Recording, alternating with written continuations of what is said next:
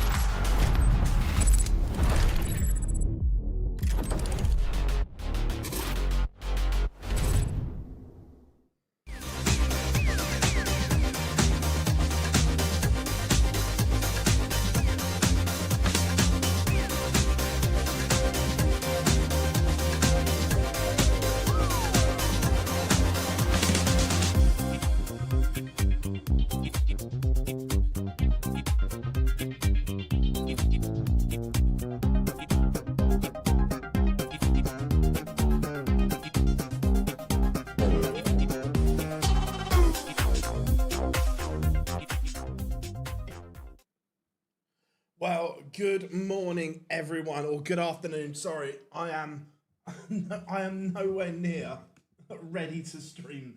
I'm literally setting stuff up on the fly. Yeah, I think we're all in one of those after the early hours of this morning. But we'll get there. We'll get there, everyone. It's morning for me. Oh. So, yeah, I promise we'll get there. I'm just setting things up. How we doing, chat room? I hope you are all good this morning. Kay, how we doing? Jarvo is in. Joe, how we doing? Leo, how we doing, mate? Rob is in. How we doing, 80? Yeah, good to see you on Thursday, mate. Ron, how we doing? David, how we doing? Lee, God, what a night! What a night! Yeah, I was still wide awake at 6 a.m.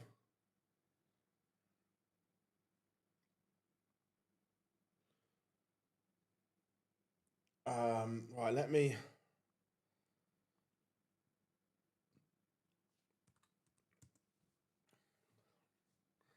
That's because I'm in this Fez. Yeah, just an absolute buzz.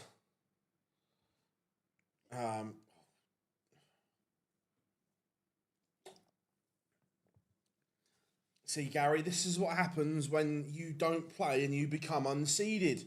You get James Wade.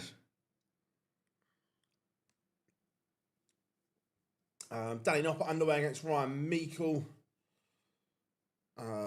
Bo underway against Stephen Bunting. Right, let's play.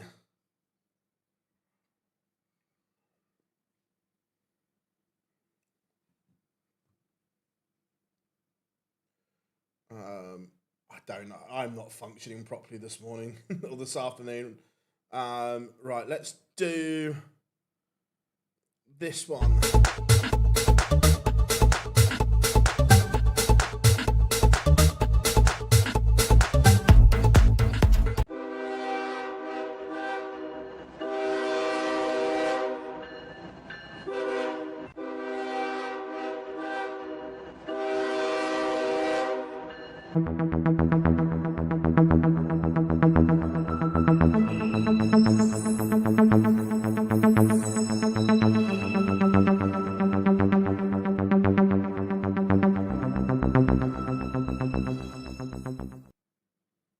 go. There's a few of them.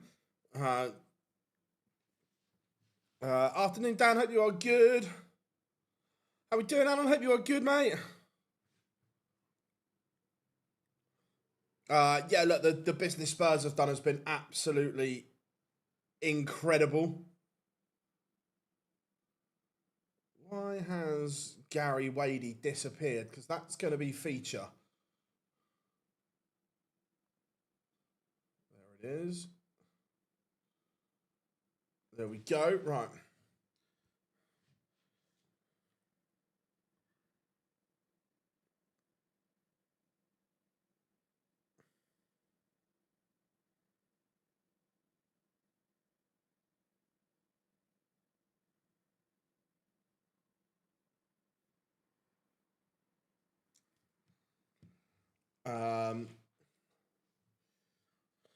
To be fair, I'd be interested to see what the plans are for World Cup final day if England make it at the Winter Gardens.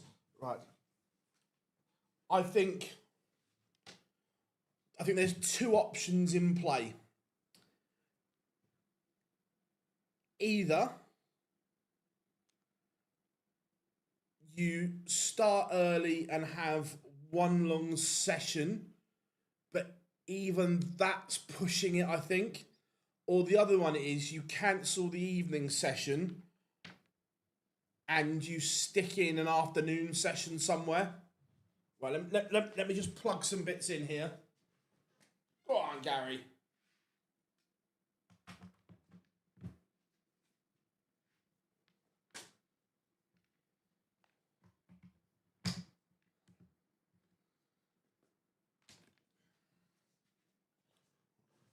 That's me.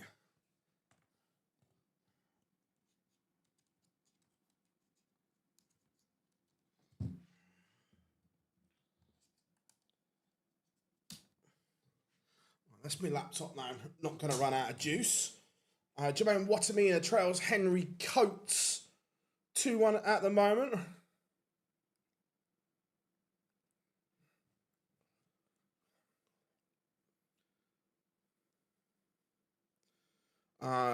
Sad about Sunday. Rob, to be fair, they will have. Look, the one thing the PDC is good at is planning for things like this. So they will already have a backup plan for that. No question whatsoever. They will have it in hand.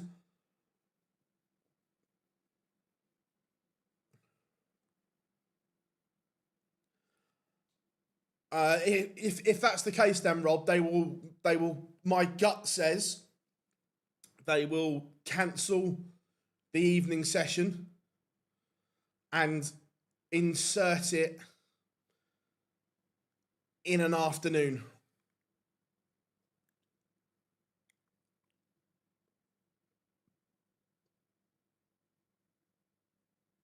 Either they might start Saturday afternoon or Monday afternoon would be my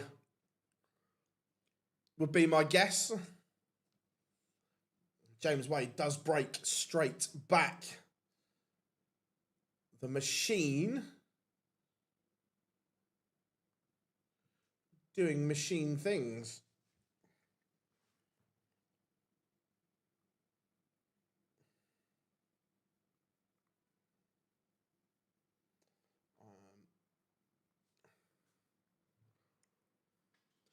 Phil, I've got a question. When you do the interviews at the big majors, so we're in the media room. We're watching the games.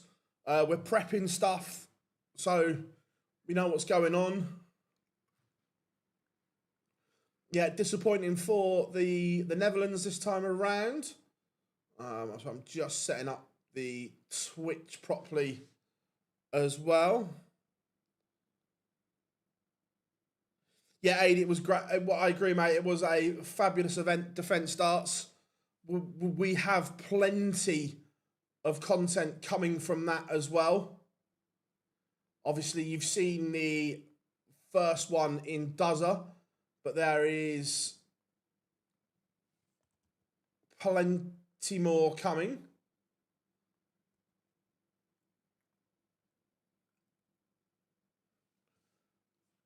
Live Lounge Live is next week, yes. Obviously, the team and I, Mace, Dozer, and Dobie at the moment. Right, that's there. Put that one back. I think I'm almost there.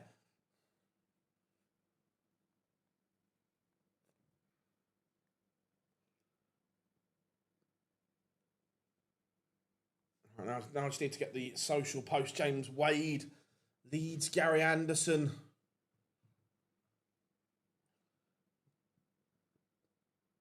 Not a bad five-a-side tin. Right.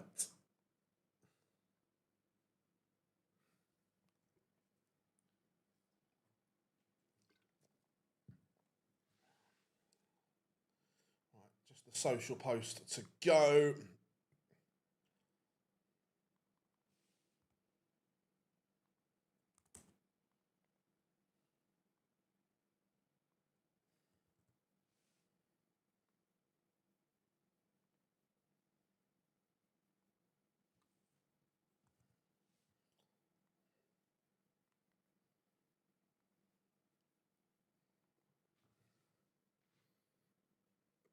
Yeah, I shall be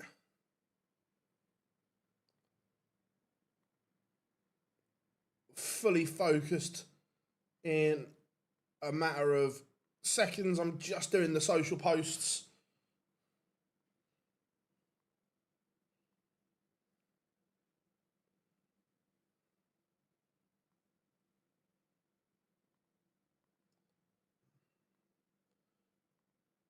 Oh, I've got...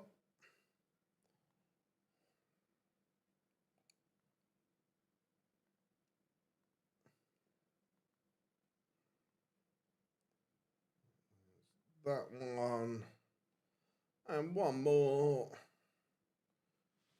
To be fair, it's my own fault that the extra half hour in bed was definitely needed this morning. It was like old school going to bed after a big fight in Vegas. How we doing, Ryan? I'm good, mate. I'm good. No, I watched it at home, Rob, but I was afterwards. You were on such a high. It was at somewhere between 6 and 6:30. I think I got to sleep in the end. It was just the buzz afterwards. And the WhatsApp chats were flying and so on. Like all night, people were up.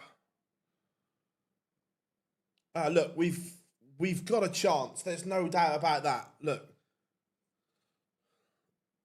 against France, it's going to be tough. Against Argentina, it will be tough. But we've got a chance, 100%.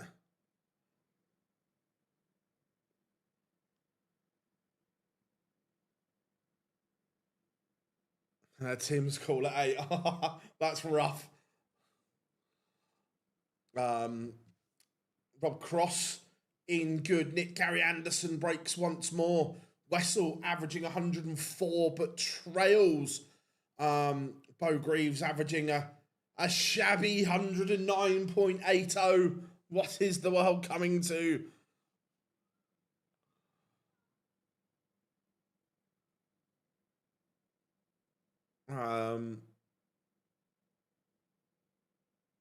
Yeah, look, we've still got a massive issue at right back. Let's not disguise it. There is still but FIFA shouldn't ban Gerald Kwanzaa. Obviously, they've set a precedent now that all bans should be suspended. Do you honestly? Yes, I do honestly believe that Jim Long, if he keeps his card, will hand it back. How are we doing, Graham? Hope you are good. Look, Jed Spence got a lot of shit after the Congo game, but when he came on for half an hour last night, I thought he was outstanding.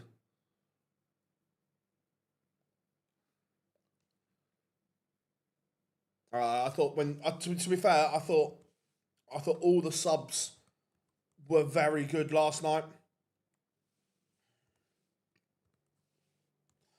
And only Jordan Henderson can get booked and break his arm without actually playing. Unbelievable.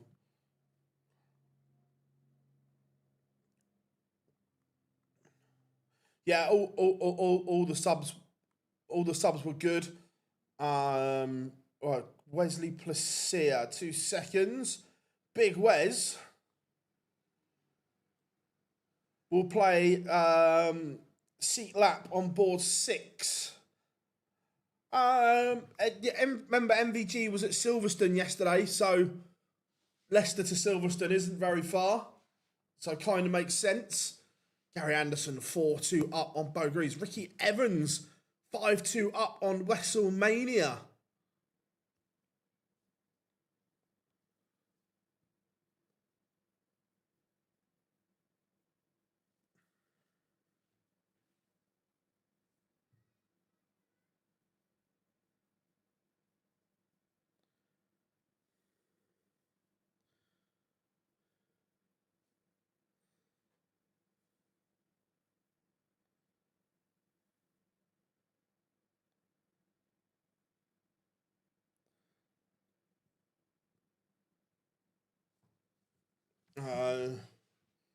Yeah, Wessel's actually playing extremely well. He's averaging 104.5, but sadly, Ricky Evans is finding some form, averaging 107 right now. Gerwin Price 3-all with Harry Ward, and Jermaine Watamina sees off Henry Coates 6-3.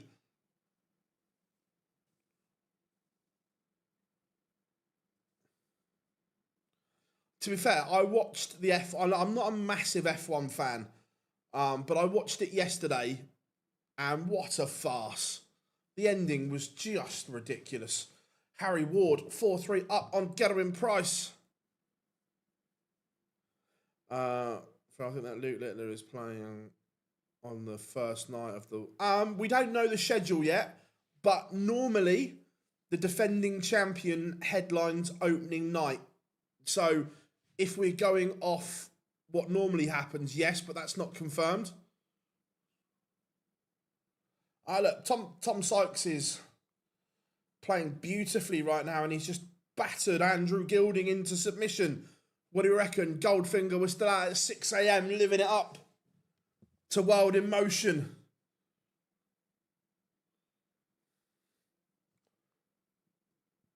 Ratajski Bagels, Jürgen van der Velde. And are you ready? I said, are you ready? Oh, wrong one.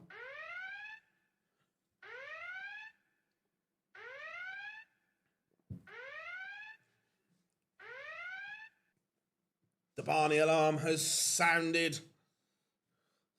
Ross Smith, Charles Victor, Tingstrom 4-3, James Wade, back-to-back legs, levels it up with Gary Anderson. That is on throw, both of them averaging 99. Very, very good. Stephen Bunting takes a 5-3 lead over Beaugries, both still averaging just under 103, which is world class. Gerwin Price levels up with Harry Ward, that one 4 apiece.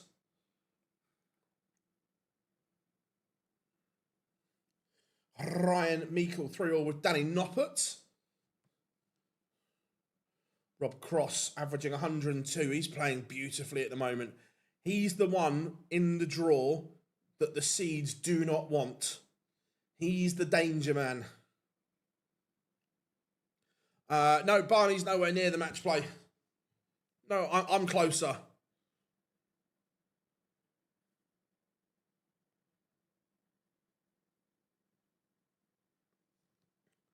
Luke Woodhouse 5-2 up on Lucas Venick.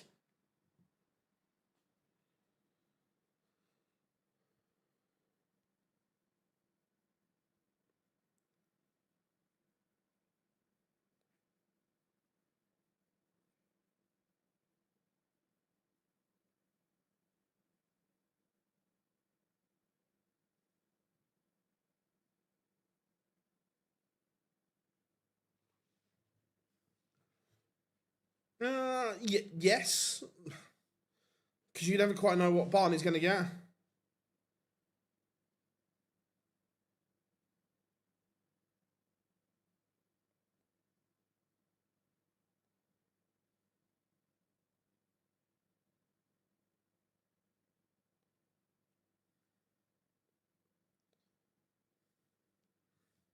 And Stephen Bunting does beat Bo Greaves, both of them posting big numbers.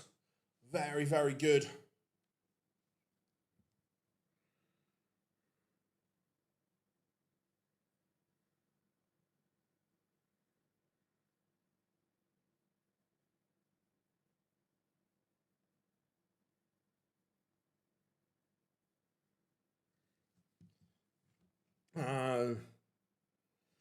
I think Kim's just outside. Let me get darts rankings up. Gerwyn Price is a leg away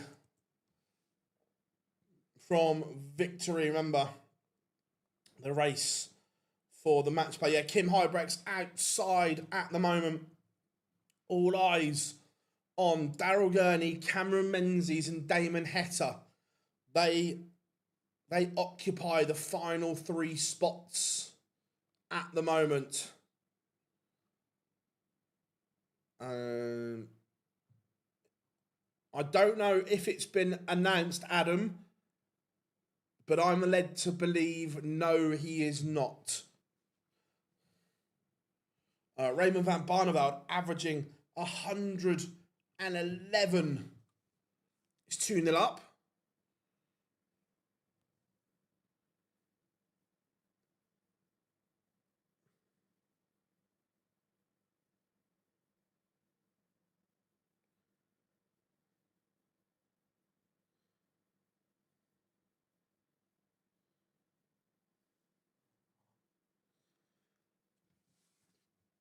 Gary Anderson's going to get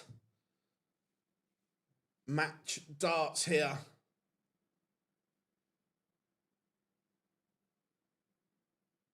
And again, I was never convinced that was going. Said for a while, I think Gary Anderson is undercooked. And James Wade pins the lesser spotted double 17, and he goes favourite. Gary Anderson misses 3 clear. How are we doing, Johnny? Hope you are good, buddy. Pugs will play Christian Kist on board 13. How we doing, Steve? Good to have you in, mate. Harry Ward has levelled things up. We've got a noble between him and the Iceman, Gerwyn Price. How we doing, Dave? Good to have you in, buddy. Welcome, one and all. WrestleMania was 5-2 down to Ricky Evans. Ricky Evans was averaging 107, but it is WrestleMania who completes the comeback.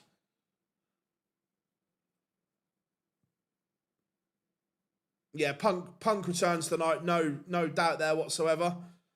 How we doing, Andrew? Good to have you in, mate. Remember, if you are new here, drop us a like and subscribe, everyone. Just a little tap, tap, tap. That's all you've got to do. Doesn't cost you anything, but means the world to us. James Wade, prime wading, survived 3 match starts, and Gary Anderson looks as if he is going to be punished.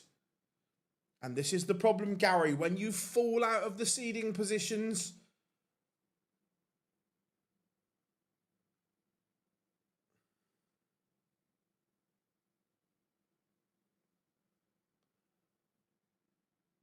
is he, John? I hadn't seen that. And James Wade does beat the Flying Scotsman, Gary Anderson.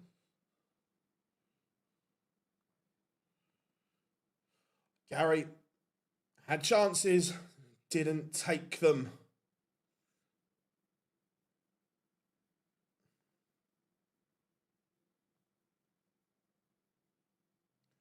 Let's go to Barney.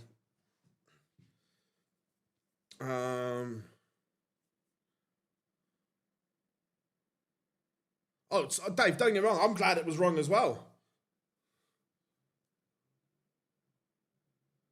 How we doing now? Hope you are good. No, Dozzers on the live show next week, Big Johnny. But obviously we're going to talk about him resigning.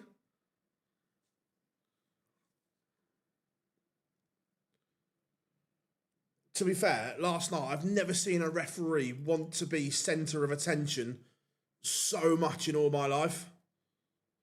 Ryan Meikle coming back against Danny Noppert. Jimmy Van Schie, 1-1 with Adam Lipscomb.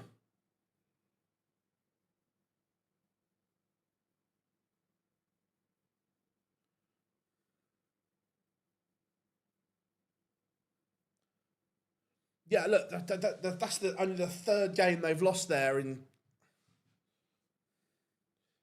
God knows how long. Harry Ward has beaten Gerwin Price back-to-back legs for Big H.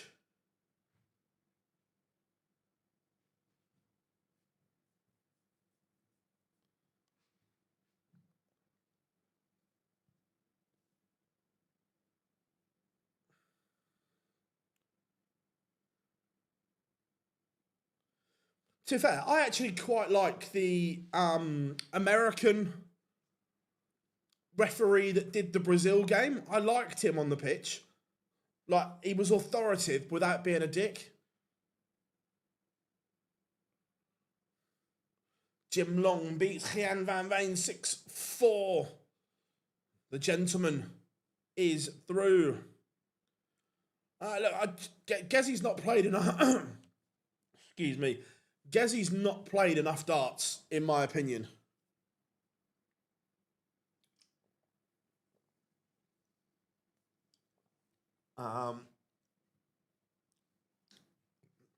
Thoughts on the Norway game? Have to keep Haaland quiet. Look, Haaland is capable of winning games on his own, but keep him quiet. They haven't got a lot else.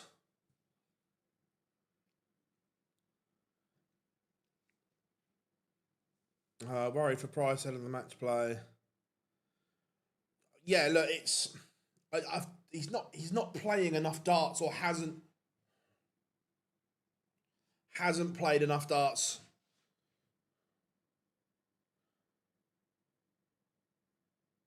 Oh yeah, Harry Kane's post-match interview when he's got no voice was hilarious. Can't speak. I can't speak.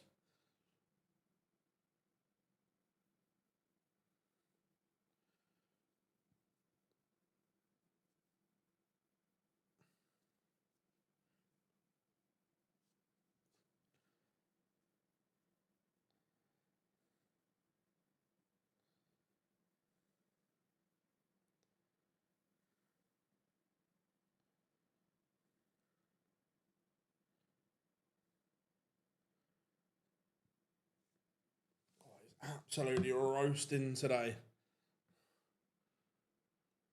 Alexander Merckx takes the opener against James Hurrell.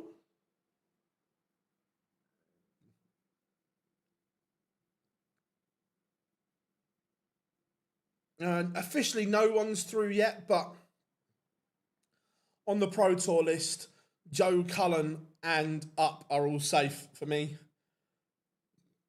I don't think there'll be any changes personally.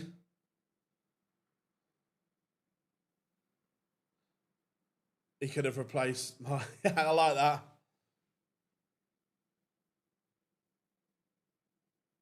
Yeah, oh, his voice had properly gone.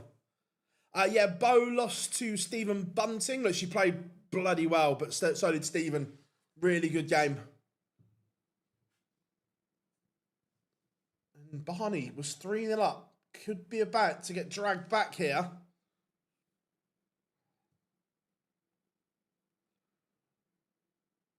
Max Hop 2-0 up on Nick Kenny. I know what I need to do. I know I haven't done. I haven't got my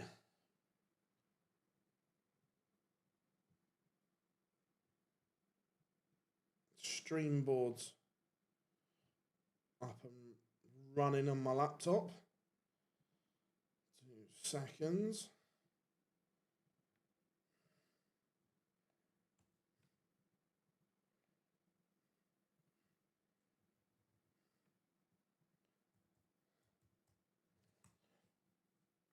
MODUS Rasma 4-0 to the good. Benjamin Pratnamar.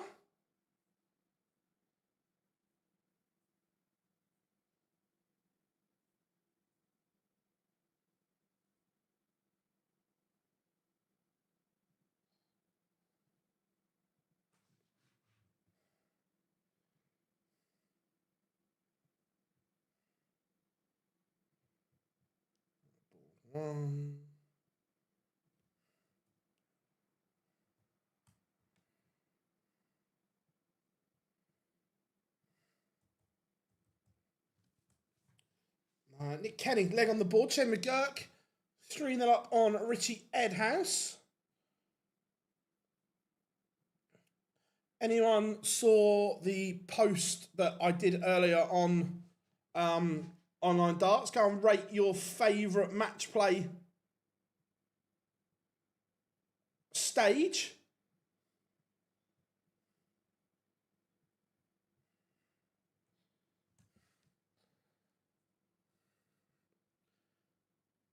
Round of 16.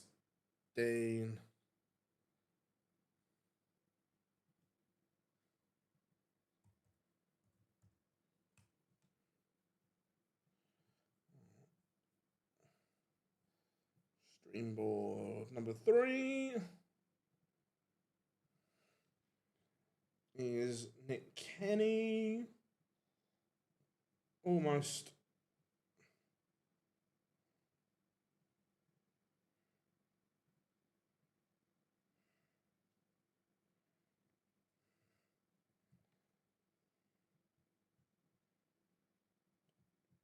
Almost there, everyone.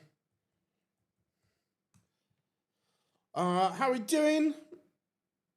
Couldn't I?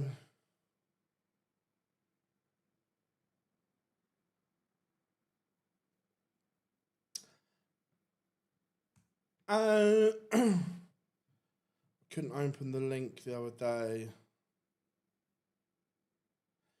So we are in Billingham at the Catholic Club for the Live Lounge Live.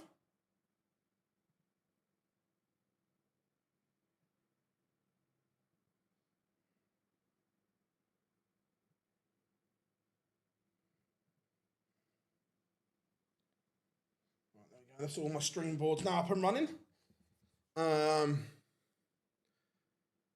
Yeah, Freddie Flintoff calling the 9 was good. Rod Harrington's wet himself. Cam Crabtree, 5-1 up on Justin Hood, averaging 108. Very good for Cam Crabtree right now.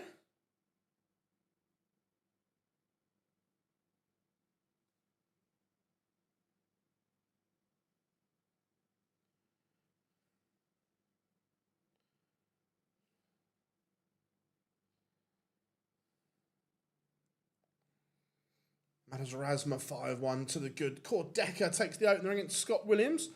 Scott Williams played some really good stuff last time I saw him. Afternoon, Tom. Hope you are good. Didn't he get to a quarter-final last time? The problem is for this one, I know Khiam was one of them. A lot of them went on holiday.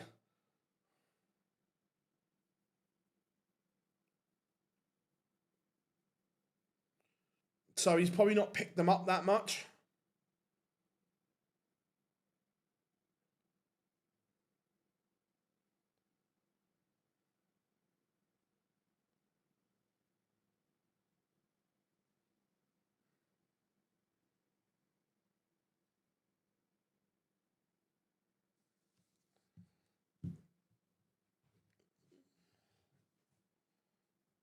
Interesting. How are we doing? Teresa, hope you are good. Have I missed that? Is every... Barney does seal a 6-2 win. Nice little 115 finish. Look, the numbers dropped from Barney, but overall, decent.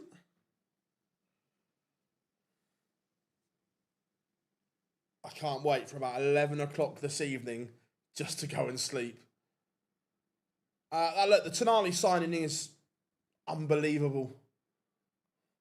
It's a real statement. Let's go. I like this bottom one. Let's go Jimmy Van Schie against baby boy Adam Lipscomb. Cam Crabtree has seen off Justin Hood 6-1.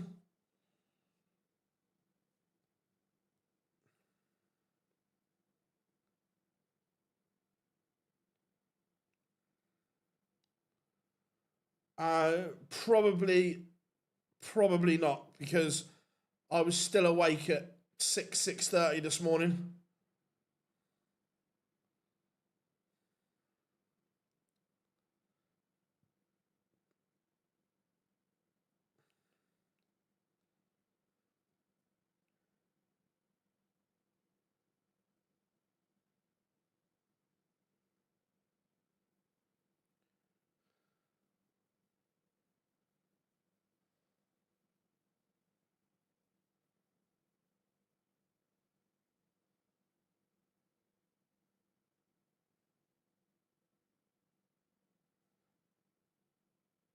I'm not gonna lie, I am tired today.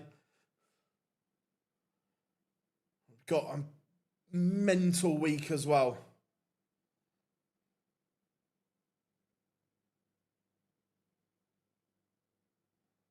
Mentally busy week.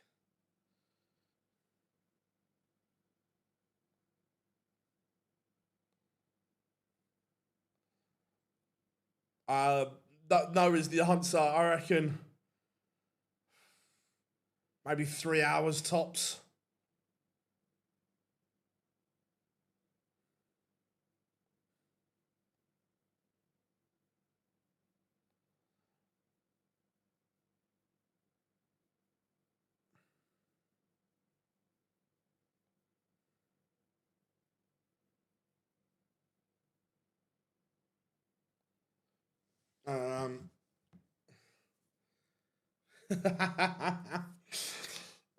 So this week is absolutely manic.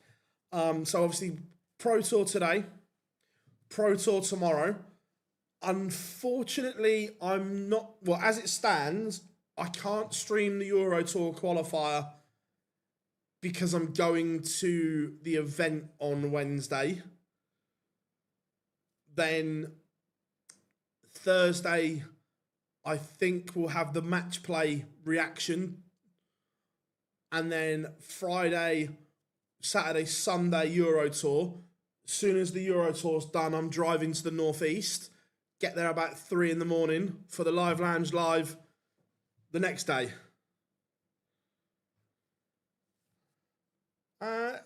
Daniel Ayres can play, but you'd expect Michael to win. But Daniel Ayres is no mode. Pineapple juice.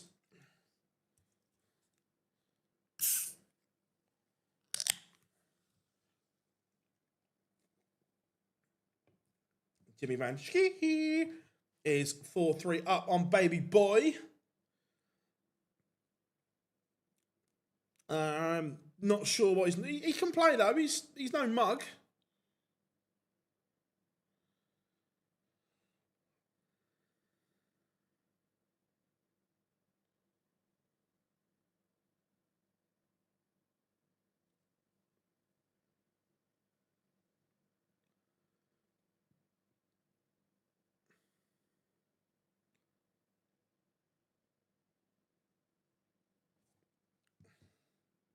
Right, sparkling pineapple.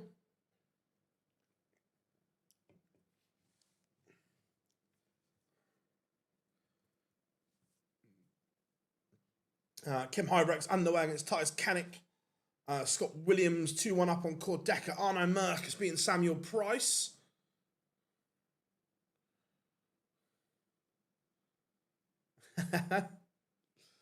So yeah, it's a busy week for darts content. Also got a load of interviews to edit as well and get out.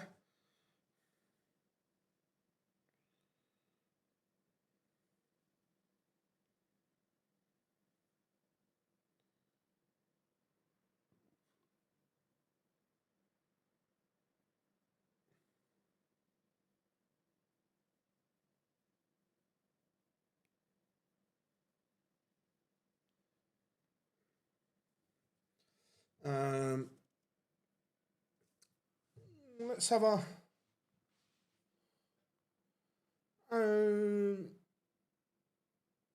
Hybrex is still involved as well. But ultimately, their fate isn't in their hands.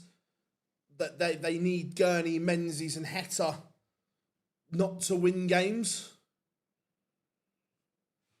MVG underway.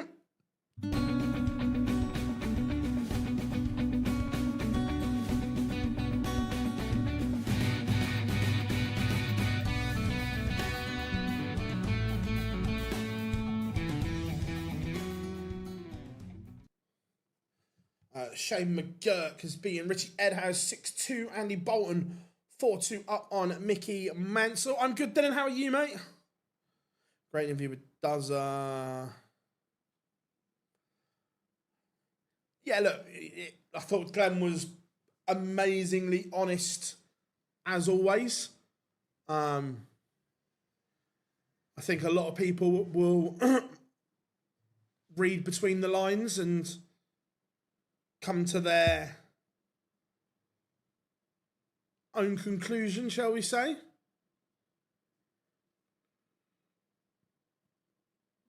Joe Cullen, Connor Scott, decent little game, that one.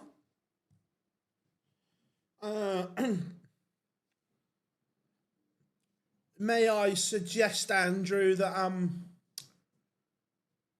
Joe seems the type that was probably still awake when daylight hours were here. It depends what backing he's given. Shimmy Van beats Baby Boy 6-5.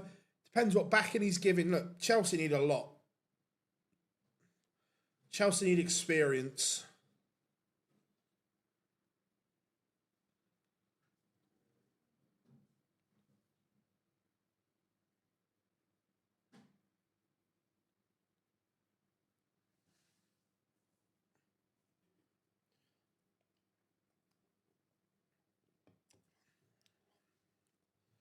Right. Next.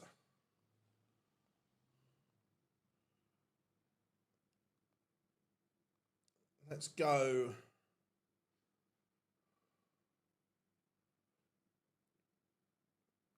Yeah, we'll go MVG.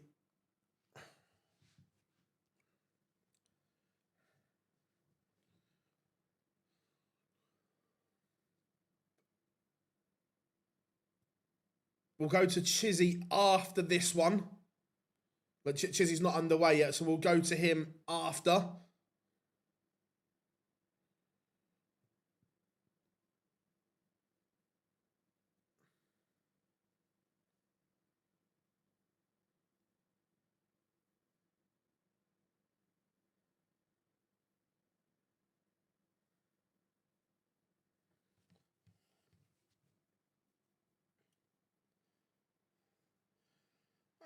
Yeah, but still, managers are only as good as their players.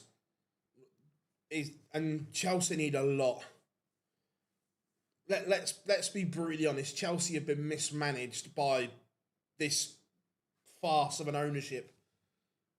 That there's actually concerns about Chelsea. The fact the losses they're posting are ridiculous. Possibly. Look, Matt's busy, but I will ask as always.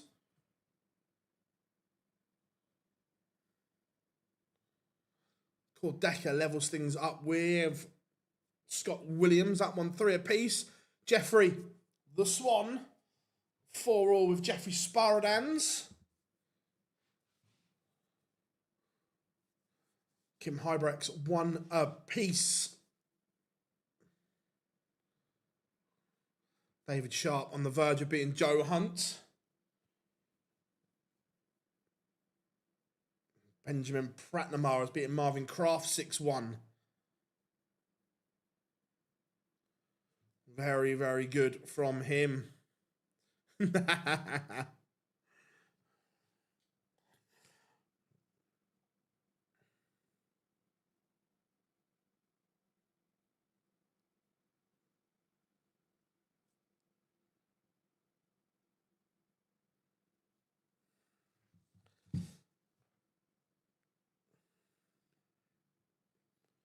Makes me laugh as well. All the Villa fans kicking off about Spurs' spending. Oh, how can they do it? Because we generate more money than you. That's how. That's why. It's not rocket science. I think we'll see changes next year. I don't know to what extent, but I think we'll see changes next year. Jeffrey Sparadans is in front against Jeffrey the Swan. Chizzy underway against Tom Bizzle. That's a tough tie. Tom Bizzle has been playing well of late. Cordecca averaging 99. Where's this come from? From the Sheriff. Remember he did this last year. He went berserk for 5 or 6 weeks. Shindiggity, Martin Schindler getting underway against Reese Griffin. We'll see, Connor. We'll see.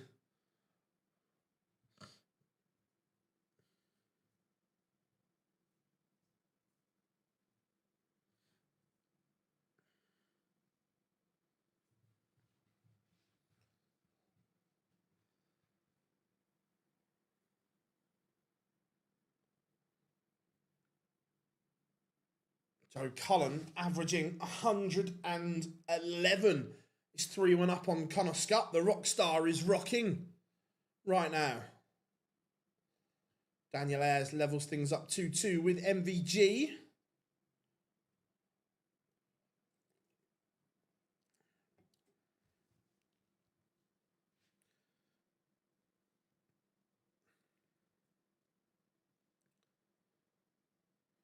Cristo Reyes warming up, as is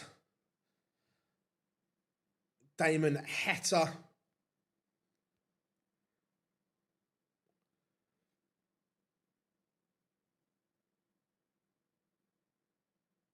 Oh, look, I still don't agree. Look, don't get me wrong. England was sensational last night. I still don't agree with the squad he picked.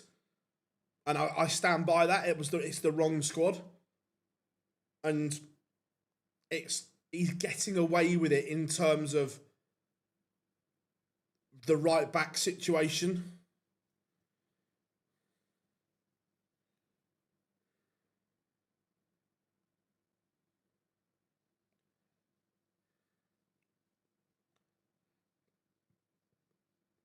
Connor Scott, leg back, but still trails. Joe Hunt levelled up at 5-5. Look, he's not playing any better.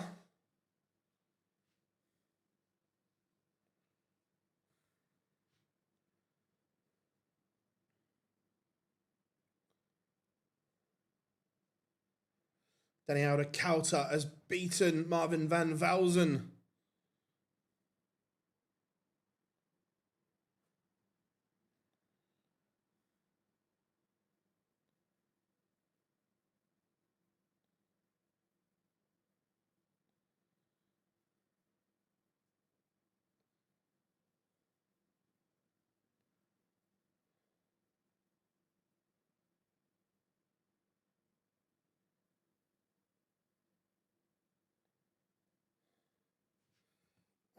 No, not seeing Dimitri.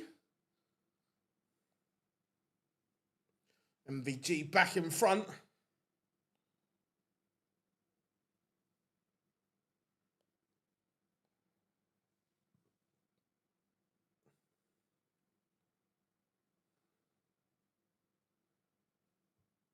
No, I agree. Look, Alonso would have taken the job with some guarantees. And if they're not met, I could see him walking.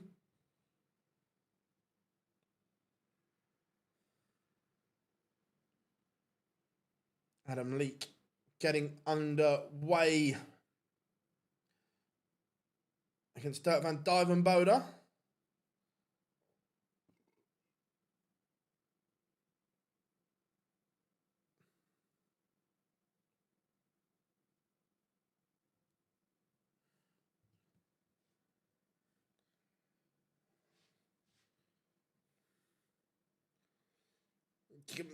Alonso might walk though, Connor. That's the problem.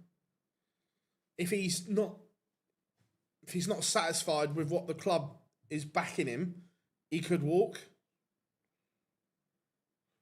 Right, Dirk and Adam Leake underway.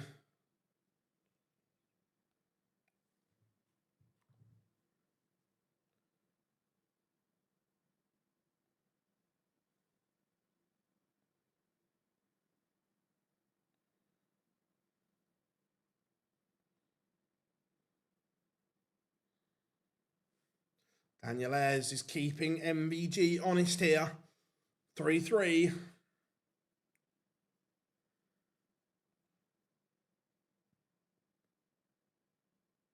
Rhys Griffin levels it up with Shin Diggity.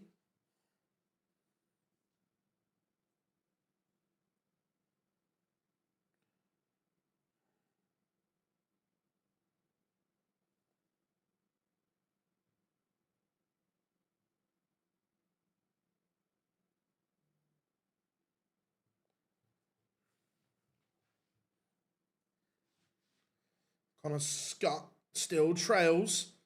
Joe Cullen 4-3. Dave Chisnell is averaging 118, but trails 3-1 to Tom Bizzle here. Bizzle's effectively averaging 12 dart legs at the moment. Spurs finish higher for me.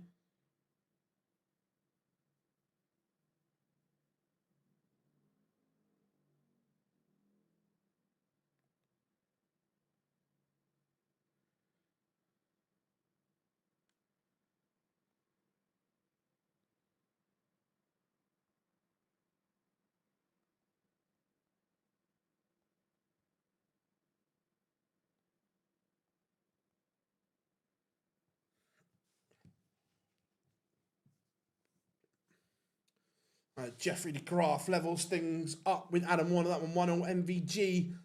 Still only averaging 92, but he does lead. But Daniel Ayres is not giving him an easy ride here.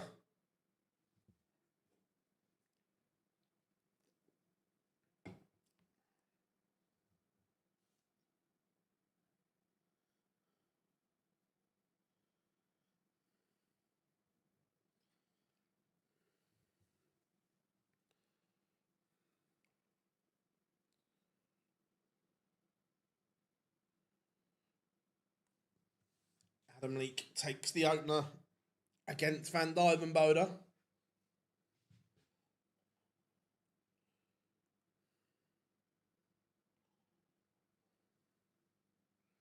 Cristo Reyes 1-0 up as well. Damon Heta, big game for him. Chizzy missing big numbers. That could be a disaster if Bizzle takes out the 88. And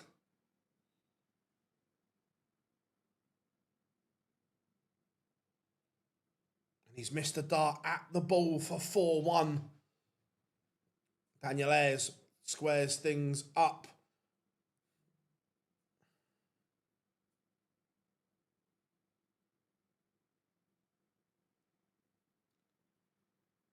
Chizzy, last dart in hand, finds double 18.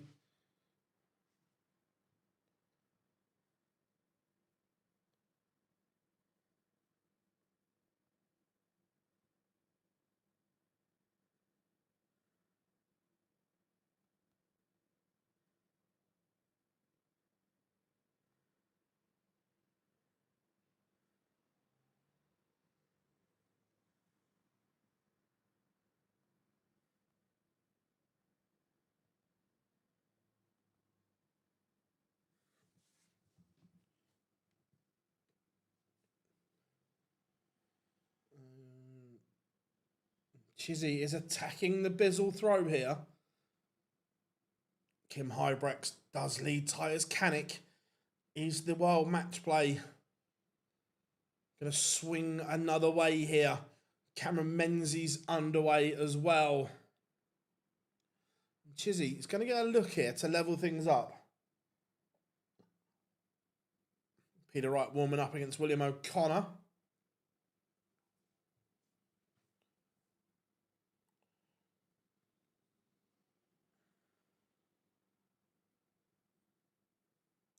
Dirkman, Dive Boda, 1-1 with Adam Leake. What do you think of Trump getting involved? Careful with you. Look, forget whether it's Trump or whatever.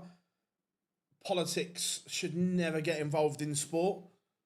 Look, I actually don't think Balogun's was a red card. However, it wasn't. If the red card had been rescinded, then I haven't got a problem, because I don't think it is a red. But the fact it wasn't rescinded, the red card stands, then you should be suspended.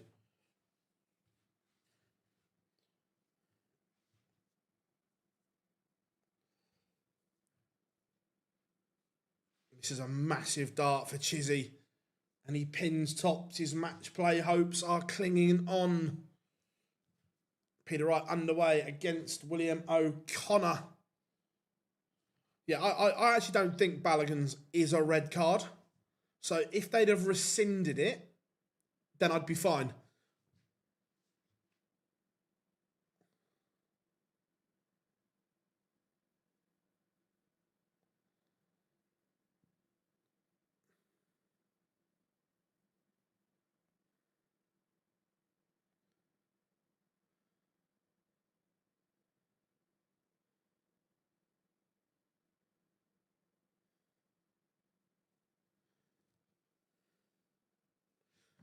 Yeah, Connor, I know that. That's why I'm saying it wasn't respect. It's not, for me, it's not a red card. Cameron Menzies is 2-0 up. He could be taking a giant stride here.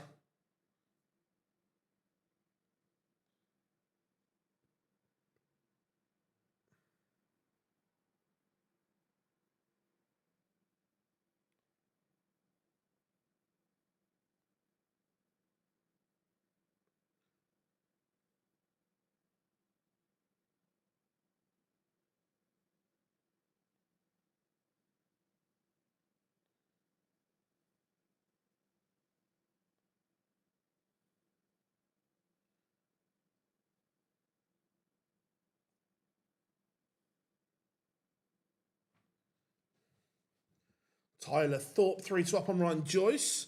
How we doing, Pete? I'm good, mate. I'm good. Glad you and Laura are watching along, buddy. Nice to have you in.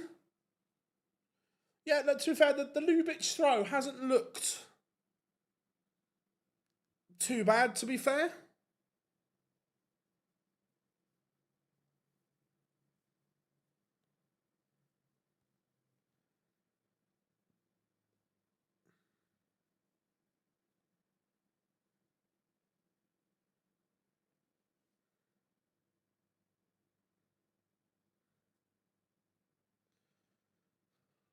Titus Canick has a leg back against Hybrex.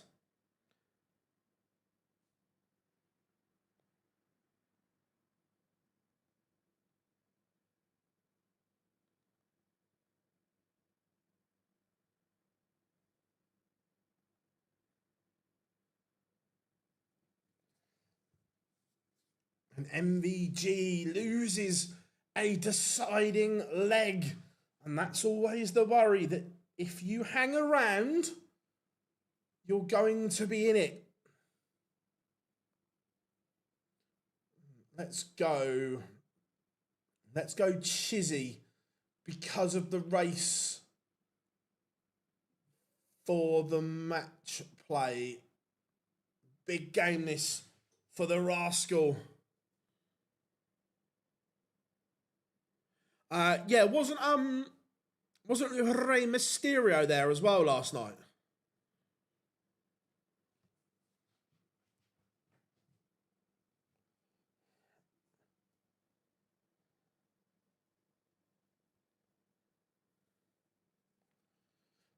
Cristo Reyes, 4-0 to the good.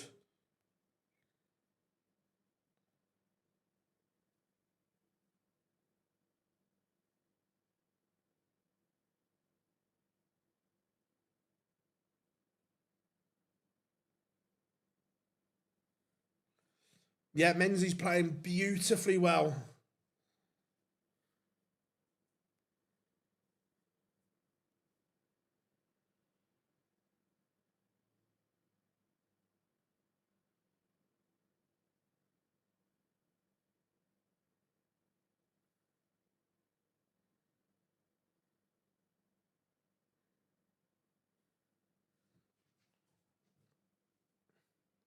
Adam Leake 3-1 up on Van Duijvenbode. This is a massive moment here for Tom Bizzle. And he's missed. Is that a lifeline for David Chisnell?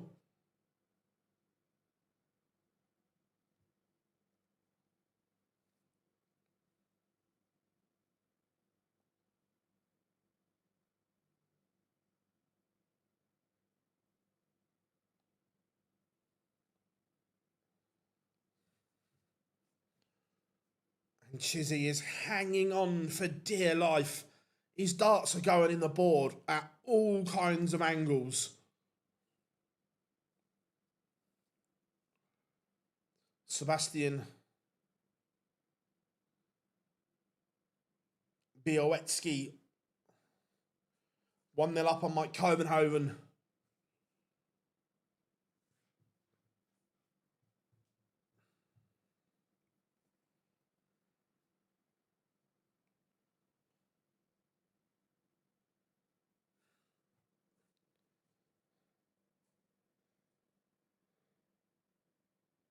I think so.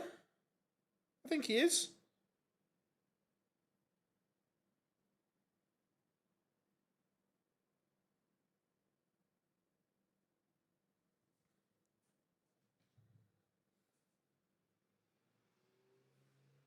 Brian Joyce turns it around. 4-3 up on Tyler Thorpe.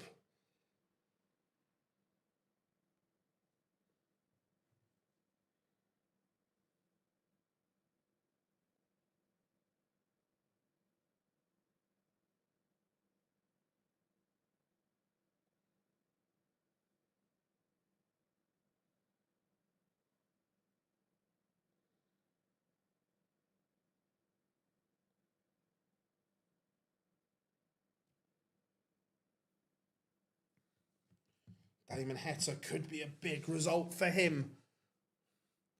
As it stands, there's not much change in the race for the match play. As it stands,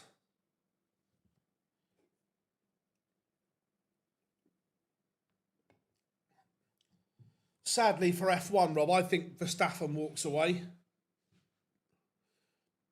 I think he'll go and race in something else. Dave Chisnell, last start in hand. He's done that a few times in this tie. Last start has rescued him. But the issue Chizzy has is that at the moment, everyone around him is also winning.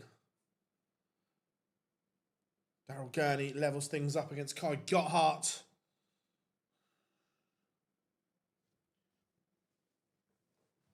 Białowski hot off signing a new deal with Target, averaging 107.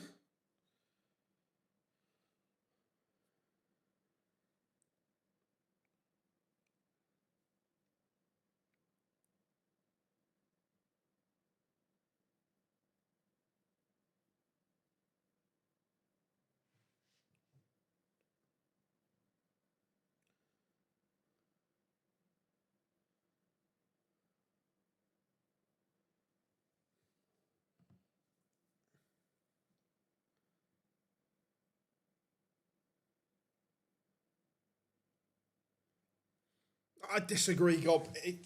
It's not racing. He wants to race as in race properly, not I've got to charge my battery up. Formula One's gone soft.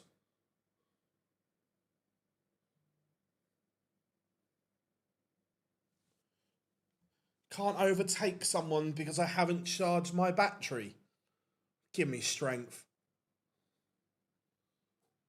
And we've got a noble between Chizzy and Bizzle. This is huge for Chizzy. I agree. I'd love to see Max race Indy cars.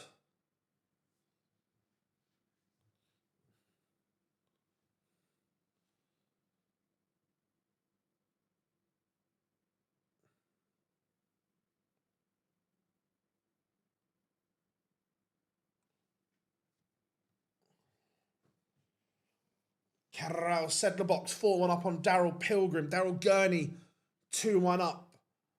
As it stands, all the All the key players are winning games, so no change.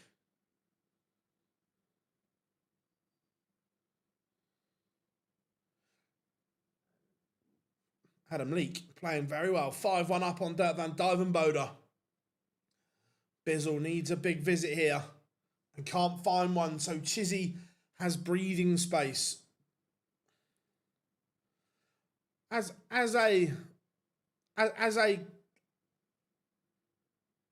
a casual, I want to see them racing, not relying on a battery to be able to race.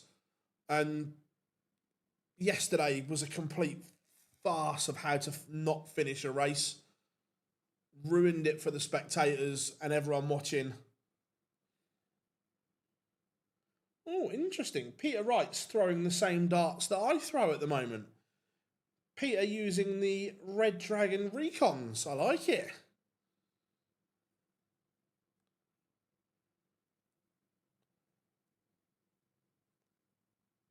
Yeah, but I like Dangerous Rob. I used to love watching Senna, Prost, Juan Pablo Montoya.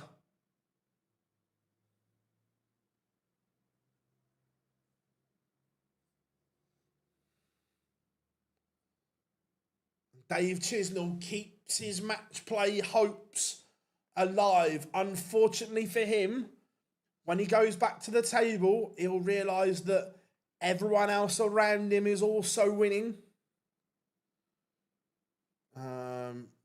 Let's go Daryl Gurney because of the match play. He's the one that if he loses,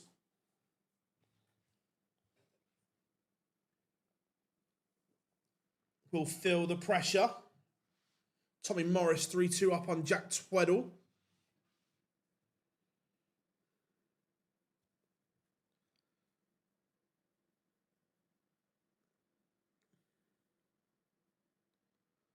Reese Griffin beats Shindiggity. Martin Schindler. Dirk van Dijvenbode has a leg back against Adam Lee. 100%. It was so much better back then.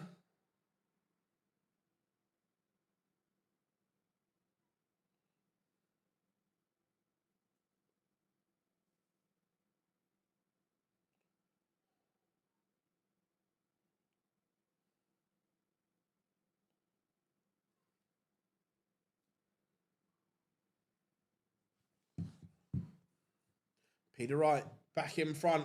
He's copying me, isn't he? He's gone for the old recons.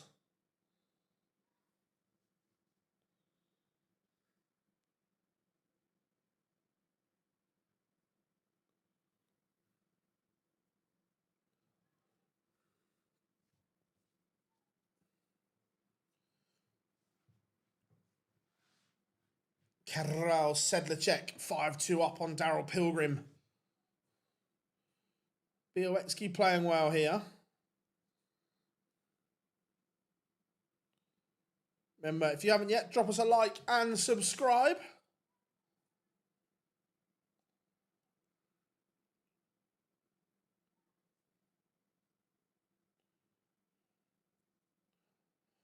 Kai Gotthard leads Daryl Gurney. Is it going to be Daryl Gurney, the one that is in a bit of danger, a bit of bother? Everyone else around him has won. With Cammy winning, Daryl Gurney has dropped to 15th. He is getting closer to that trap door.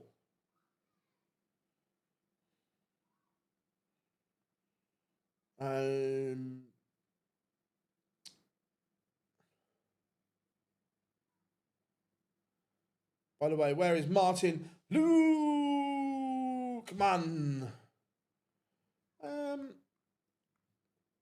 Martin Lukeman will play Bradley Brooks on board 16. That's where you'll find Smash. Just got underway now as we speak.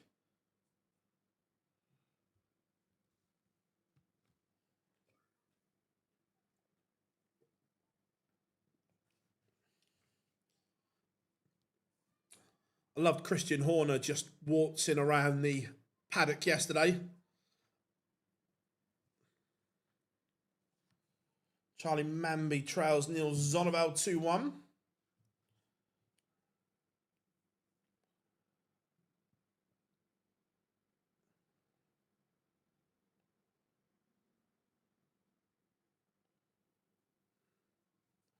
Gurney levels things 3 apiece. Look, Adam Leake has a high level. His issue is his nerves, and he has to learn to control them. If he does that, yes, I agree, he is a massive danger. He's got a high ceiling.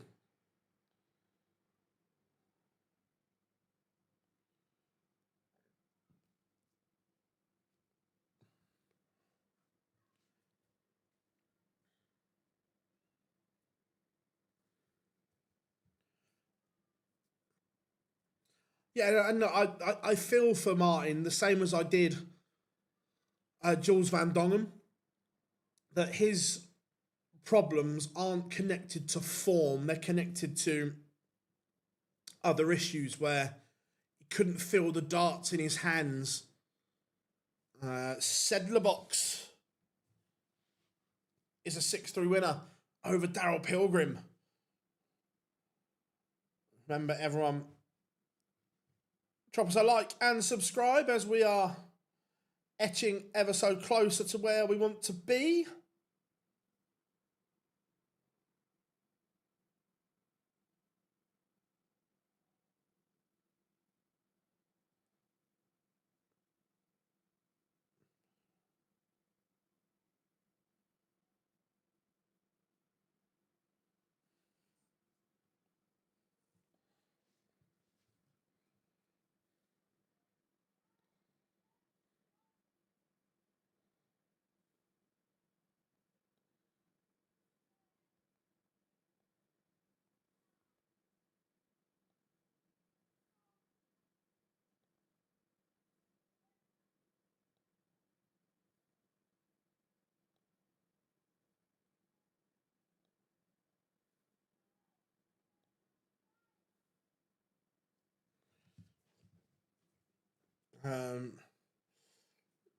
William O'Connor has a leg back against Snakey. Against Bottas. He used to be good.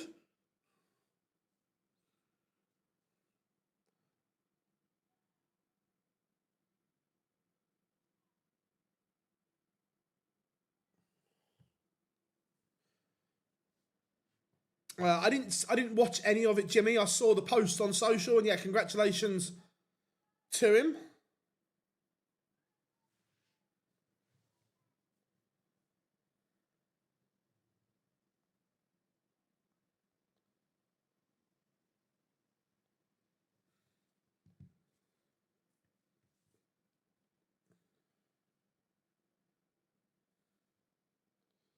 Mike De Decker playing much better at the moment. He's won the up on Chris Landman. Rob Owen, he's not English, but he might have been out last night. Yeah, Kaya's an exciting talent.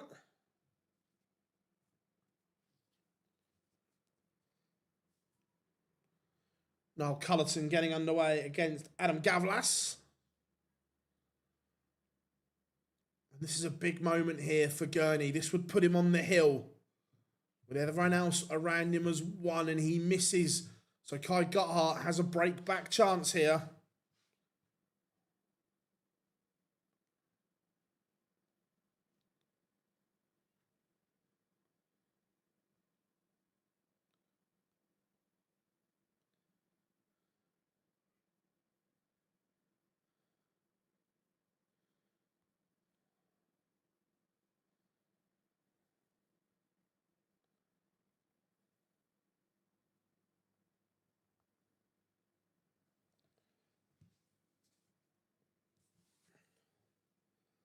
I knew Dom's ban was up. I didn't see him play. I got Hart does level up, and Gurney has missed a huge chance there.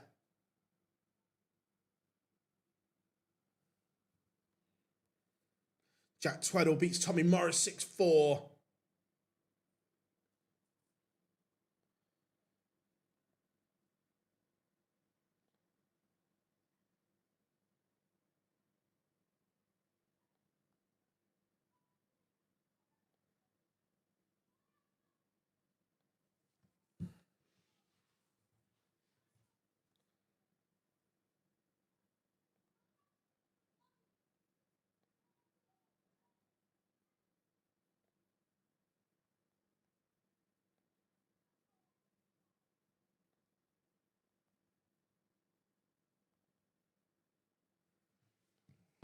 Charlie Manby trailing 3-2 at the moment.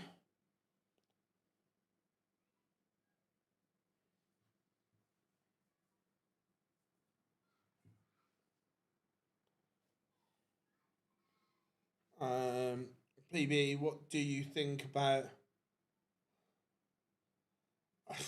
Look, I don't agree with it. I think it's wrong.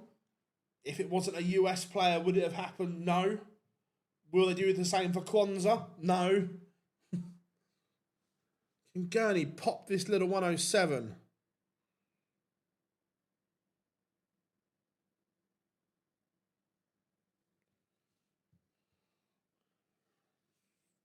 Gurney does pop it. Is he turning this one around? That's a great little finish from Daryl Gurney. It certainly could be as you were in the race for the Betfred World Match Play.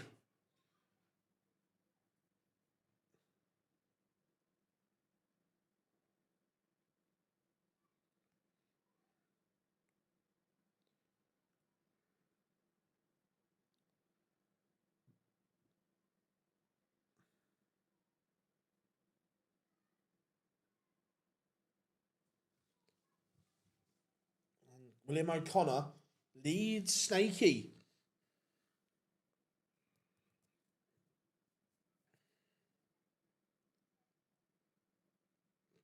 Peter Wright taking a long time with that first start. He's back to proper aiming it. Just seeing Gary lost. He missed 3 clear match starts. Again, just ring rust from Gary. Charlie Manby leads Neil Zonneveld 4-3. Wesley Placia getting underway.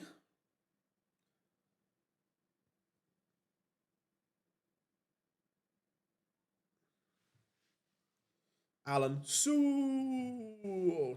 3-1 to the good.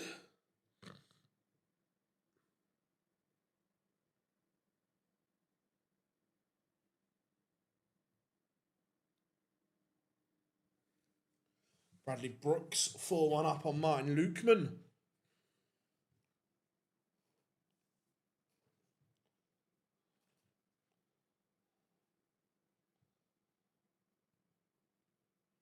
Nathan Potter hits Sousa with an Expelliarmus to get a leg back. Chris Landman 2-2 with Mike De Decker.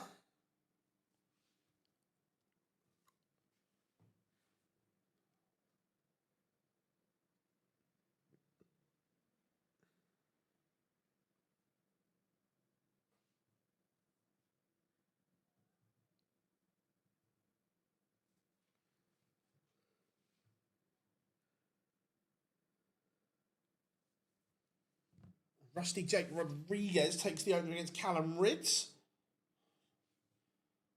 And Gurney has missed multiple match starts. Will that come back to haunt him? I wonder.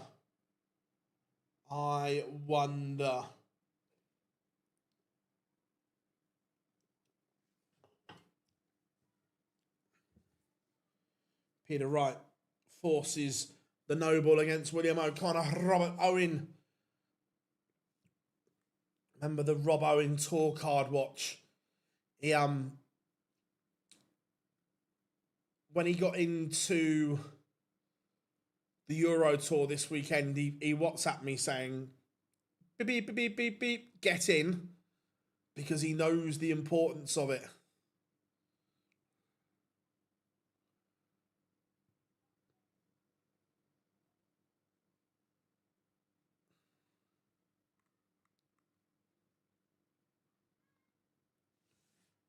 And Gurney, it looks like he's the one that's blinked first in this race for the Winter Gardens. The wonderful Winter Gardens awaits, but it may not be for Daryl Gurney.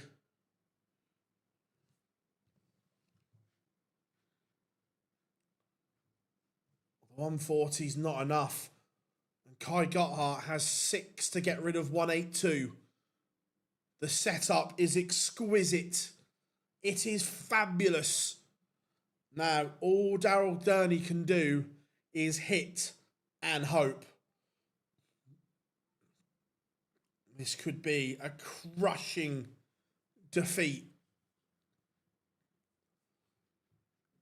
And Daryl Gurney is defeated. We'll have a look at the implications in a minute. But that is damaging. Very damaging.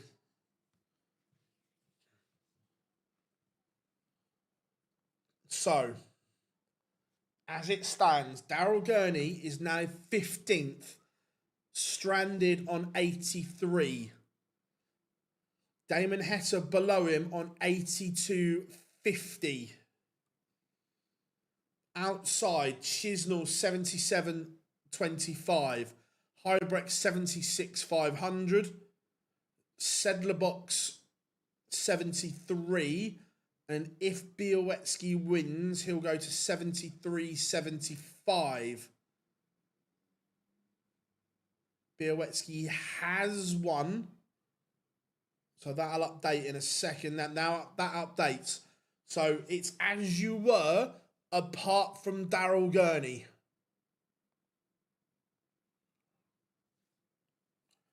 Oh, by the way, how good did Michael Smith look yesterday?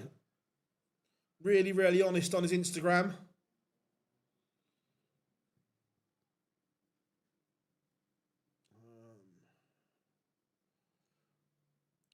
Let's go.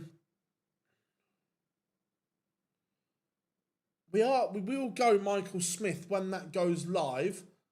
Let's go. Charlie Manby has just seen off Neil Zonneveld.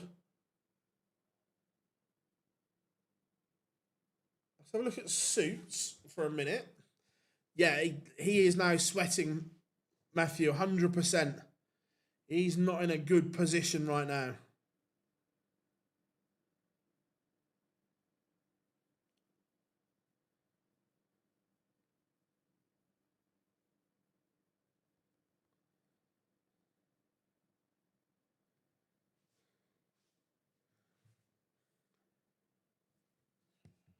Ricardo Pietrezco, 3-2 down to Mario Van Bohada. Do you think the rankings will change? I think if there is, there'll only be one change.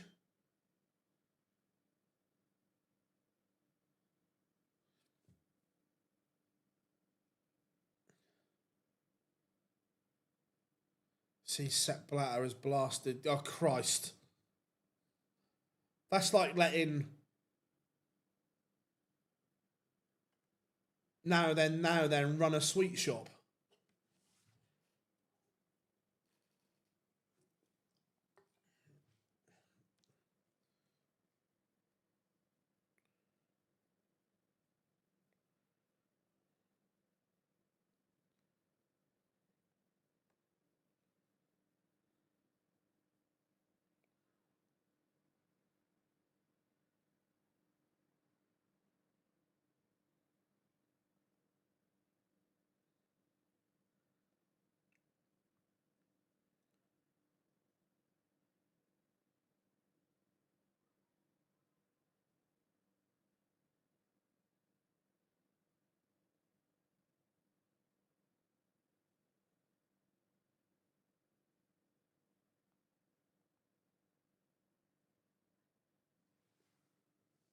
Bradley Brooks has seen off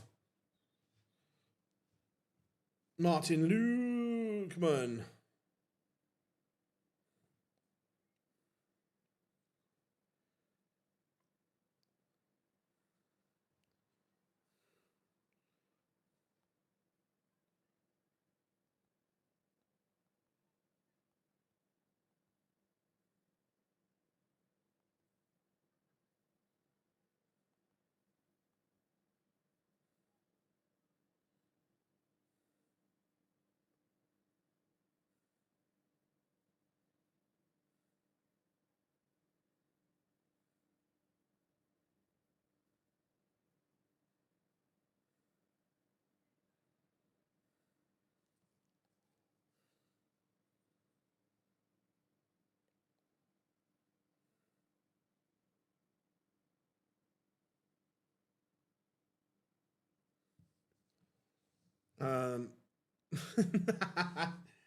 Agreed, Rob, agreed. No, Bully Boy cannot make it. Let me just double check that, but I'm 99% certain, even if he were to go back to back, he can't.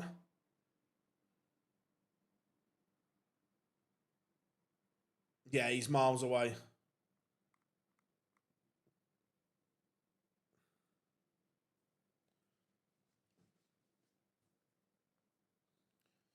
Ian White 1-0 up. Callum Ridds playing decently here, 5-1 up, averaging 96. Very, very good from him. Michael Smith, Tommy Lishman underway. We'll go there after this one.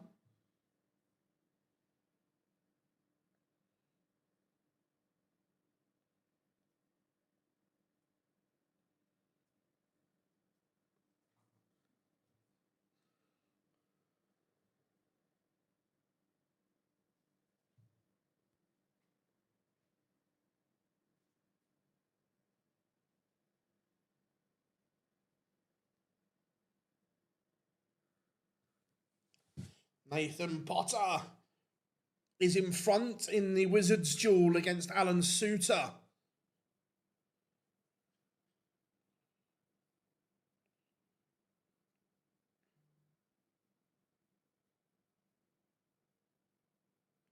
So look, Michael Smith not using his new darts yet.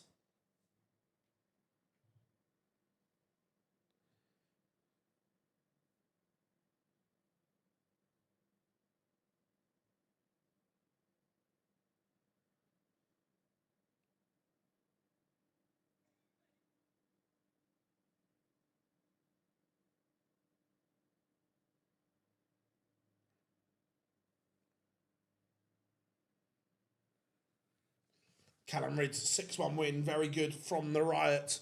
First game in the last 64, also underway. Yeah,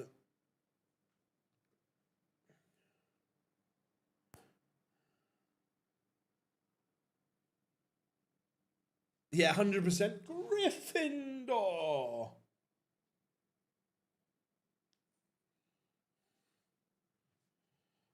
Can anyone else still qualify for the match play? Yeah, so look, as it stands, we'll put it up on the screen shortly when there's a break in play. But look, as it stands,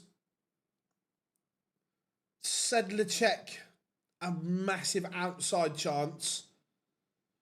Realistically, look, I think it will stay the same, but Chisnell and Hybrex have the best chance.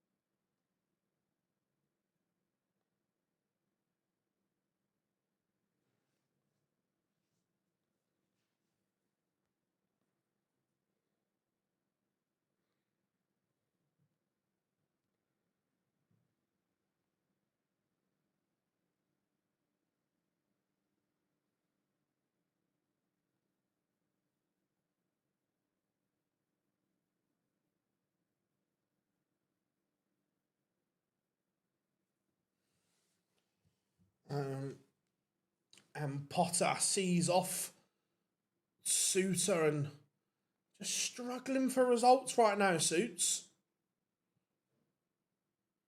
Right, let's go. I did promise the bully boy.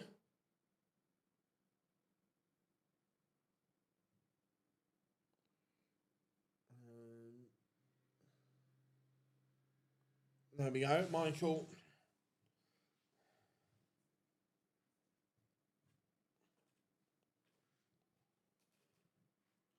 Mike De Decker sees off Chris Landman in a noble 6-5 to the real deal. And Bully Boy breaks back and levels things up.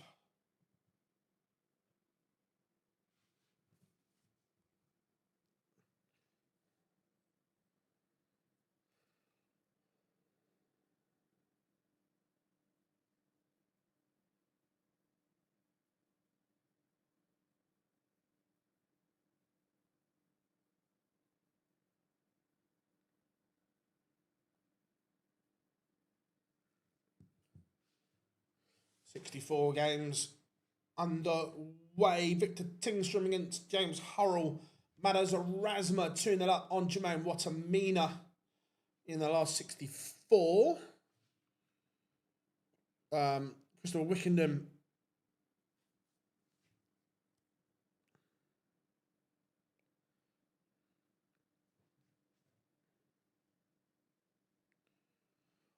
not in a great vein here.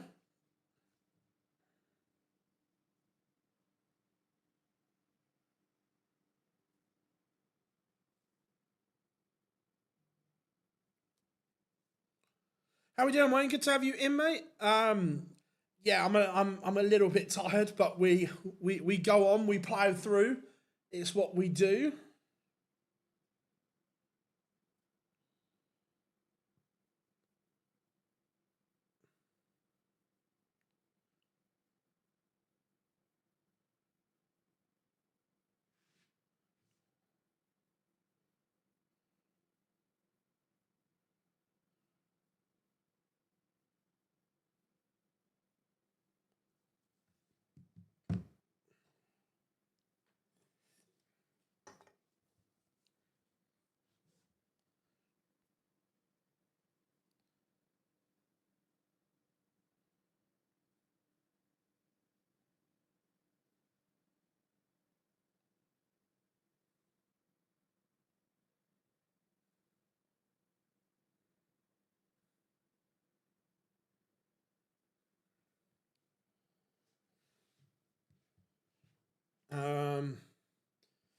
A little tired, yes.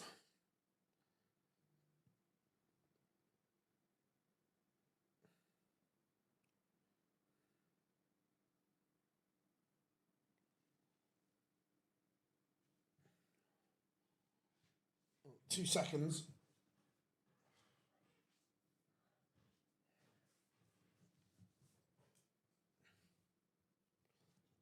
Just need to listen to something a minute.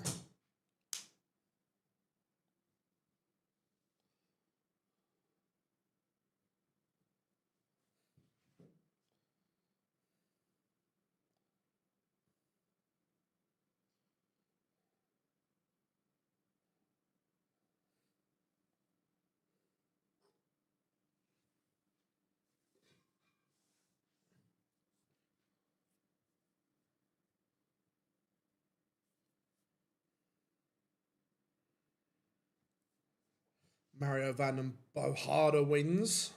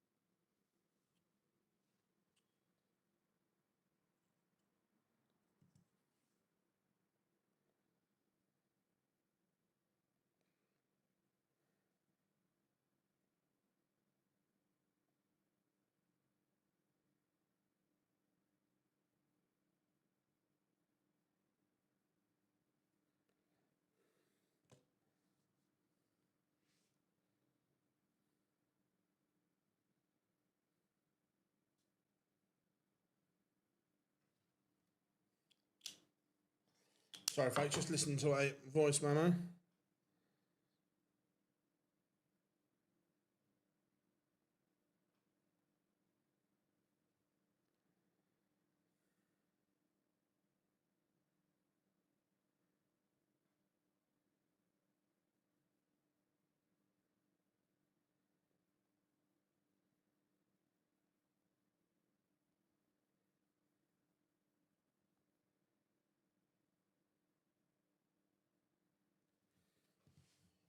Tommy Lishman is in front against the bully boy.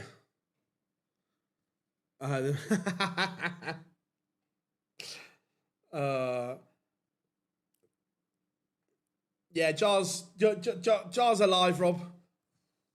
Jar's alive.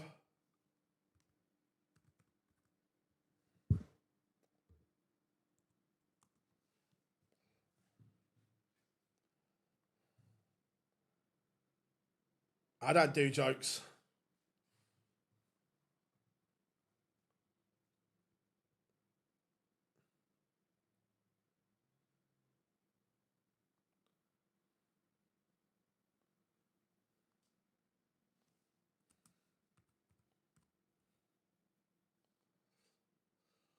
Michael Smith is going to have to raise it here.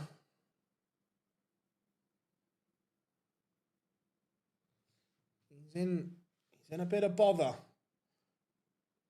thought we might have seen the new darts, but not yet.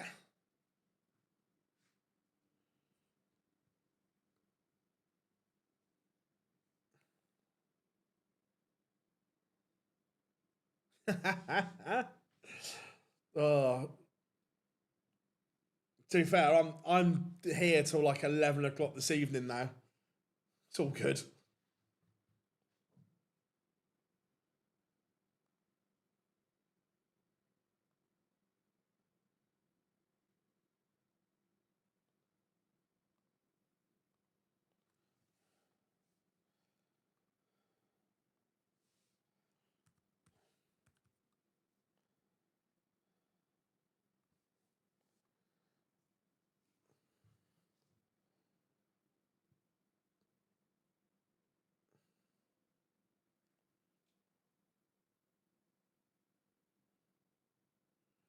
That's right, it's not far.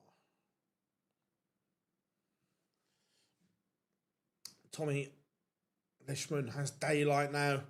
Michael Smith is going to have to up it. Chris Wickenden, Christian Kist, not a great game.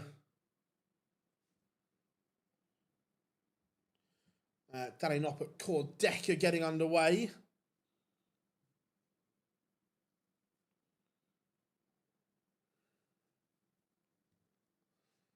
Ian White in front.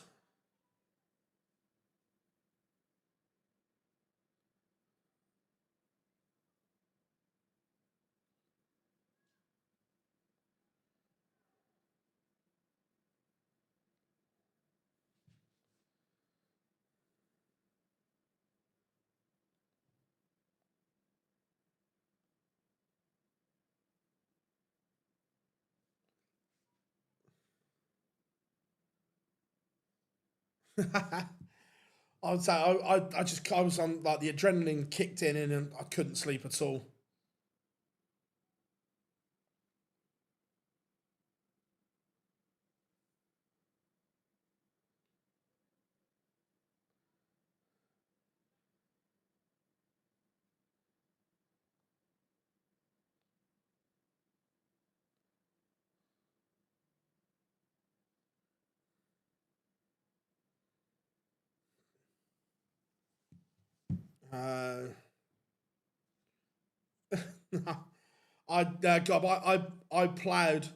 I plowed straight through, and then I fell asleep somewhere between 6 and 6:30.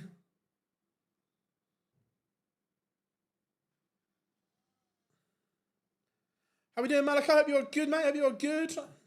Michael Smith on the verge of losing to Lishman. Any other shocks? What would we say? Gary Anderson losing to James Wade. He had chances.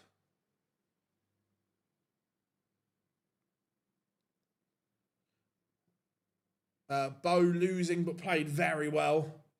Played Stephen Bunting. Jimmy Vanchke underway.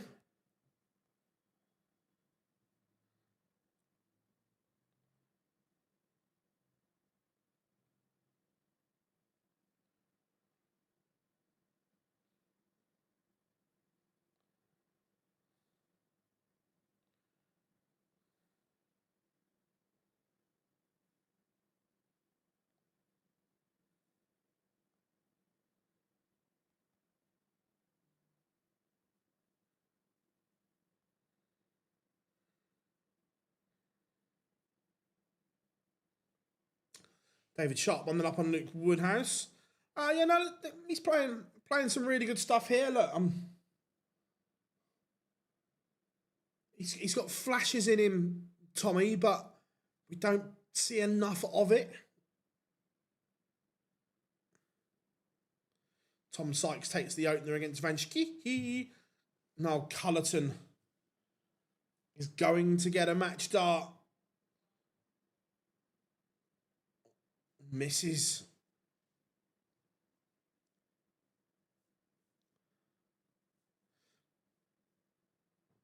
Oh, God, when he's on, 100% he's on, but we don't see enough of that.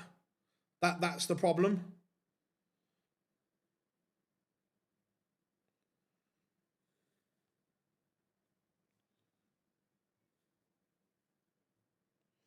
Niall Cullerton to seal victory over Gavlas.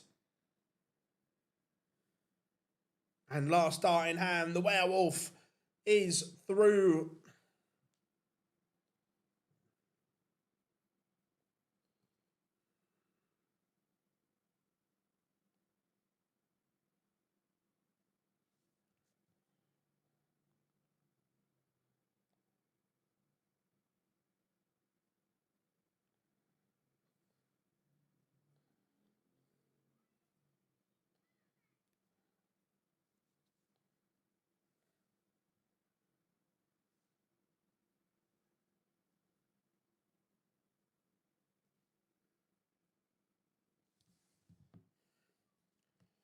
Michael Smith punishes the misses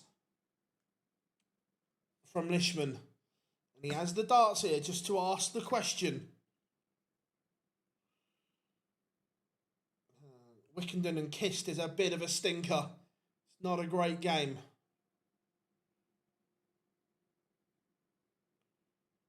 Tom Sykes, Vanchke level at 1-1. As it stands, Sean, no, not streaming the qualifier because I'm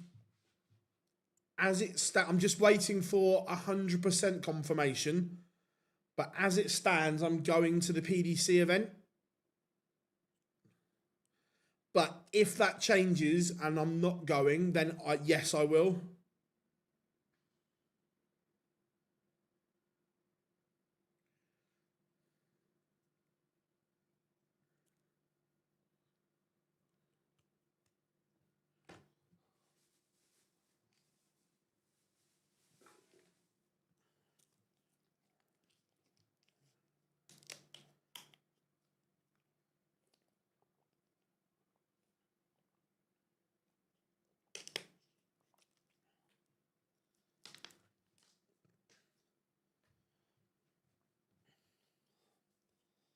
The one at Hyde Park.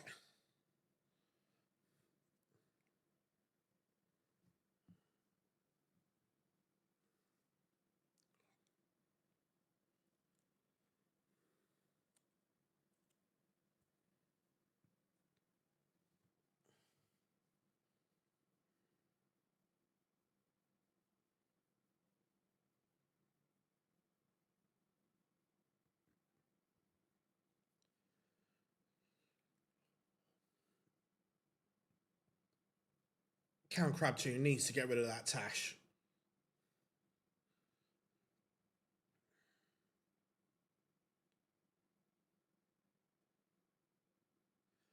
Ooh, Rob Cross getting back into the 16 this year. Oh, let's have a look. Where is Roberto? Yeah, look, he's got a huge chance of doing that. He's only 60k off of the top 16. So yes, he's got a massive chance of that.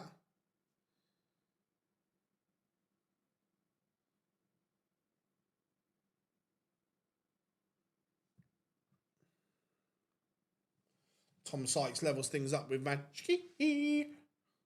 Dobie, Crabtree underway. And Tommy Lishman is just making a mess of this. Michael Smith hasn't got better. Lishman's got worse. He's gone from averaging 98 down to just above 90. His levels have dropped. Josh Rock plays Raymond Van Barneveld. Barney just using a plain target shirt.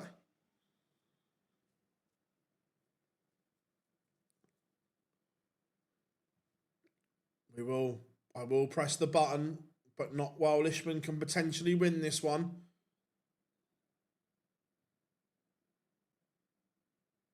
Barney back to a normal flying stem, which I prefer. I don't think he's anywhere near as effective when he has the K-Flex in.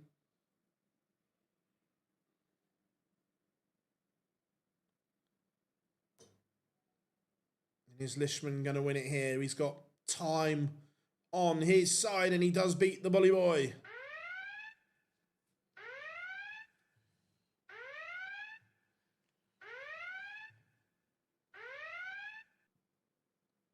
The Barney alarm has sounded.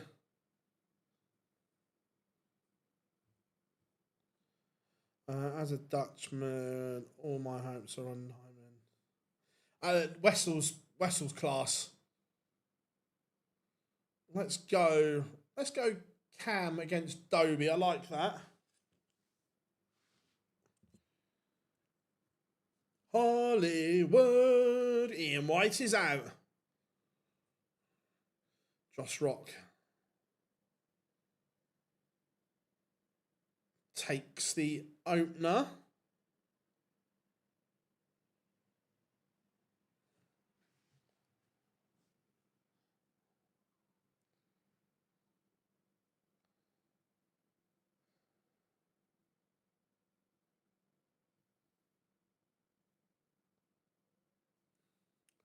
Arno Merck, 4-3 up on Christoph Ratajski.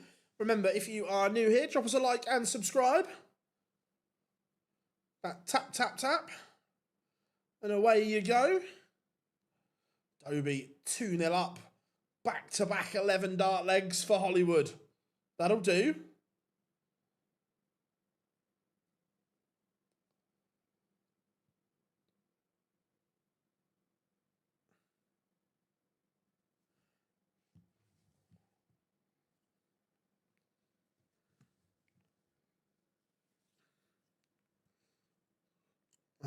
Bunting, McGurk underway. Christian Kiss leads Chris Wickenden 5-4. That game feels like it's been going for 84 years.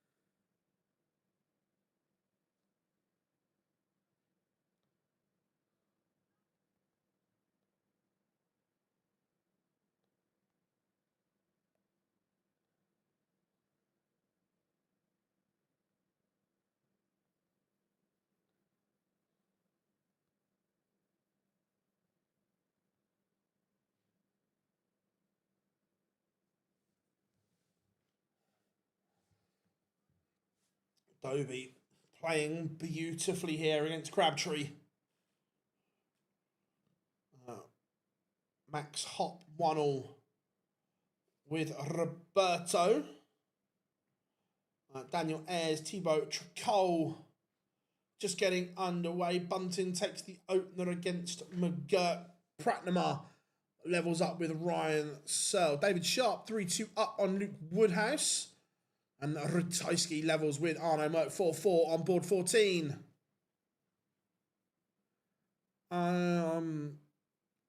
In what context? Littler said a lot. So you need to be a little bit more specific. Josh Rock 3-0 up on the Raymond van Barneveld.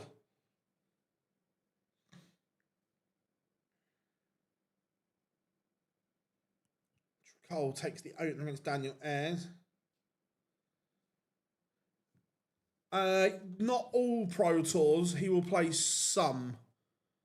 He still hates the Pro Tours, but the law of potentially holding every TV tournament at the same time, and the issue is he's not going to do the Pro Tours in Holland and Germany, so he'd have to do the ones in the UK that are after the match play.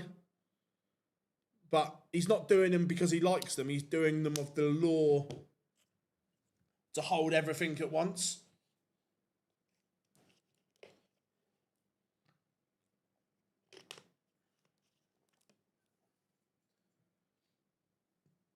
Wessel underway against Spartans. Remember, everyone, drop us a like and subscribe. We massively appreciate all the support. Just tap those two little buttons for us. Give us a thumbs up.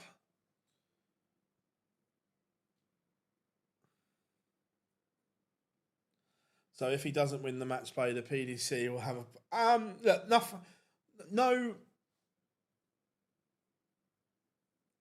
no rules will change this year, Rob. Next year's another question.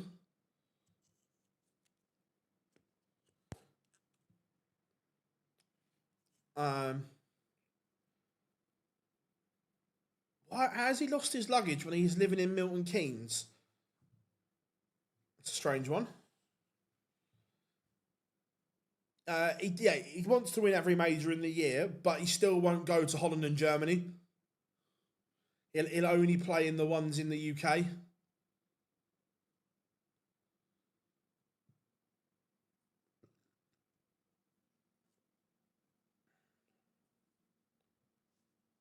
I don't dislike that at all, Malika. I don't dislike that at all.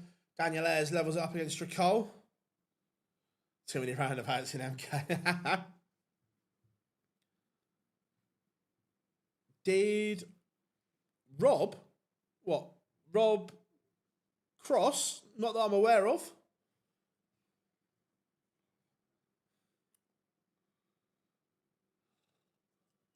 Oh, if you're on about Barney, apparently he lost his luggage, so that's why he's just got a plain Target shirt on.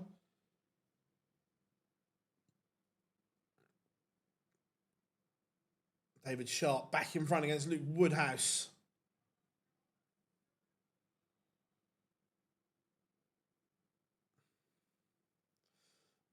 Rob, not sure if you've listened to the Wayne interview, but again, I thought it was an interesting one where he talks about the potential changes.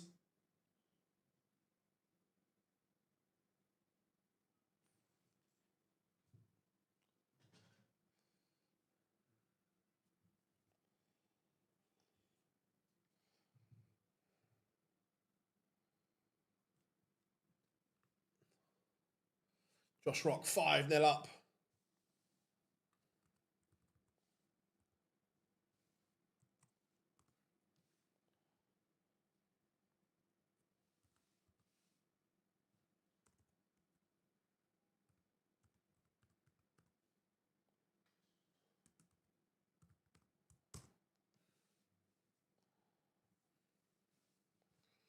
Not what. Yeah, it's a good listen, to be fair.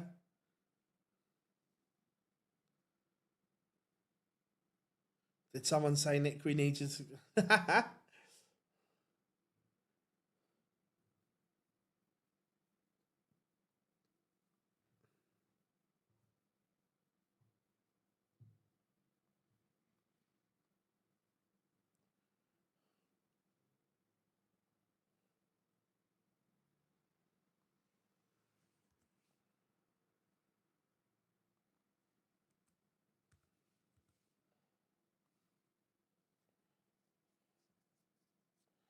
Yeah, does as a class act. 100. It's a really good listen from Duzzer.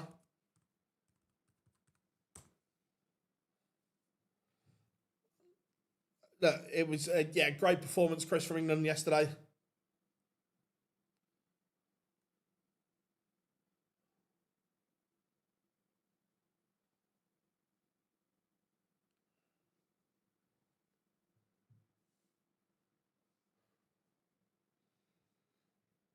Yeah, great game.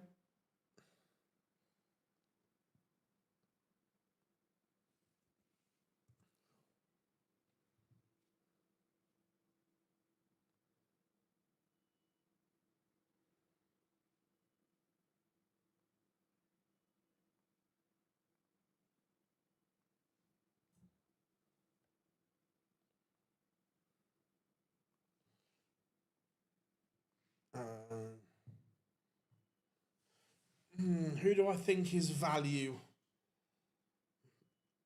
If he can find his form, Wessel perhaps.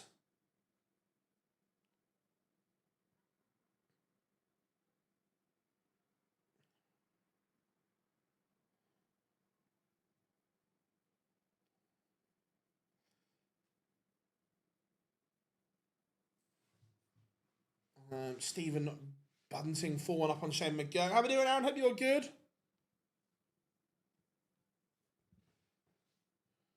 Hope you are good, my friend.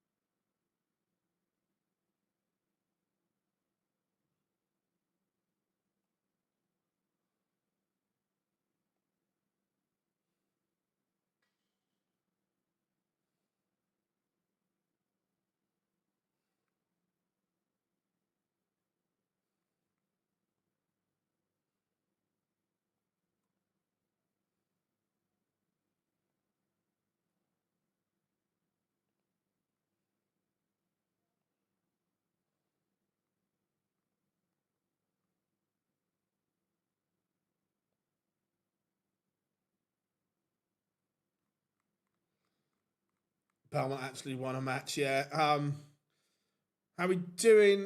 Lou Dog, hope you are good. How is Doggy Dog? Are you there on Wednesday, giving it the doggy style? Lou Doggy Dog. Wessel Mania 4-0 up on Jeffrey Sparadans. Max Hop levels things up with Rob Cross. Ryan. Yeah, I don't mind that. Don't mind a bit of heavy metal. No,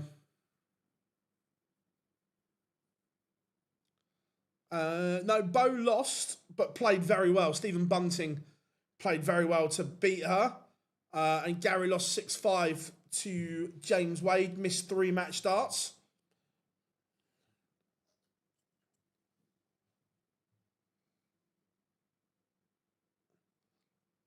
Sparadans has one's back against Wessel Mania. Harry Ward getting away against Stephen Burton. Dupes, there it is. 2-0 down to Andy Bolton. Rob Owen 2-2 with Adam Warner.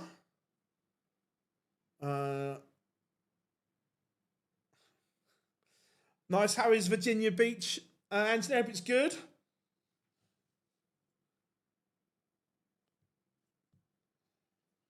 Really hoping with the ESPN deal that perhaps we get the US double header in the States next year would be nice.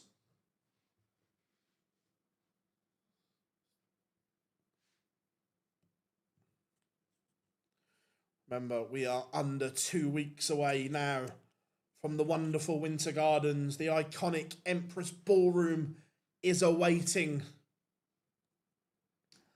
That golden ceiling will twinkle.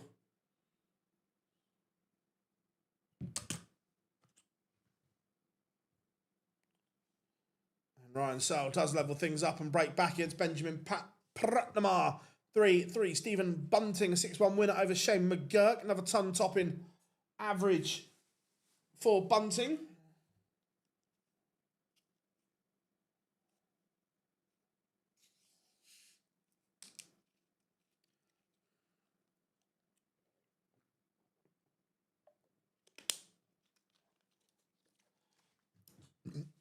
I tell you, the one that I can't stop hearing in my head is that, whoa, we got Bellingham. It's coming home, we're telling them. We're Englishmen in New York. Whoa, we got Harry Kane. He's gonna score again.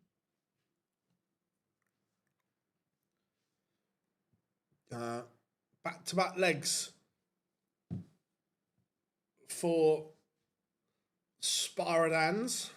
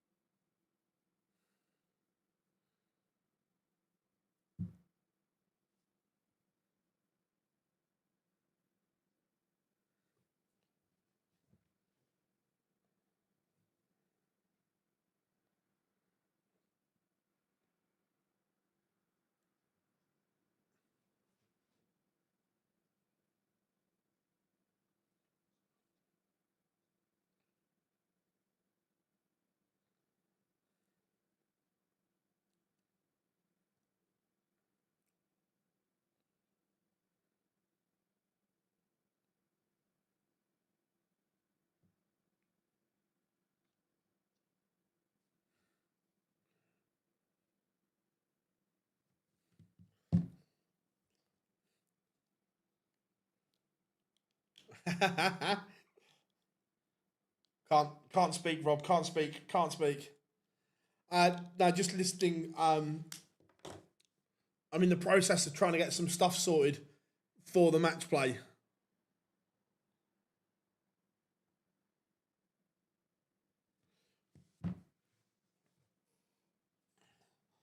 So just listening to.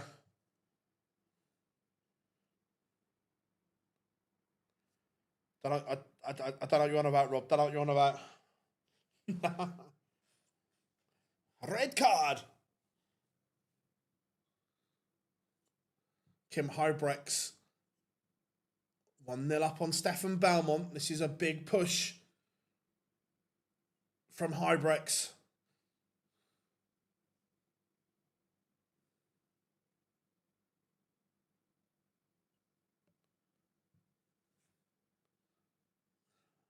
Red card. That's still one of my highlights of the whole World Cup, Rob.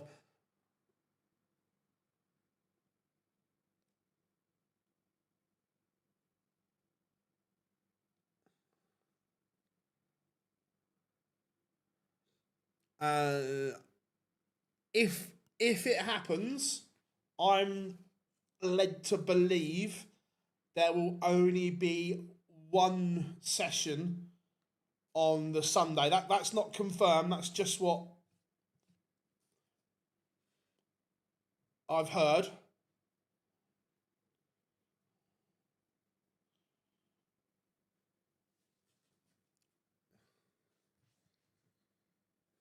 They'll still have the afternoon session, I think.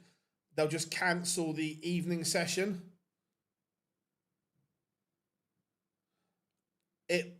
I'm 90% certain if England are in the final, that session gets moved. Penalty for online darts. Jack Tweddle takes the opener against Joe Cullen. After a review, Paraguay number 10 covered his mouth. Decision, red card.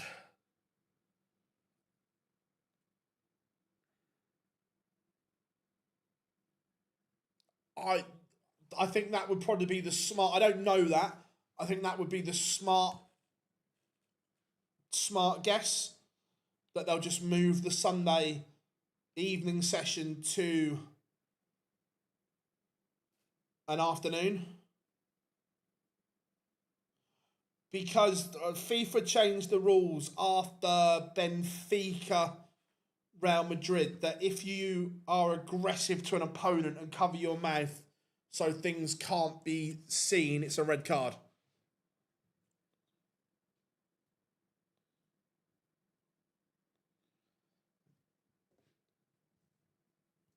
Daniel Cauta has a leg back against James Wade. Or they might even start Saturday afternoon.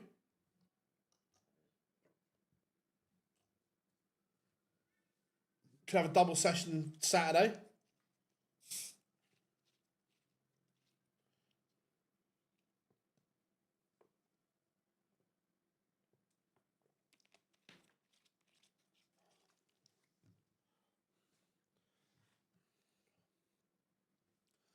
Tweddle 2-0 on Cullen here. Menzies averaging over a ton again. 3-1 up on Potter in the Great Hall. Andy Bolton levels things up with Kevin Doots. There it is.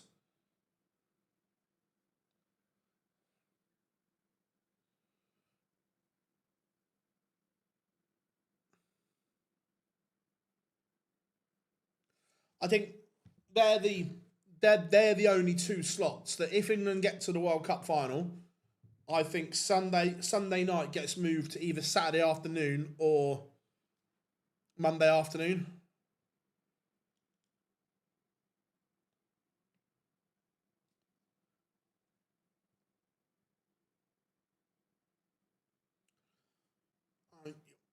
You can't go up against the world. I know it's shit, but you can't put the darts up against England in a World Cup final. Has Joseph just hit a 9?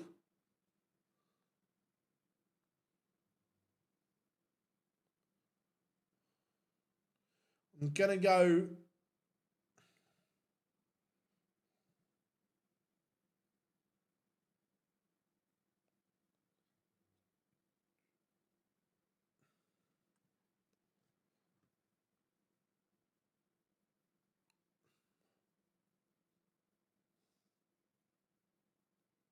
No, I'm not watching Joe either, but I will confirm in a second.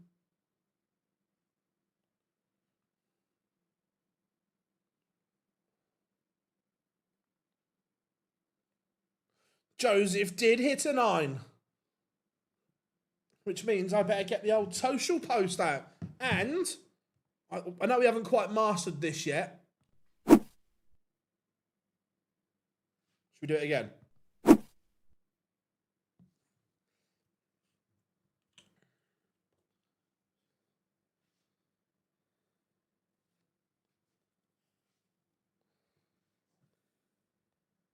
Yeah, when moving sessions, that will come down to the broadcaster.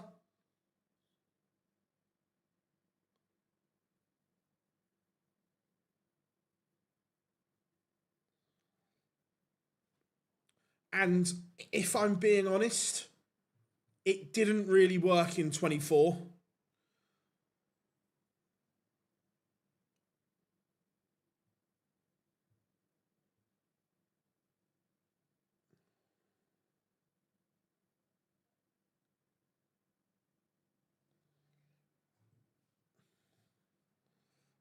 Yeah, it didn't work.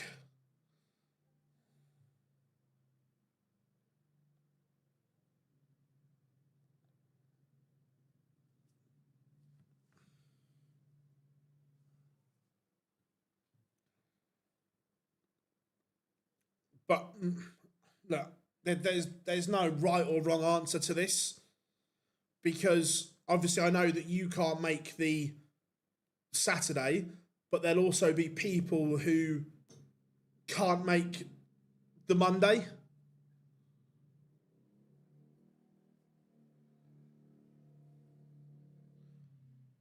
So whichever way they go, someone's going to be upset.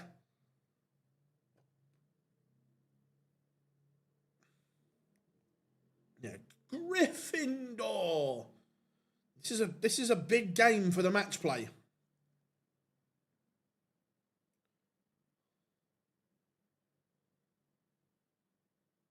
Joe has hit a 9. I still don't. I still don't think it works, Rob. And by the way, I'm not.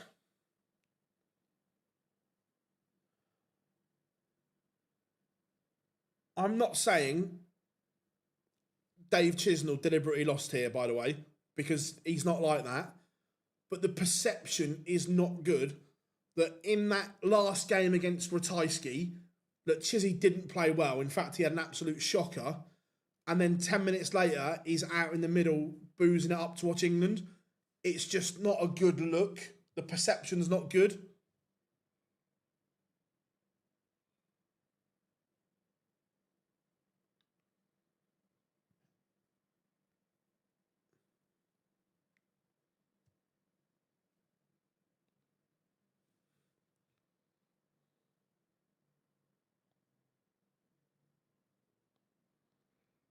Jack Tweddle, 5-1 up on the 9 data.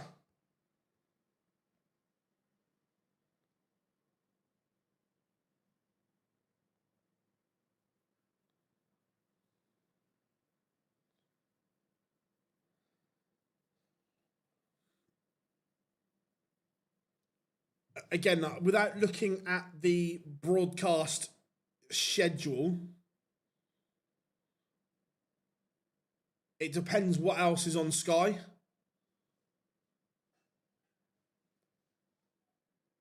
Yeah, but even if you start at 4, you've still got 4 hours of darts, which takes you to 8 o'clock. And if that session overruns, oh my, he couldn't, could he? Oh, Joseph. That's the thing, Rob. That if that second session started at 4, the likelihood is you overrun.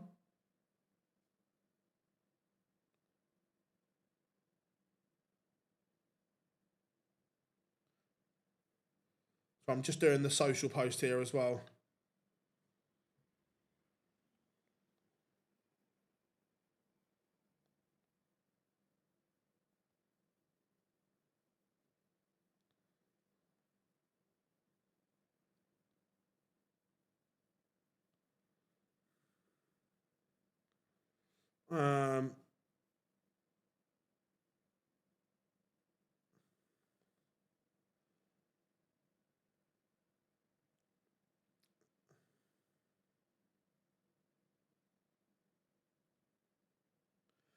Can't I feel the side?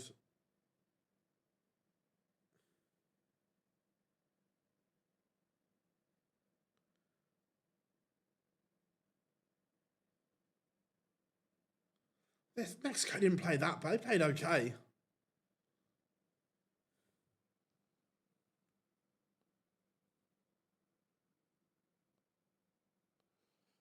Normally, broadcast times are 7 till 11.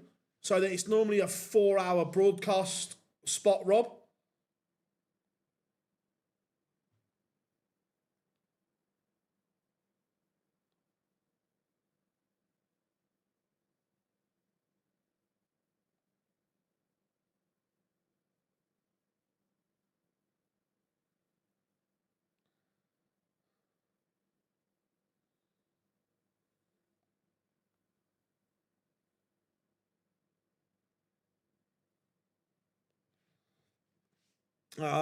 No, he's miles off.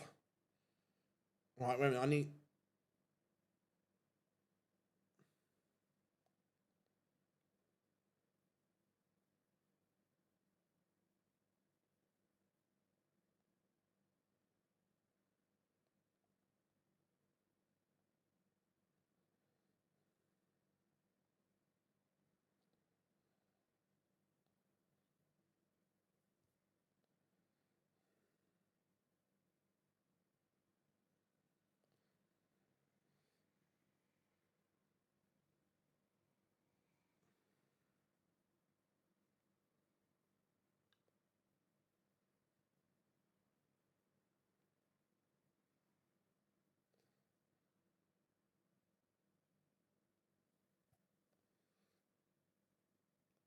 Sorry, everyone. I'm not ignoring people. I'm just...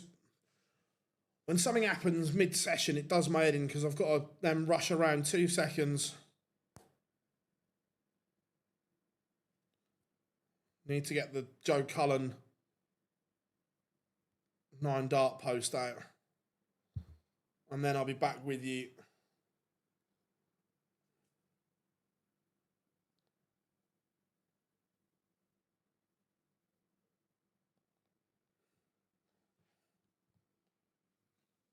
Well, Menzies has turned it around.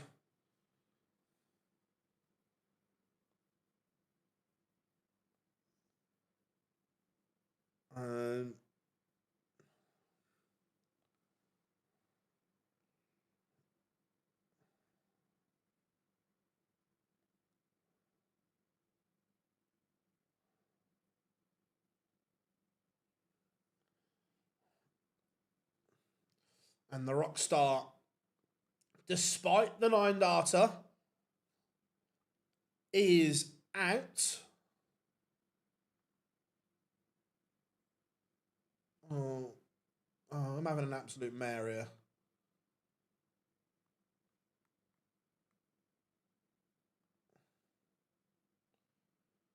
Right, let's go Damon, Heta, Bradley, Brooks, 2.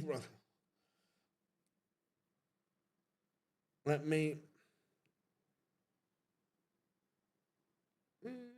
What am I missing?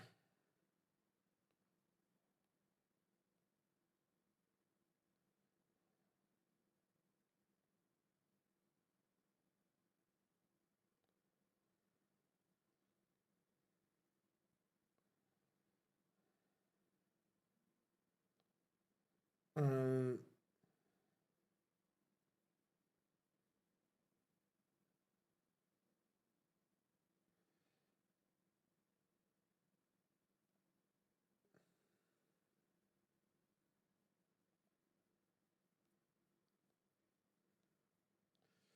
2 seconds, everyone. Oh, fuck off. Sorry. Why, when you're trying to do something and something pops up on your phone and you hit it by mistake.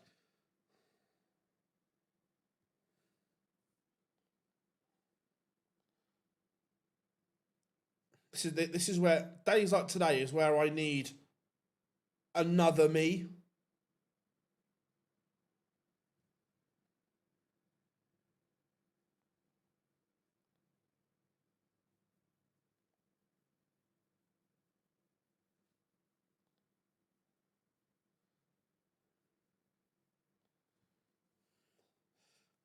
Final decision. Red card.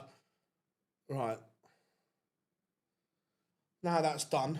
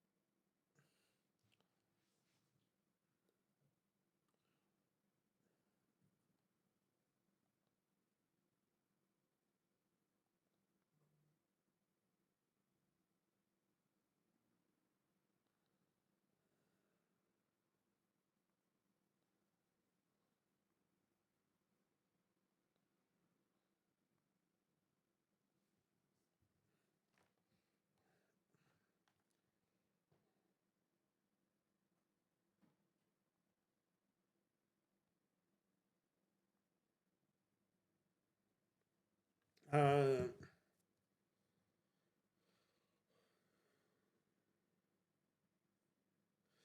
look, there's lots of good talent all the way across, but they need to do it on the bigger stages.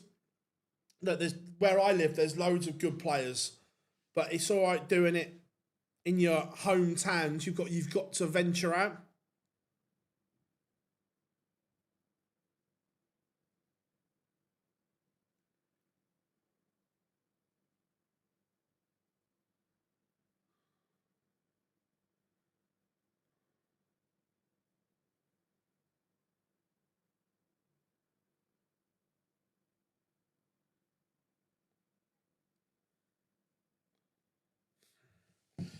Bo's not at the match play. Well, she will be at the women's match play, not the main one.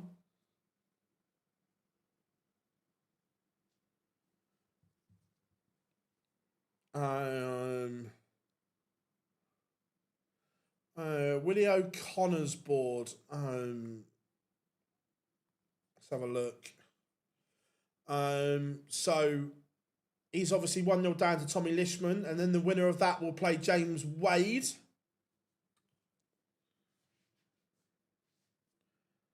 Kirk, it's nice to see Kirk back playing again after he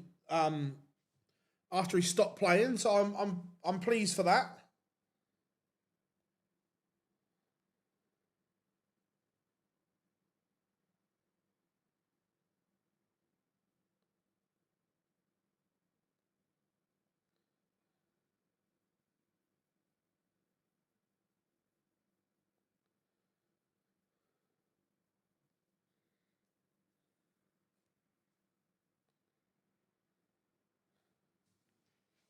Kai Gotthard levels up at 1-0.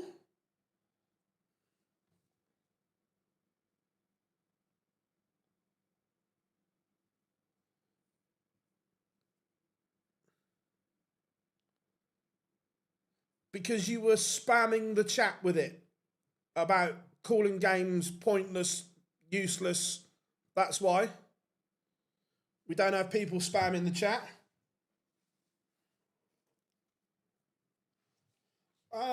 Look, I'm pleased Dita's qualified. Do I think she wins it? No. Look, it's going to be tough to beat Bo.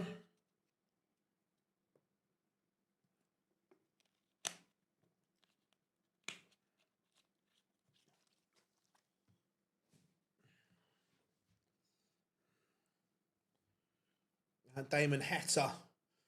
3-2 up on Bradley Brooks. Remember, the race for the match play is taking shape. A win here for Hetta would put him above Daryl Gurney and move Gurney into the trapdoor.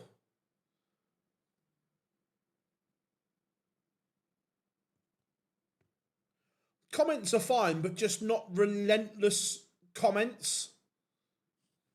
That's why it was only a timeout. Oh, Ryan, 100%. Look, women's darts is getting better and better, and that's showing. So, yeah, I'm with you. I hope it carries on this trajectory.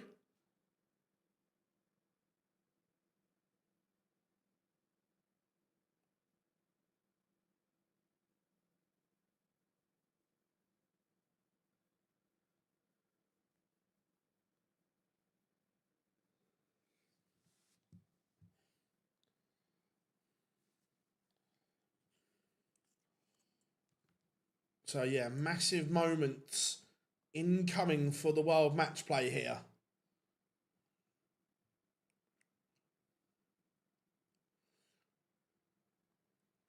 We will start to see a lot go dark green this evening.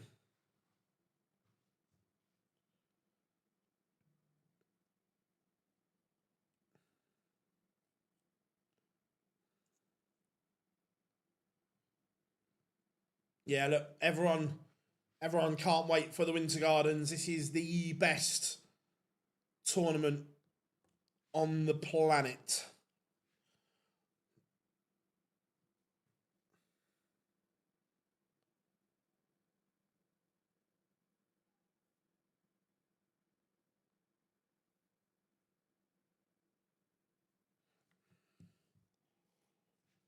The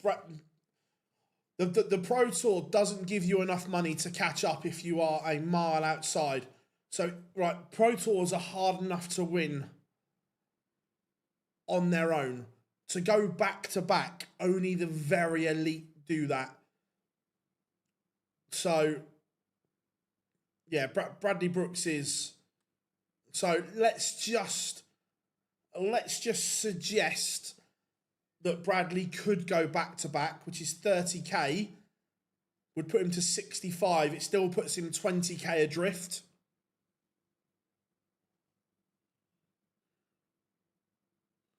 So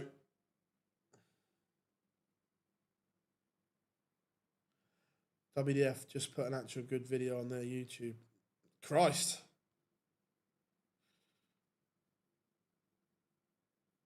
No, only 30 minutes. That's all.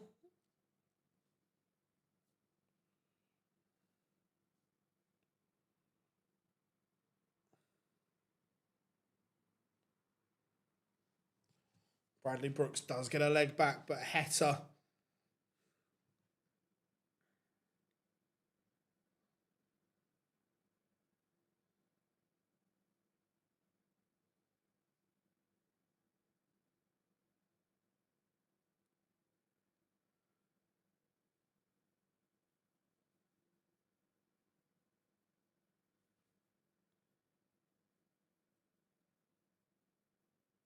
No, it's fine. Questions are fine, but just not what you were putting on the other one.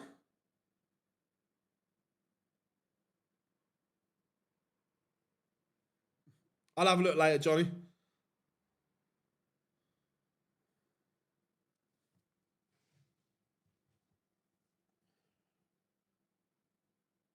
Yeah, look, darts is all about rhythm for me. Can Mikkel qualify? Yeah, Mikkel can qualify for the Worlds. He's not a million miles off the Worlds. Lisa Ashton won last year.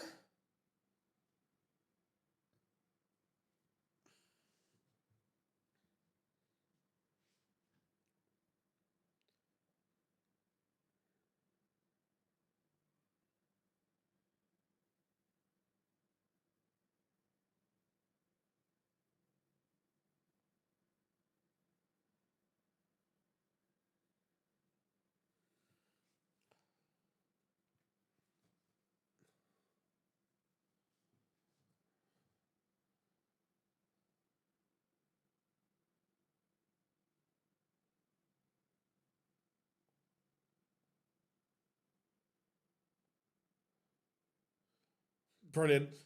Jordan Henderson requires surgery on a broken arm.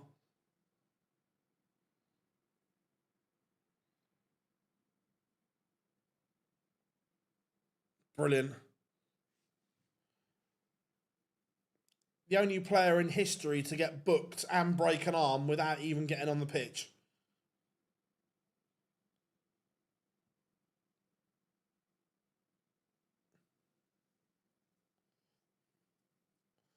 Charlie Manby 4-1 up on Gabriel Clemens.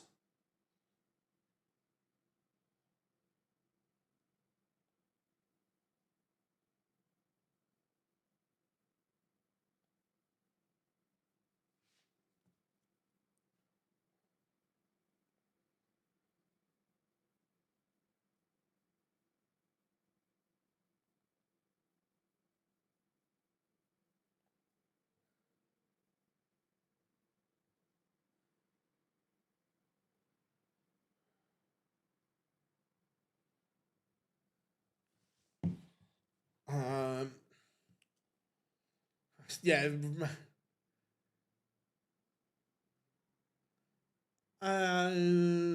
No, I think if Bo wins the match play, it goes down in the women's series, perhaps, or it should. If it doesn't, it should.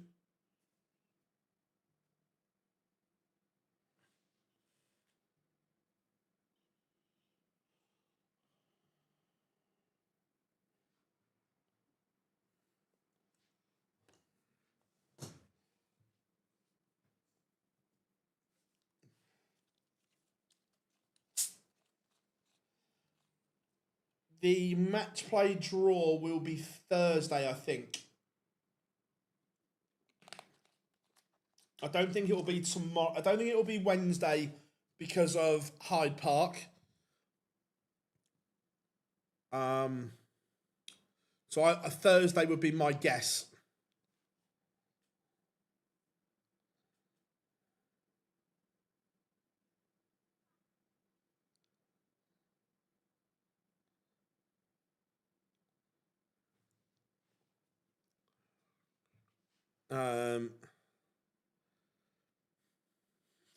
Come on now, Rob. Come on now.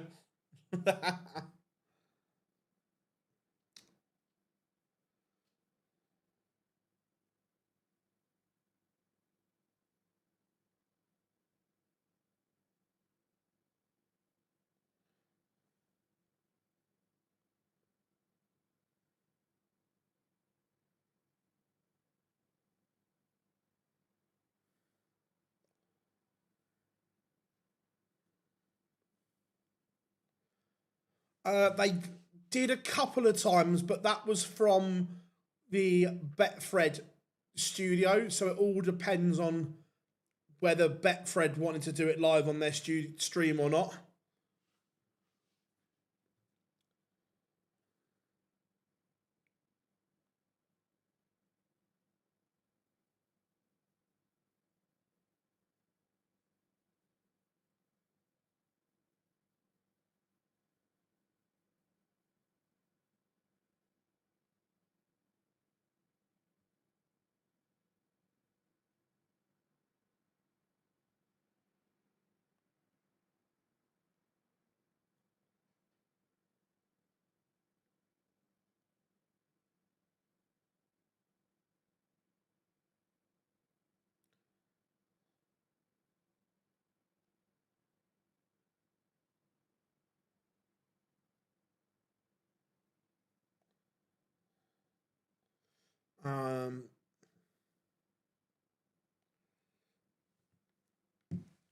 Białecki trails Kist was terrible in his first round game.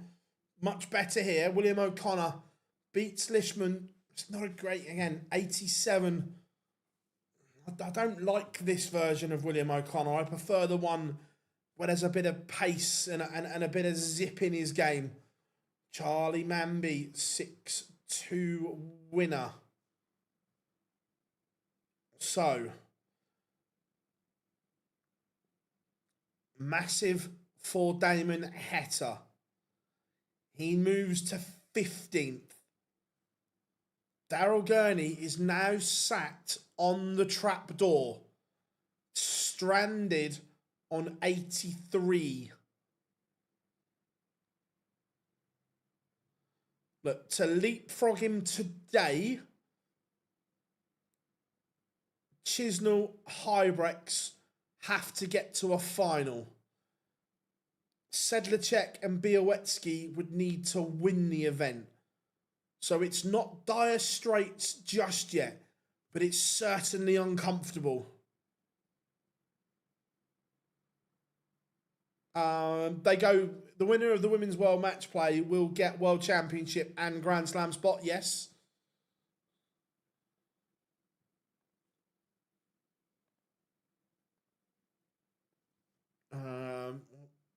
This is the only live game, so we'll go to this, but might not stay there.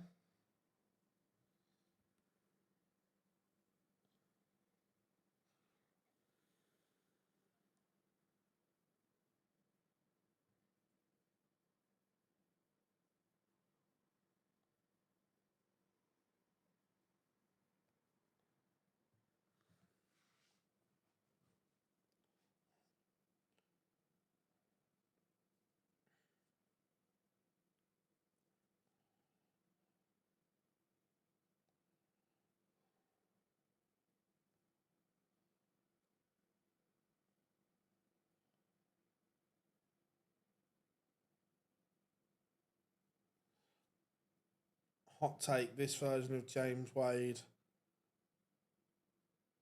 is one of the best. Well, no, I agree. I don't disagree with that. I think this is a very good version of him.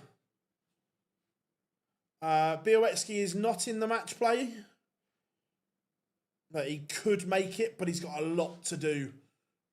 Like, probably too much.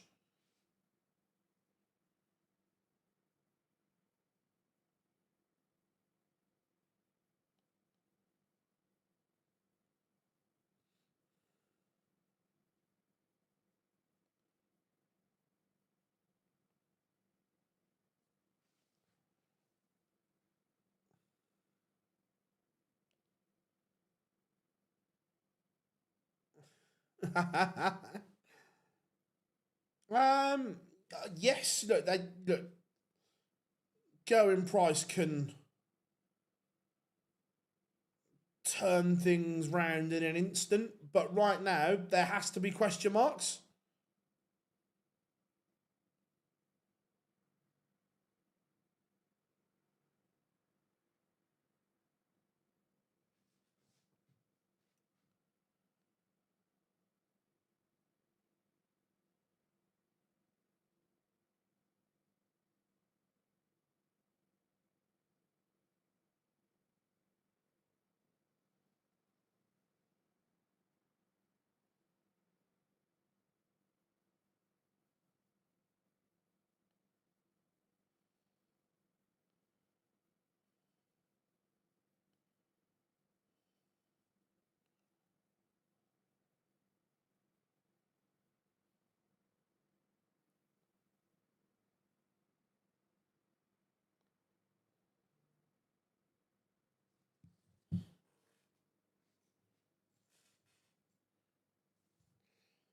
Right, Daniel Ayres, Mados Razma getting underway. Cordecca, Cameron Menzies, WrestleMania, Cristo Reyes, Stephen Bunting, Dave Chisnell. That's huge.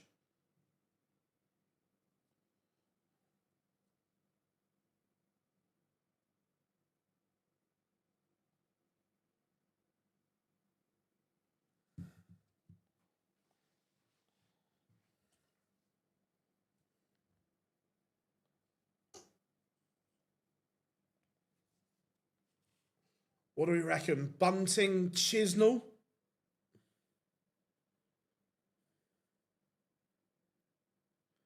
I'm not sure, to be fair. I'm not sure if that. Look, I know a lot of people were moaning on social, but I actually like the ballot idea. I think it's fairer.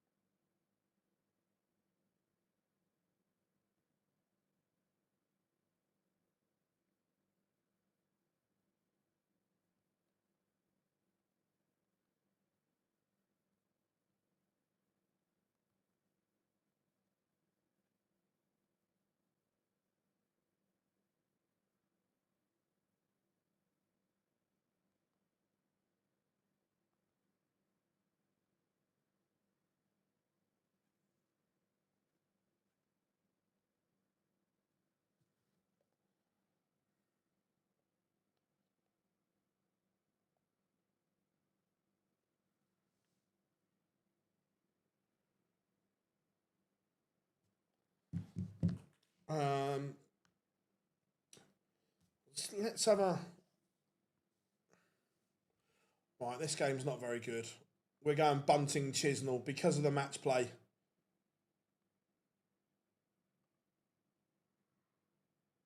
This game's huge. Also, let me.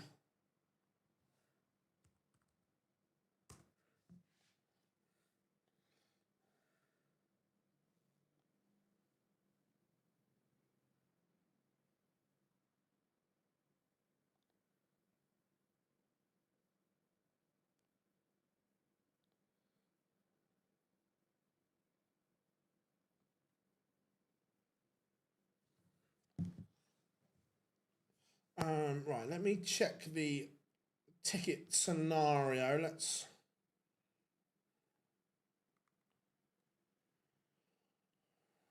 World Series finals. Don't want. Maybe they did.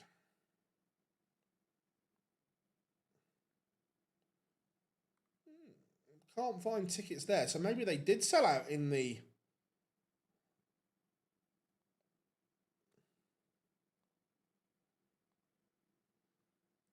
Grand Slam.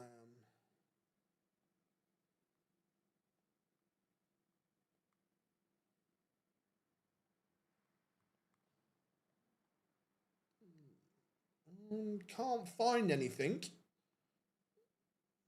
Doesn't look like tickets are available, so they must have sold out.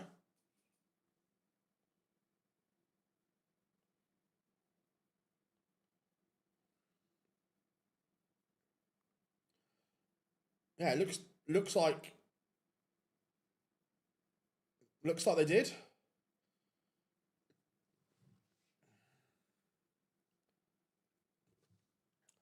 So a final today would put Chizzy into the green. Only winning the event today would it guarantee it. That he's still $5,000 short of Daryl Gurney. So a defeat here would be tough.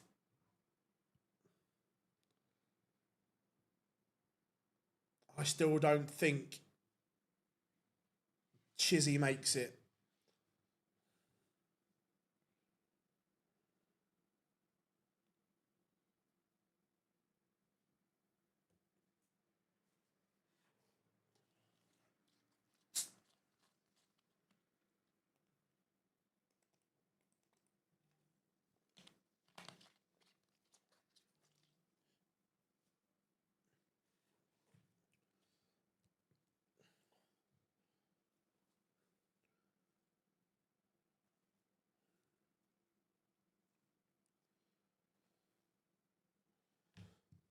Menzies takes the opener against Cord Decker. Dave Chisnell 2-0 up on Stephen Bunting. Yep, tomorrow is Last Chance Saloon. Cut-off is tomorrow. No second chances from there.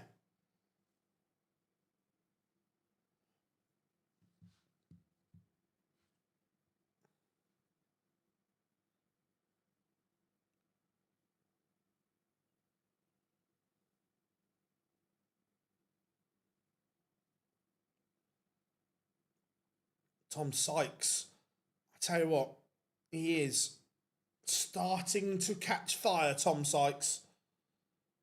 I know a lot of us were excited to see him on tour, and he is just starting to catch light. He is a huge talent. Bunting in control of this leg and in control to some tune here. Remember, if you haven't yet, make sure you drop us a like and subscribe, everyone.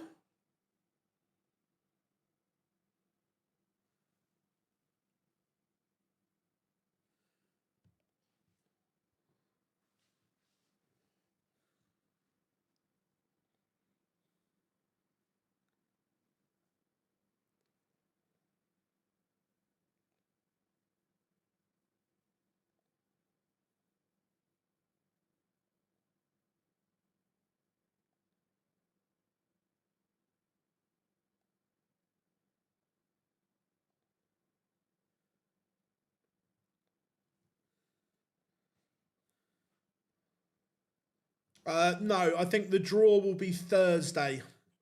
So they won't do the, because this won't finish till 7:15 tomorrow.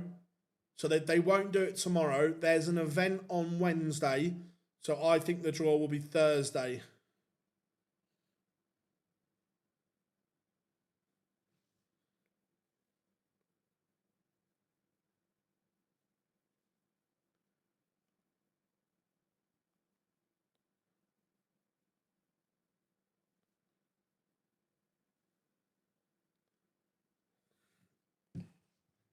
Cameron Menzies 3-0 up on Cordecka. Adam Warner 3-0 up on Victor Tingstrom.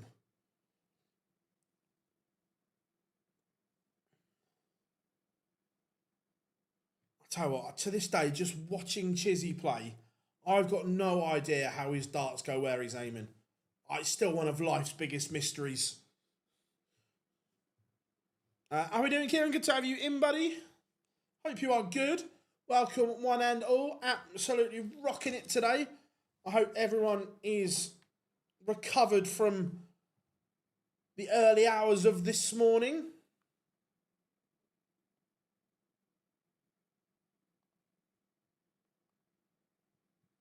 When it was a little bit chaotic, shall we say.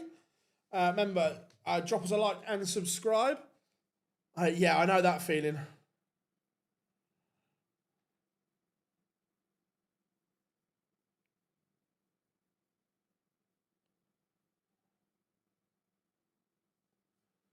Ryan Searle takes the opener against Damon Heta.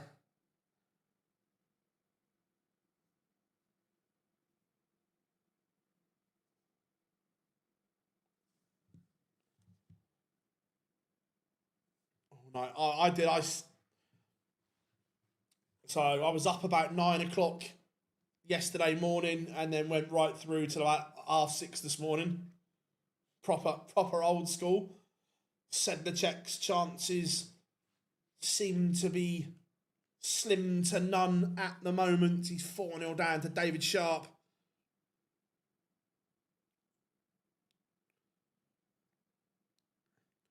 After Henderson's, what's the worst injury? Worst injuries. Dislocated my knee. Broke my ankle. I'd say the worst one was breaking my collarbone. Because trying to sleep with a broken collarbone is horrific. Dislocated knee wasn't fun.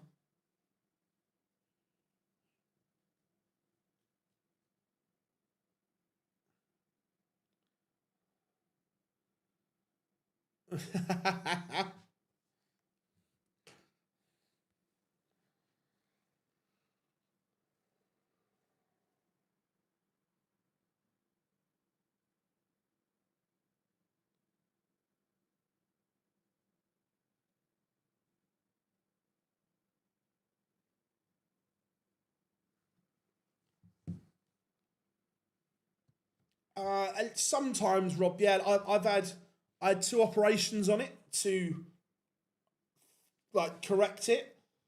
But it was still never as strong afterwards.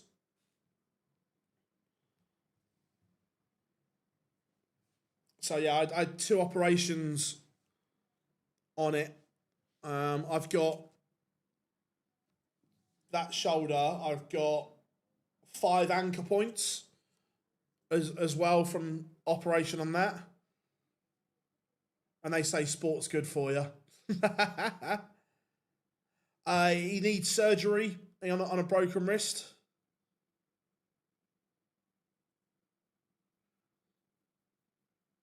No, I'm a massive sports fan. I'm a bit of a lump now, but back in the younger day, used to play football at weekends, cricket. I did my shoulder playing cricket. Literally completely ripped everything to shreds. Did my knee and ankles playing football, and so on.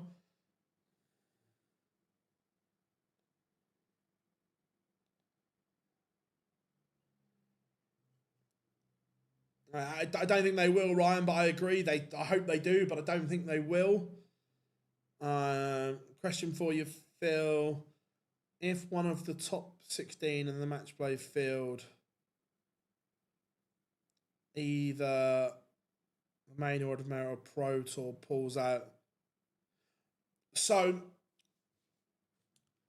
once the draw, like if someone were to pull out before the draw, let's say a seed pulled out before the draw, the next one would be bumped up to a seed. But once the draw is done, it's just a straight replacement.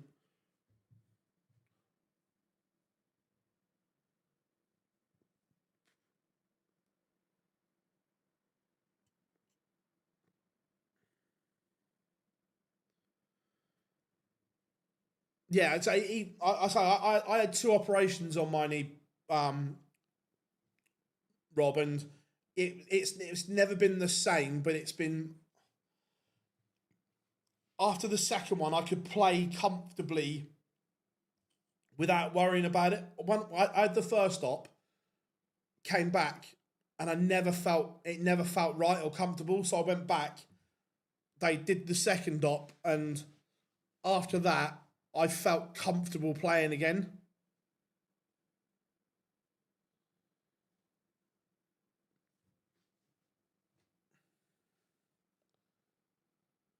Heavy Metal coming to an exhibition fundraiser in my hometown of Killarney on Sunday. Nice.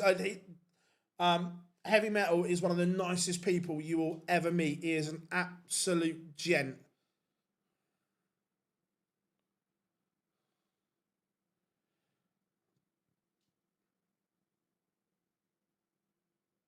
Yeah, 100.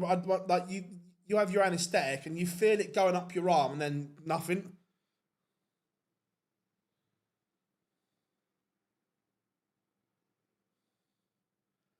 No worries, mate. No worries at all.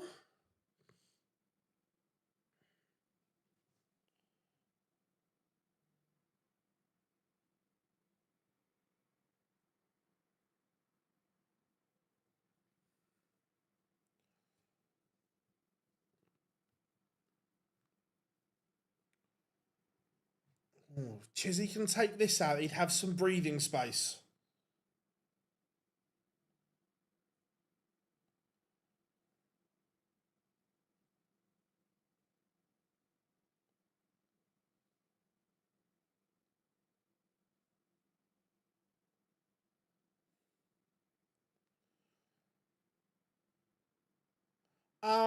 Yeah, look, I've come across. Look, I'll always.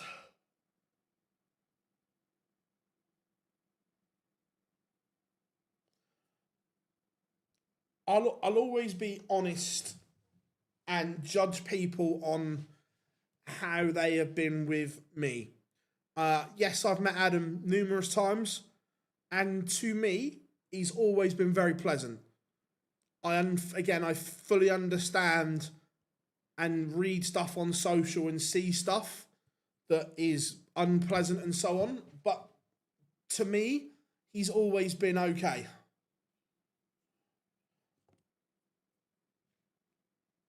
David Sharp ends the Sedlacek charge. And a big visit here from Bunting. And he may be just asking questions of the Chisnall throw. Chisnall broke early, but now all of a sudden, is he under some pressure?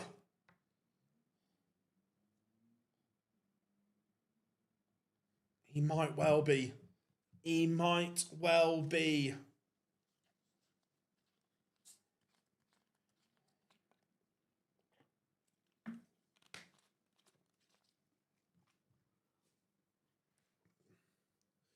Damon Heta levels things with Ryan Searle, 3 apiece. We are getting into nervy territory. Oh, where has Chizzy found that 180 from? Boy, did he need that. Boy, did he need that. But this 84, there is pressure. Pressure. Oh, we might not even get a dart at the ball. The treble 1's a killer. Treble 15. He's going to get a dart. He's at treble 15 and not had a clue what he'd left. And he misses. bunting breakback opportunity. Kim Hybrex keeps his match play hopes alive. He has beaten Chris Dobie with a fabulous performance. Very, very good from Dobie. From Hybrex to beat Dobie. Now, Hybrex is etching closer to Daryl Gurney. Cameron Menzies is putting a fabulous buffer between himself and the pack. Now, this is huge for Dave Chisnell. Phil, do you think we can make it into the... Oh, yeah, 100%. Look, Argentina will be tough, but they're not unbeatable.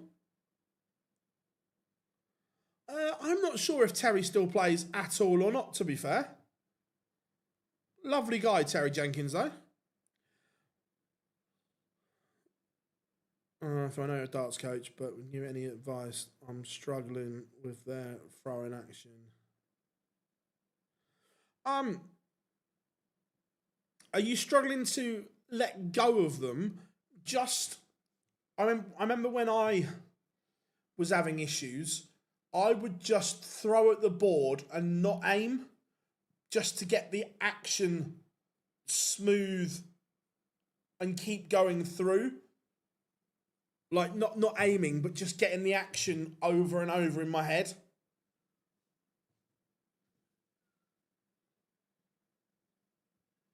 Look. They're a good side, Argentina, but are they beatable? Yeah, 100%. But they're still a good team. Yeah, the worst thing you can do is think about it, which is why I spent hours just throwing, not aiming, just getting the action to come naturally.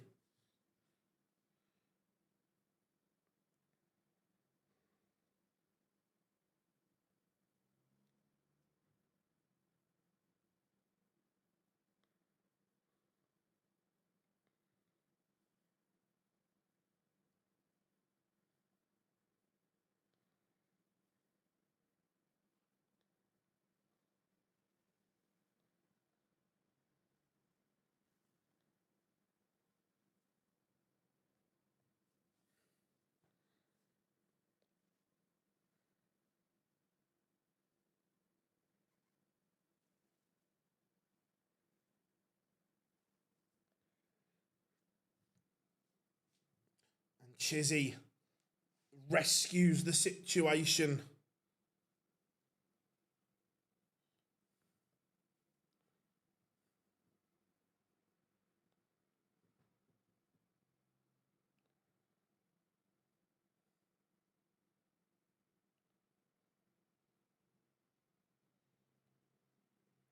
Just watching even like Chizzy's mannerisms on the stream, he just looks nervous and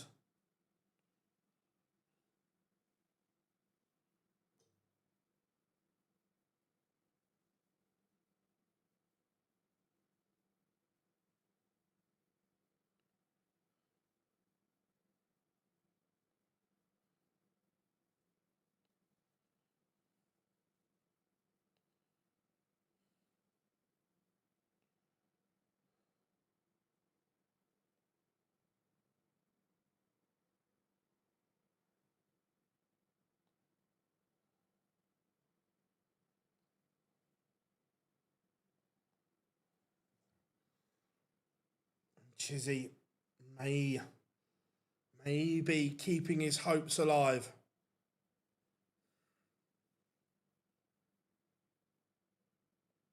I've got no idea who the next Test captain's going to be. I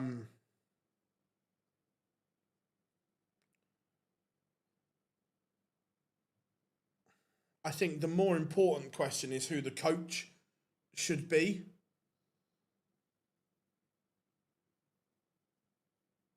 Because I don't think it should be Baz McCullum.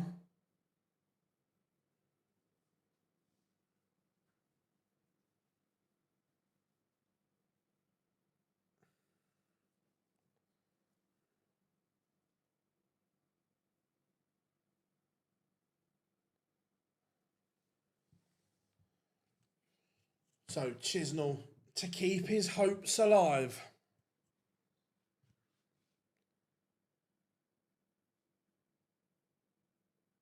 And he does keep those slim hopes alive here.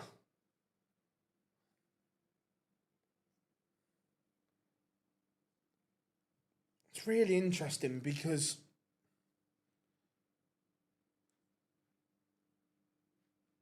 not in their current overall form, does Damon Heta, Daryl Gurney, Dave Chisnell or Kim Hybrex offer anything to the match play? I'm not sure.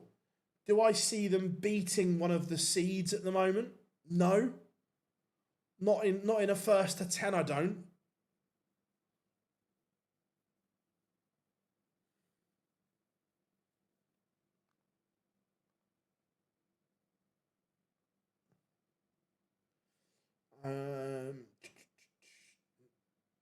This one's huge. Can Heta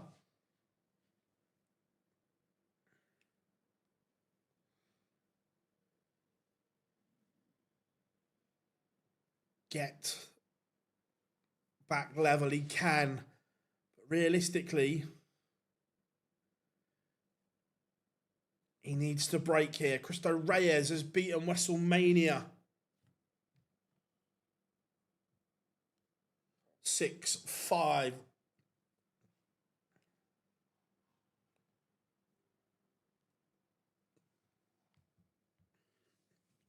How we doing, Fred? Good to have you in. Ratajski 5-4 up onto Decker. If he wins here, we'll play Chisnell. Ooh, interesting. But Ryan Searle has other ideas. 180.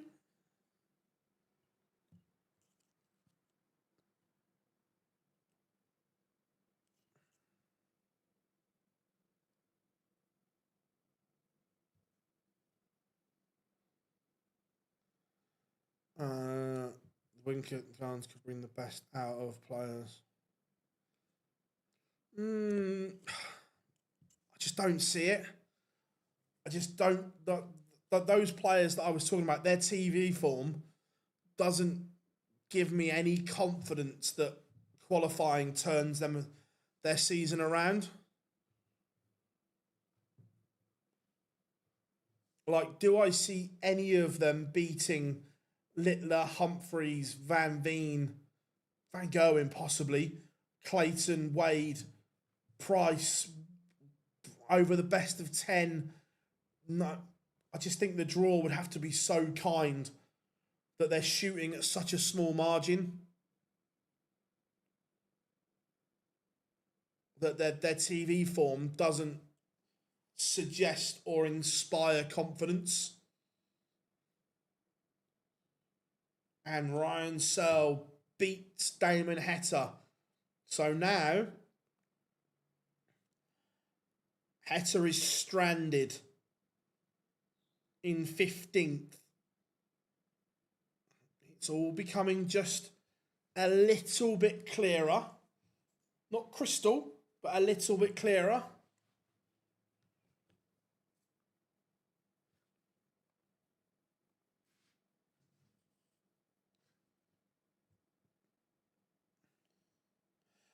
No, Thursday, I think the draw will be. None of them have an impact on it. So let's go Wade O'Connor. I think Thursday. So they won't do it tomorrow because the Pro Tour will finish too late. Then to set up a draw and get everything done. There's an event on Wednesday. So I think Thursday will be the day.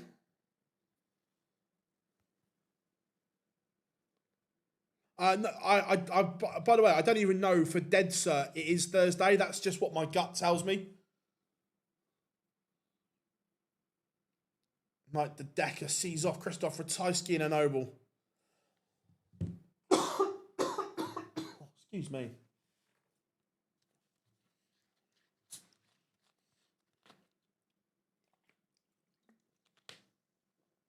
that would manifest complete chaos, Jimmy.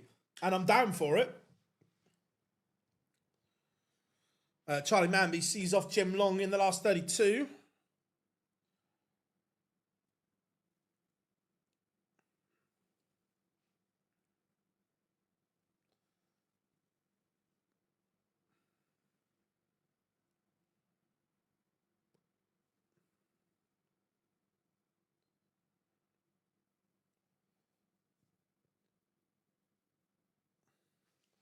William O'Connor 5-3 up on James Wade. I'll make to get there on Monday. Black, nice. Would have been, it's last year. He's not played in any this year.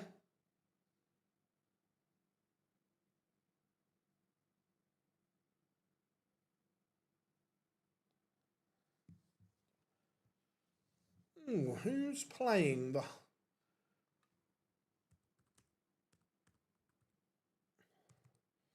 I think it's Humphreys, Bunting. Right, so Bunting, Humphreys, Aspinall, and Fallon.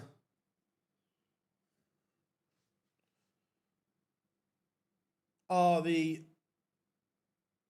pros.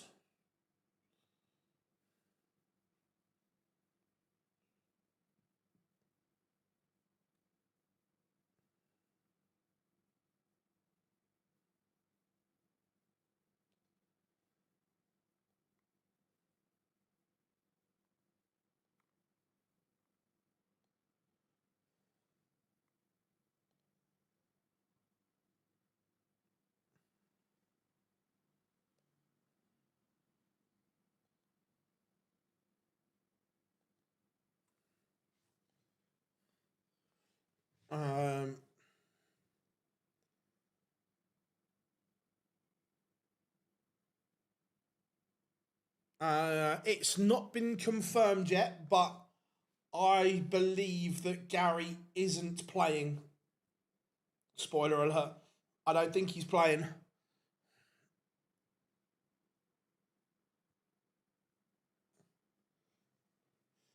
Andy Bolton, 5 all. Harry Ward averaging 112 right now. Final Searle against Hybrex. Don't dislike it. Don't dislike it.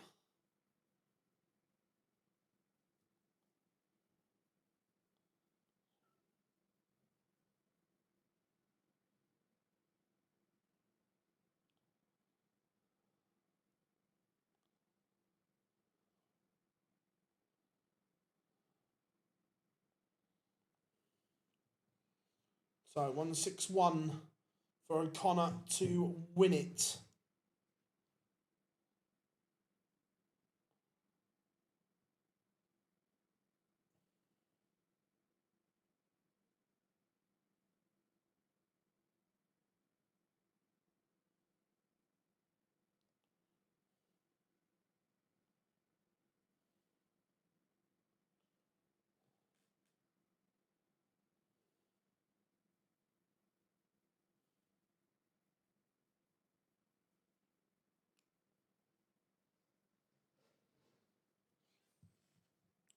Christian Kist leads Harry Ward despite Ward throwing everything at him. And look, we know Wade's good, but not even he can take out 116. Give it a damn good go. And William O'Connor is through to the last 16.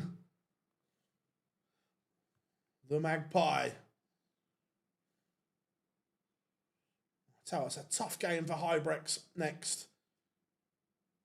In Tom Sykes, he's playing beautifully well at the moment.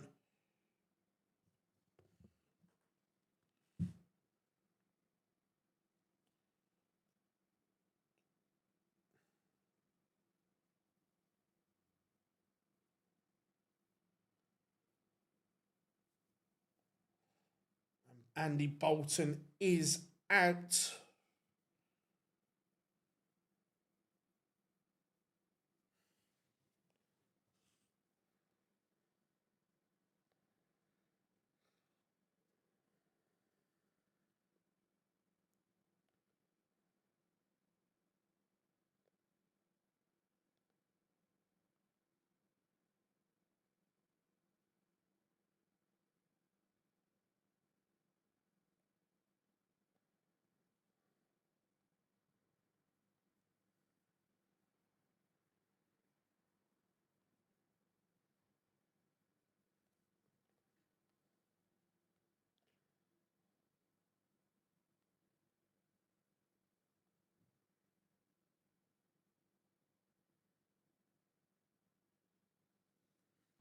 I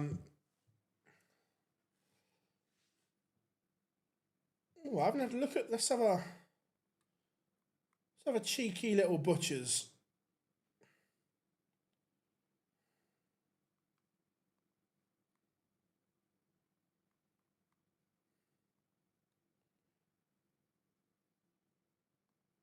So,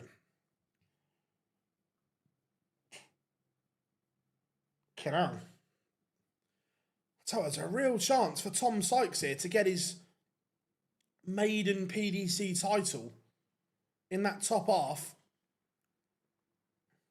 Bottom half is definitely stacked.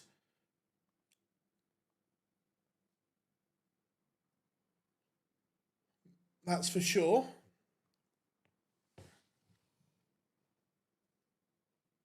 Christian Kist is a strange soul. So, yeah, well, the top half, Rob, you've got in the last 16, Cristo Reyes against William O'Connor, Daniel Ayers against Joachim Hoffin, David Sharp against Wesley Placia, and then Kim Hybrex against Tom Sykes. Look, Kim can play, but let's be fair, that top half, there's not a standout that you go, I think them.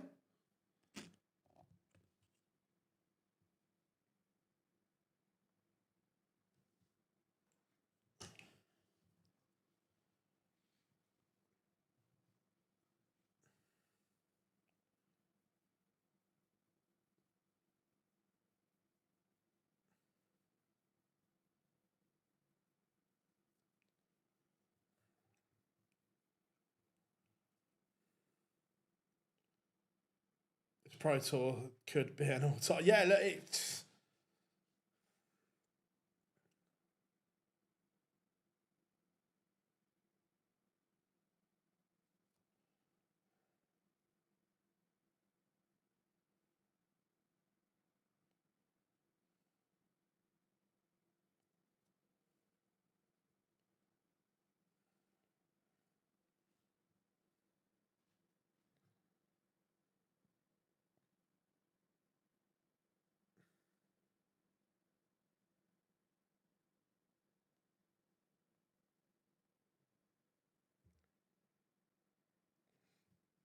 Chizzy is still going, yes.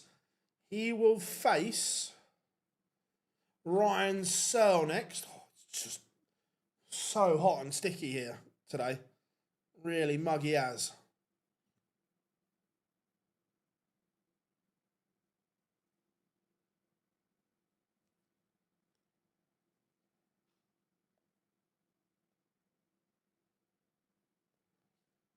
And Christian Kist back in front.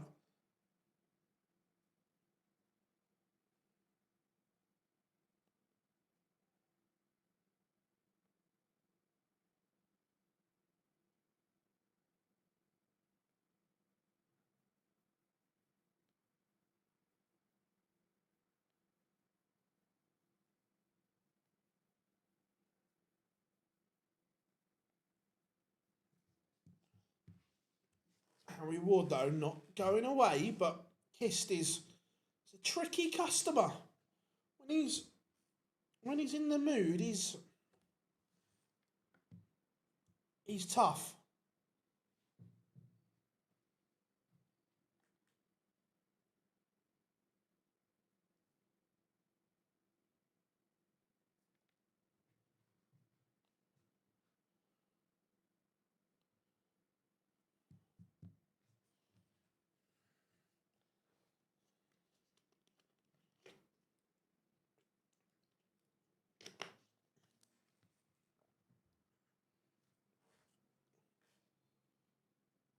So here, fishy.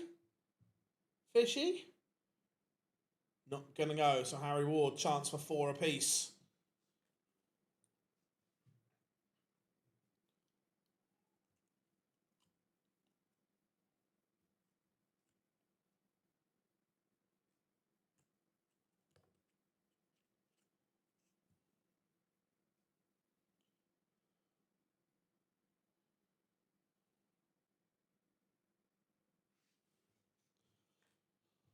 Harry Ward does level, but he's going to have to break this kiss throw at some point, which is standing tall at the moment. The final place in the last 16 of Players' Championship 23 is on the line here. And remember, the race for the Winter Gardens concludes tomorrow. We will know who will be the 32 players heading to the wonderful Winter Gardens. The Empress Ballroom is the destination.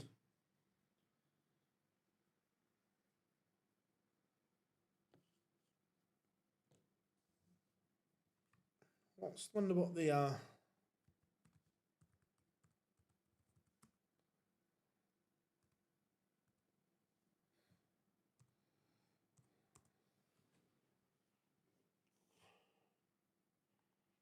what's the long-term forecast for Blackpool like?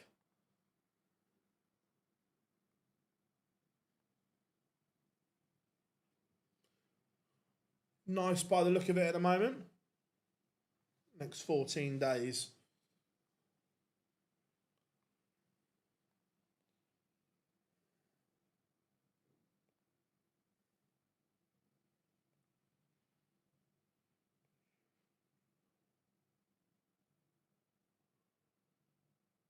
Looking okay for Blackpool so far. Kist is one away from the last 16.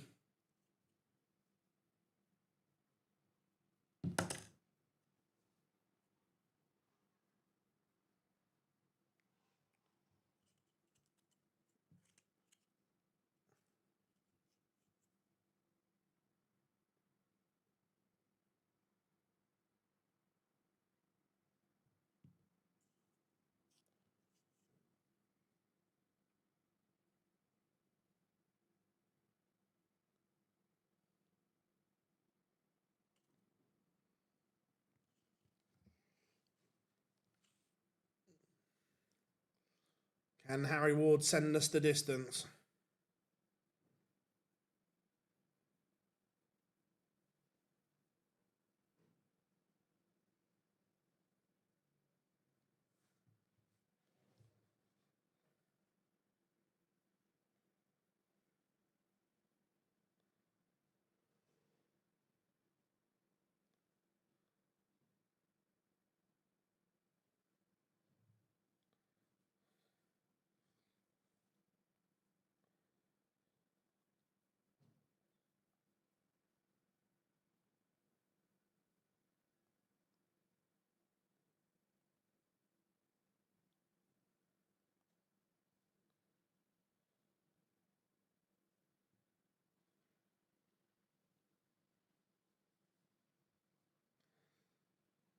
Phil, when I can check it now. What information do you want?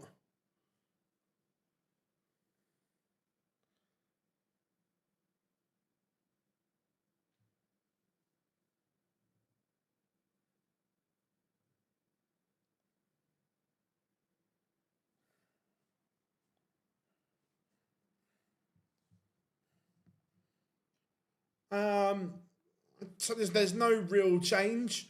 Gurney's in 16th on 83, Hetter in 15th on 83.25, Menzies on 84.75. Realistically, they're the only three that could get caught, but Chisnell would have to get to the final, and Hybrex and Chisnell would both have to get to the final to overtake them. The gap is still 4K, which is a lot. And Christian Kist has seen off Harry Ward.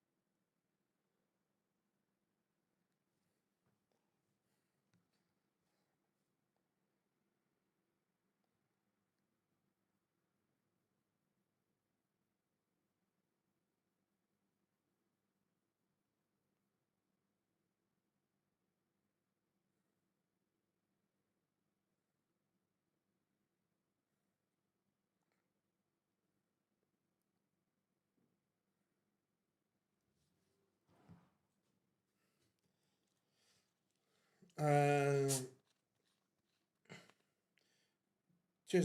and Hybrids keep winning. Yeah, if they need to keep winning, look.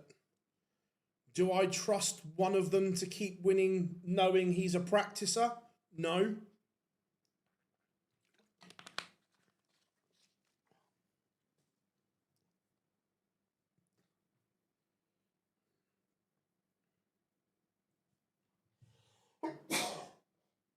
Excuse me.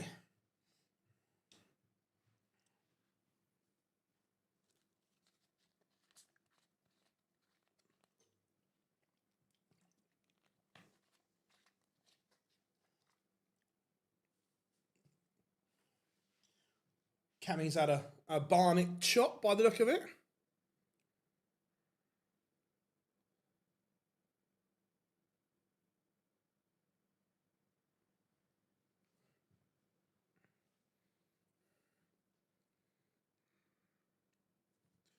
Right, let's go. I'm going to go Hybrex Sykes.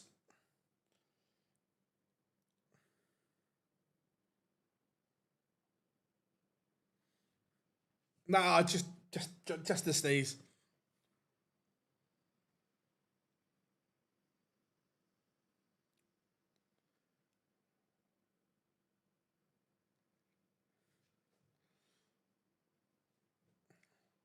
I think this is a better game, personally.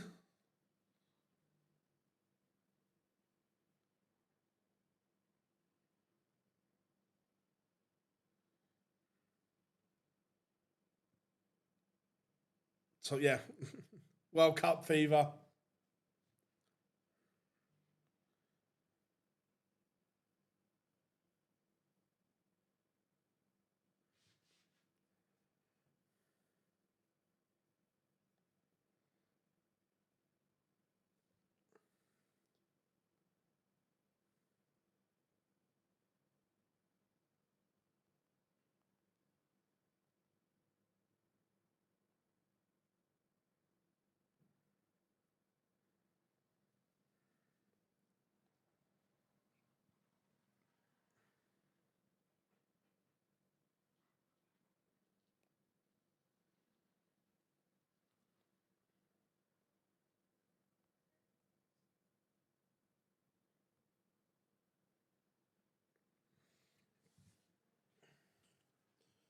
Right, Hybrex, this 120 for an early break. Ryan Searle takes the opener against Dave Chisnell.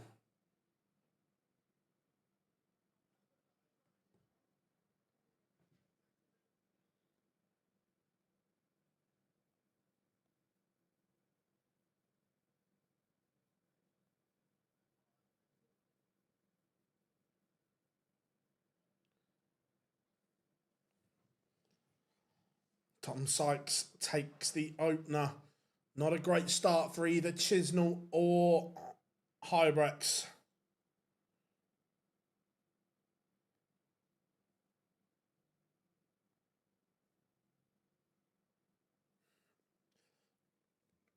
Josh Rock takes the opener against Menzies.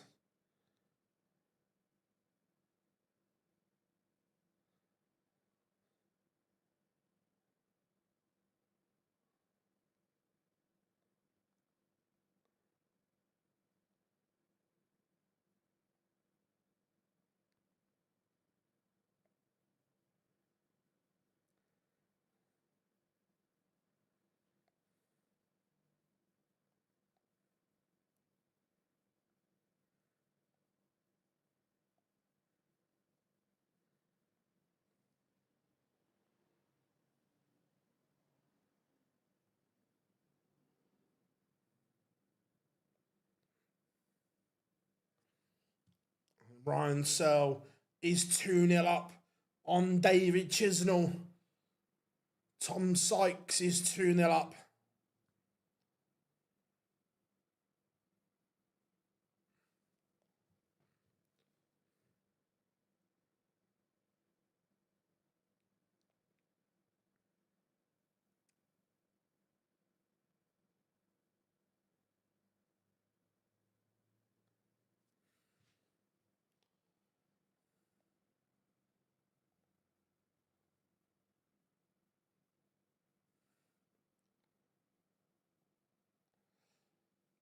Yeah, Cullen is out. Hit a 9, but lost the game.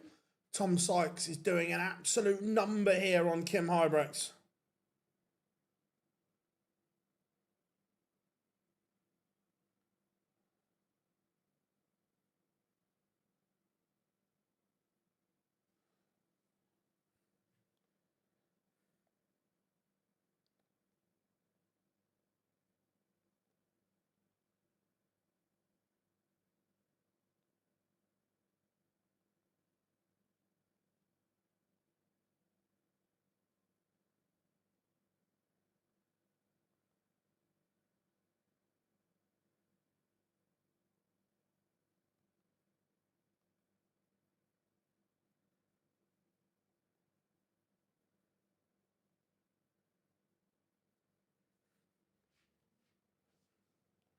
Josh Rock 3-0 up on Cameron Menzies. Josh Rock averaging just under 110 here. Stephen Bunting beat Bo.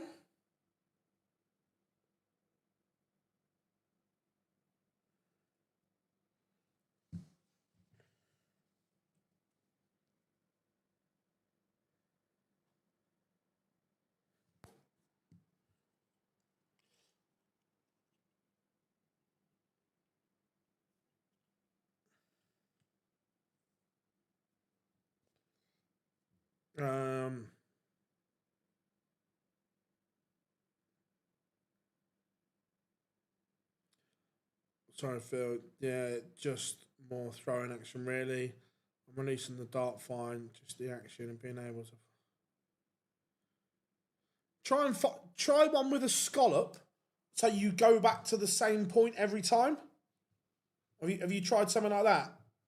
Try throwing with a scallop, so your fingers are in the same place.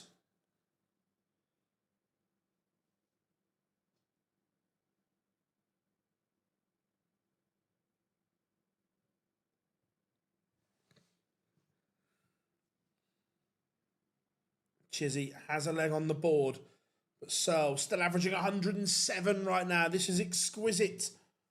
Tom Sykes, 68 for a 4-0 lead.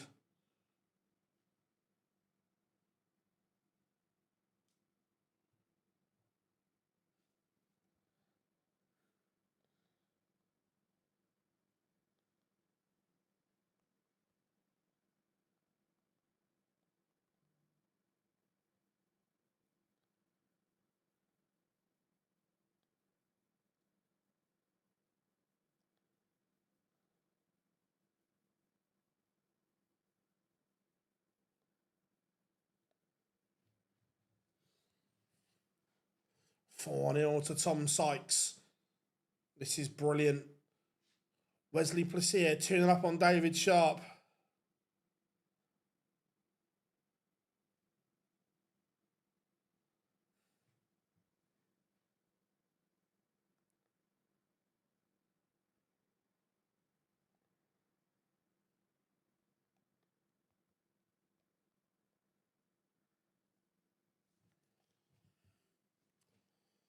Daniel Ayres 2-1 to the Goodman. He beat MVG in round 1. Cristo Reyes 3-0 up on William O'Connor. The Magpie only averaging 81 here. Back-to-back legs for the Chizzy Rascal.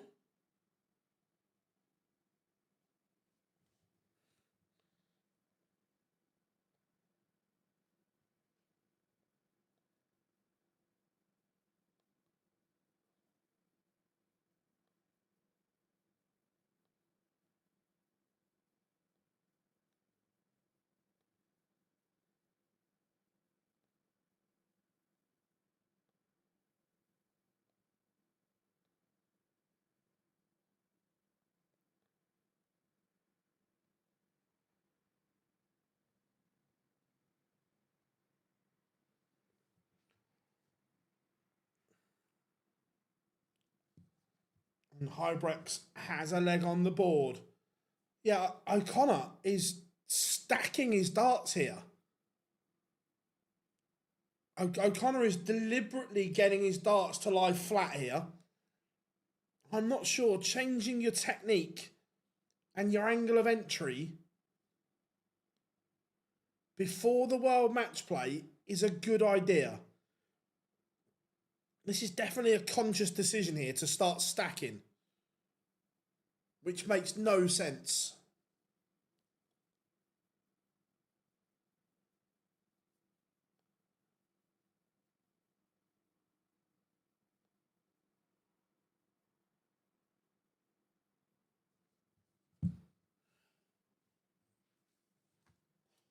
And Ryan Searle has just stopped this little chizzy comeback and has that two-leg cushion once more. Cameron Menzies is back within one of Josh Rock. Rock's average has gone from 110 to 97, and Menzies levels at 3 legs apiece, and he's averaging over a ton now.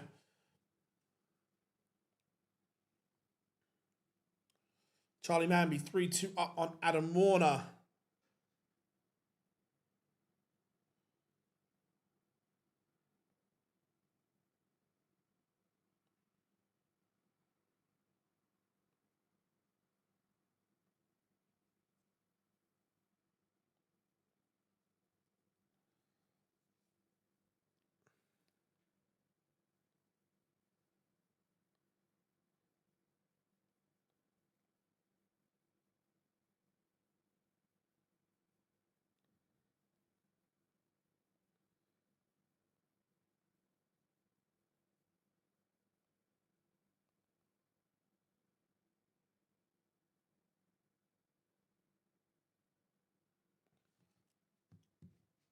Right. Sykes is a leg away from ending this Kim Hybrex charge. No guests tonight.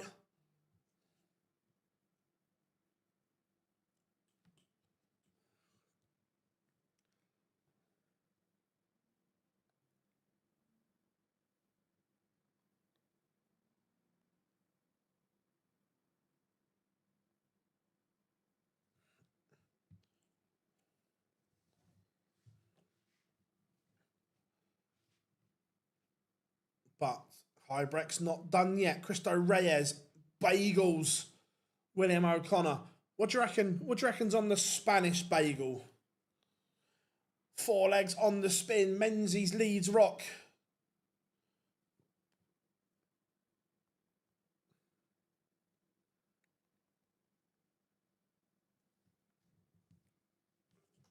Chisnell back within one of Ryan Searle. Hybrex is going to make Sykes serve it out. Chorizo. Can we have a paella bagel? Do love a bit of paella.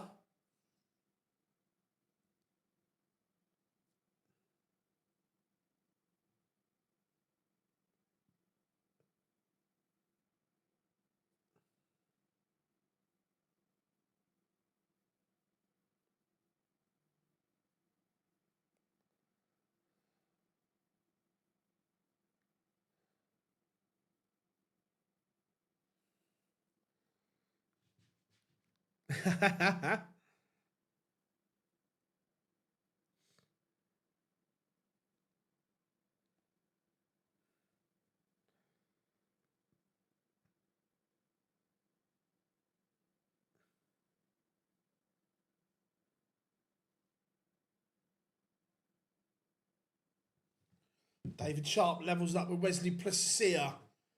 Looking like Sykes is going to get the job done. And this is impressive from Tom Sykes.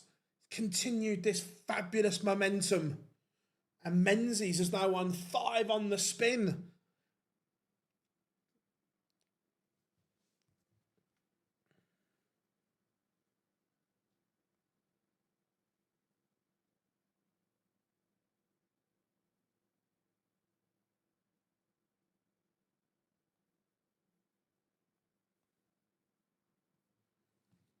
And Tom Sykes has beaten Kim Hybrex. Kim Hybrex still has a lot to do. This is the other one. Oh, is that the lifeline? Is that the lifeline for Dave Chisnell? Ryan Searle misses.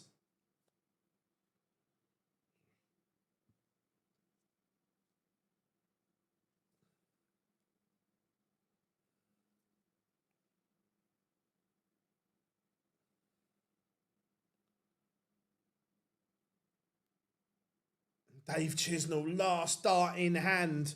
That he's still going to have to break the Ryan Searle throw again.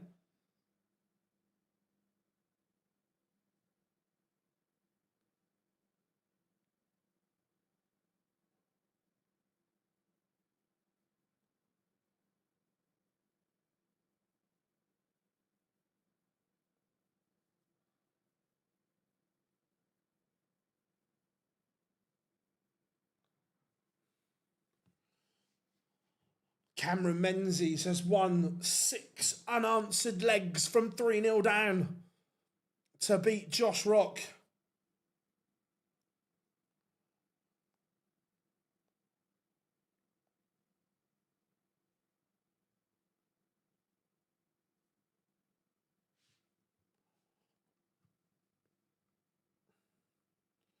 So, with that win, I'm confident that Cammy doesn't get caught. I think Cammy's done.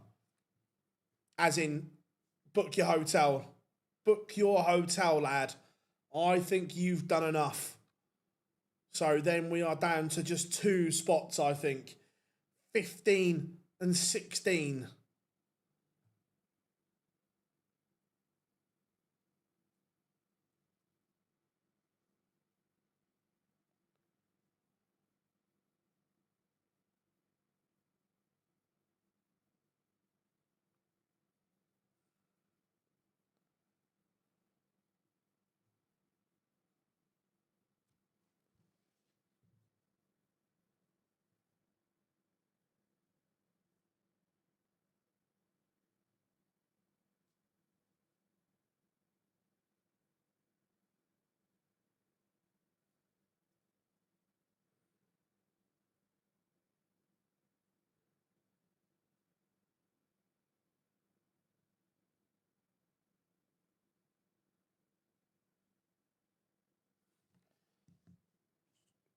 My.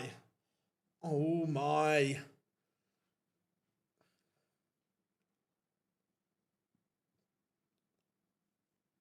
That is outrageous. This would be some escape from Chisnall.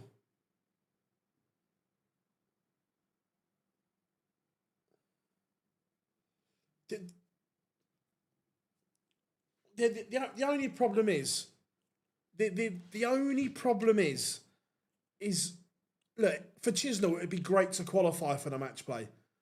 But I don't see what seed he beats.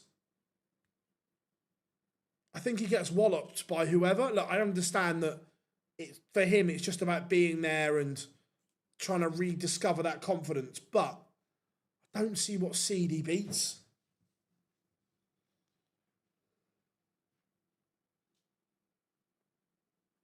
One, 6, 7 would be outrageous again.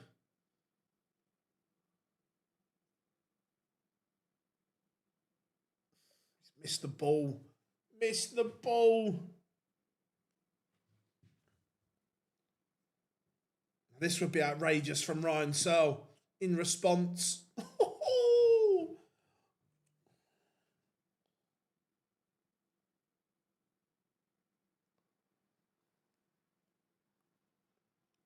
So many times today, it has said Chisnall 3 in yellow. His last start in hand has dug him out of so many holes today.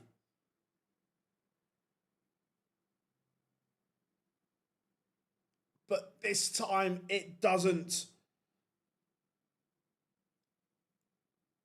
No, I'm not confident that Ryan Searle hits this, by the way.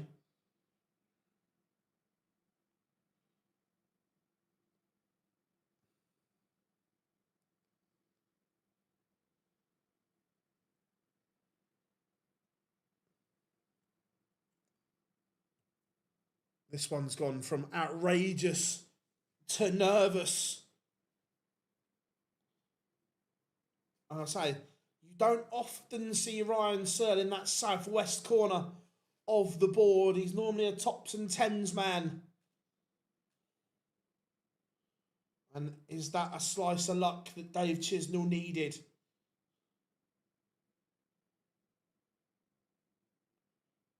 Chizzy carries on.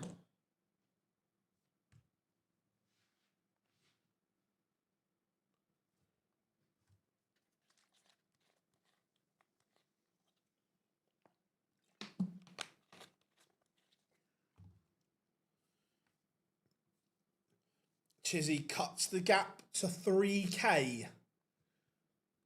Daryl Gurney is beginning just to get a little bit more uncomfortable here. Neither of these games have a huge significance, so let's go Mike the Decker.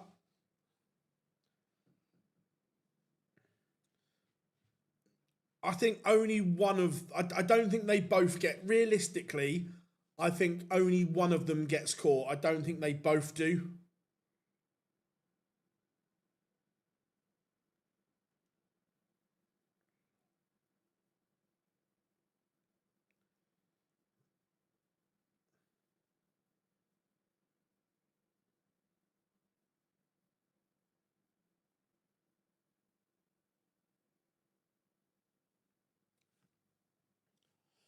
%, squeaky bum time.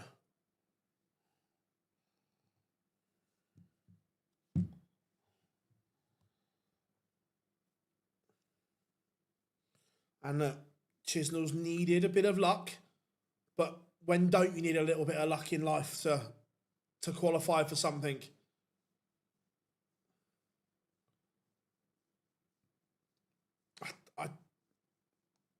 I said it earlier, that for whoever ends up qualifying, they're obviously pleased. But in their current form, I'm going to take the two, 15, 16, 17 and 18. I don't see either of those four troubling many of the seeds over the longer format. Don't get me wrong, Hybrex has played lovely this year, but his record at the Winter Gardens is horrific. I don't trust Dave Chisnell on TV, full stop. Daryl Gurney is not playing well, and neither is Damon Heta. So out of those four, two of those four are going to qualify. But I look at the seeds and I don't see them causing them many trouble. I just don't see it. I might be wrong, but I just don't get it. No, I agree, Michael. Rob Cross is the danger for the seeds. Like, for years we've said, is this the best match play ever? Or this could be the best match play ever. But I'm not saying that this year. I look at the current 18 that could qualify.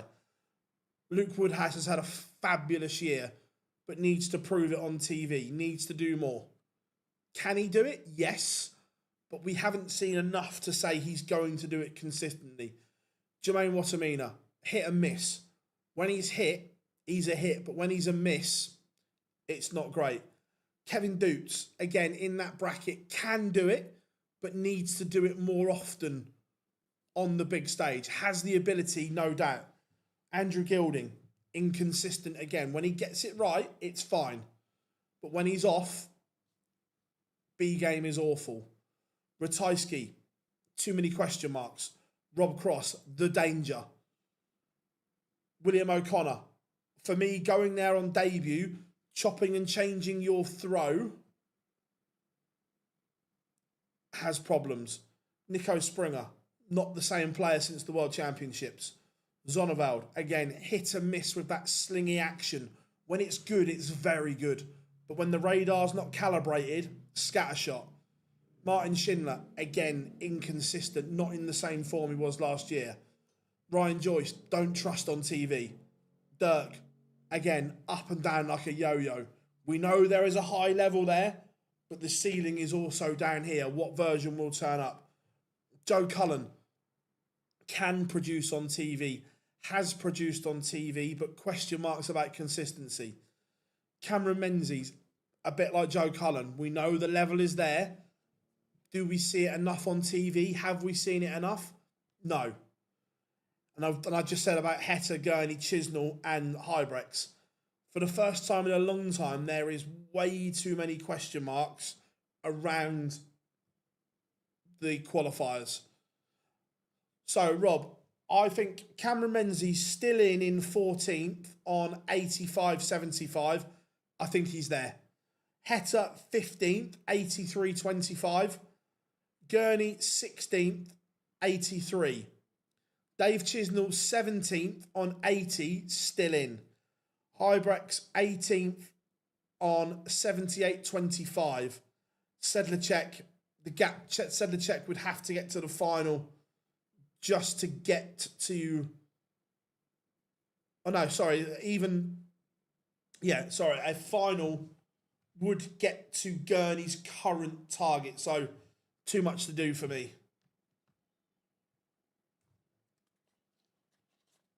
Yeah, he's making a fight of it.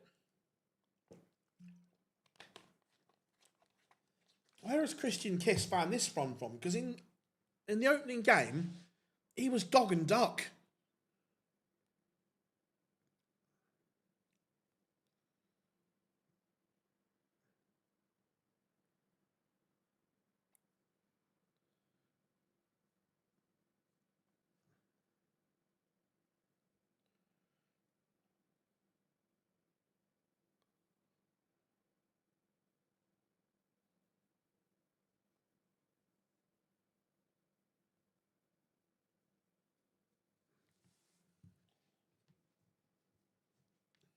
So the Decker to keep this one going. Tricky double nine.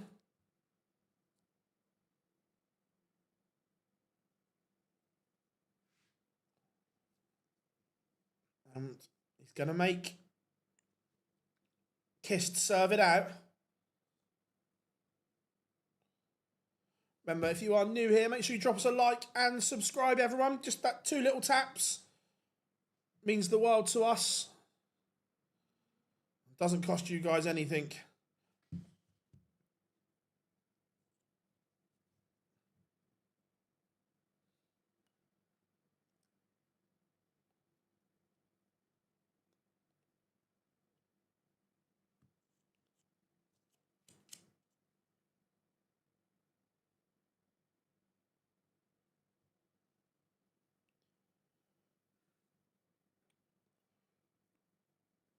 So, looking good. This Christian Kist is looking like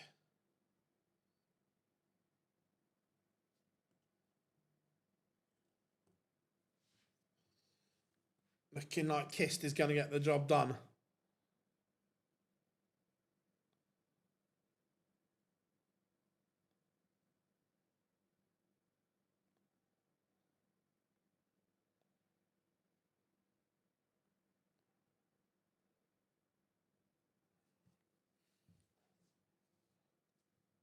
I believe, have we got a little rematch going on? It is. We are going to get Cameron Menzies against Charlie Manby. Ding, ding. Fighting out of the red corner. Representing Yorkshire.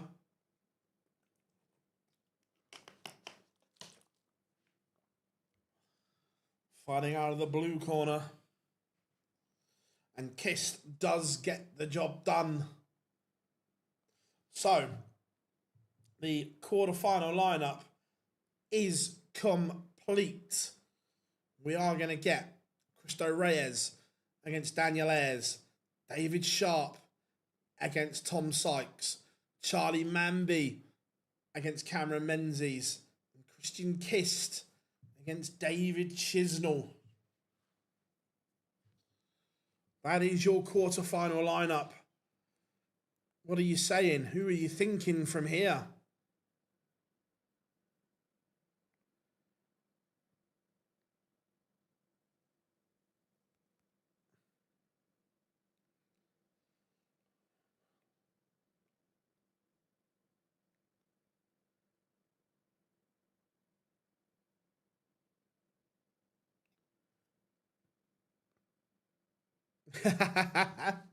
Yeah. Mine's the...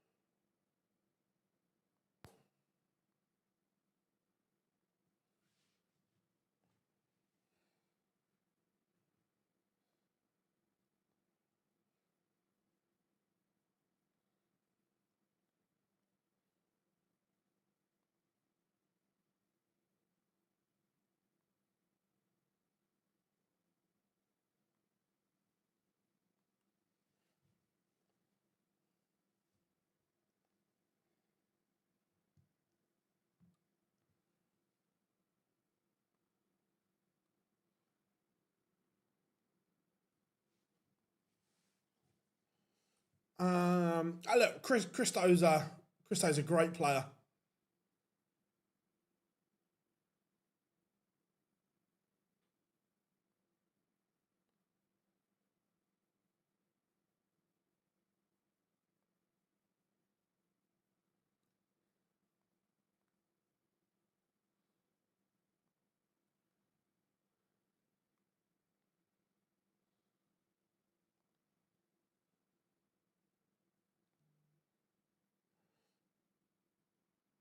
So I'm just ordering...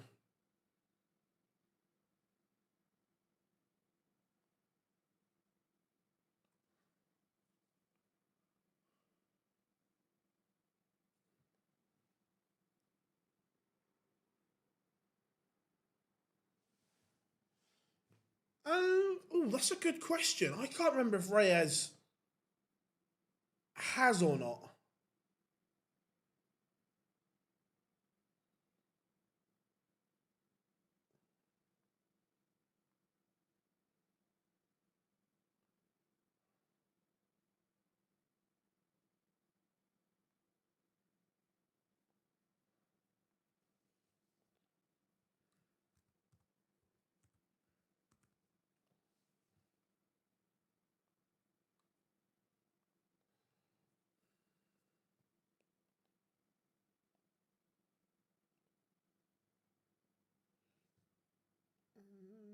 Yeah, that's all right.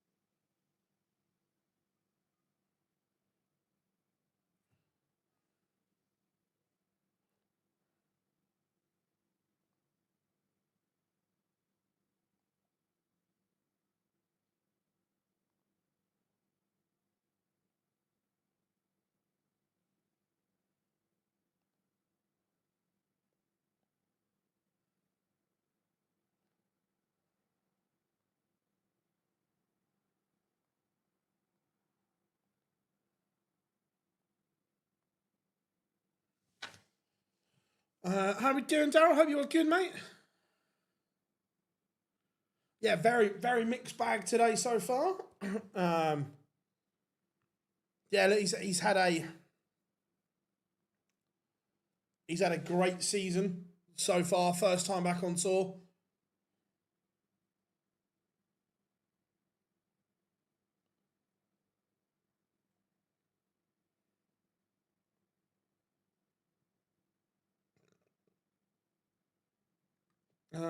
What do you think about Reyes? Look, he could win a Players' Championship. He could win a Euro Tour. I don't know if the game is there to win a TV event, but look, he can certainly win titles within the PDC. Yeah, look, Scott, he's playing better. Just needs to learn how to win again.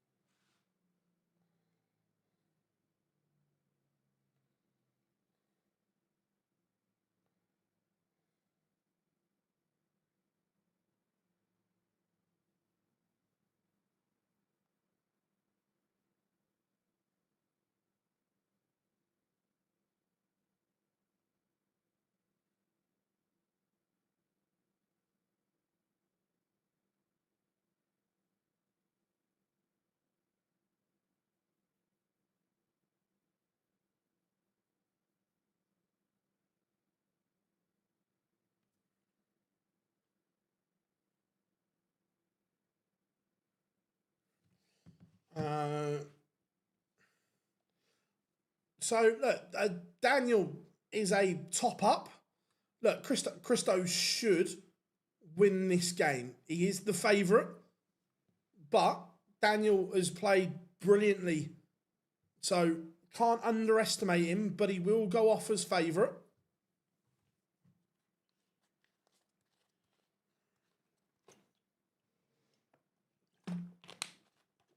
Oh, good question, Nathan. No, Cameron Menzies has won one as well. The Maverick Scotsman, Cammy Menzies. Remember, in this little break, drop us a like and subscribe. There we go. Put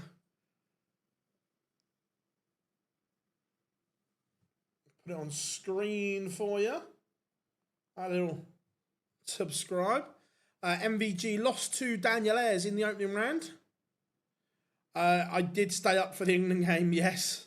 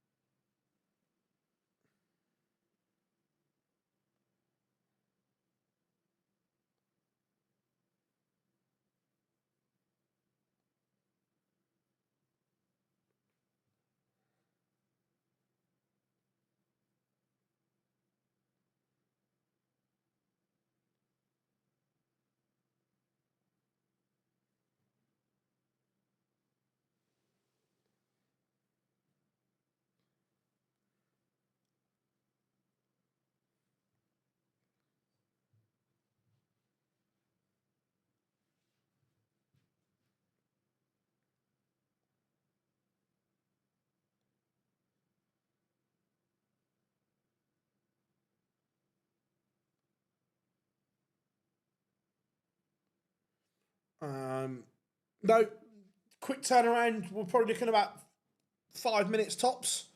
So any questions, fire them over. Happy to answer as many as we can.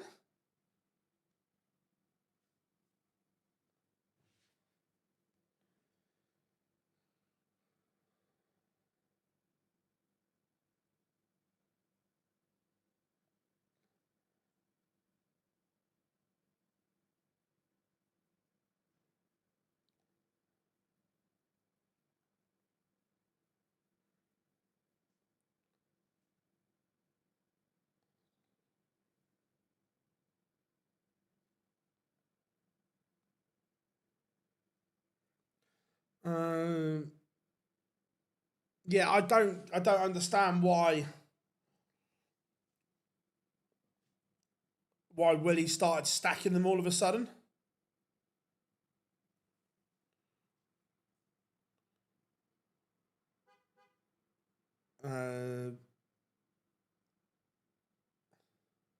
That was an unreal performance. Yeah, it was a really, really, like, what you want from an England team. They were gutsy, they were determined. It was superb.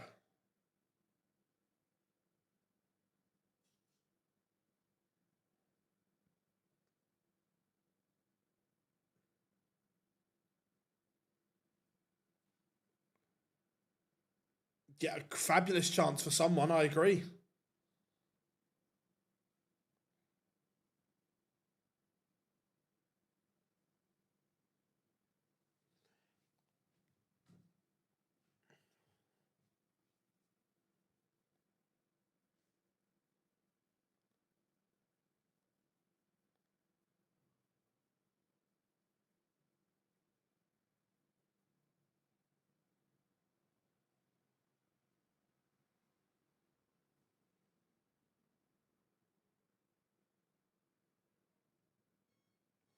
Uh, right, games are warming up. So, in terms of right, this is down to you guys. So, in terms of the match play, the biggest game is Kist against Chisnall. For me, the best game is Manby and Menzies.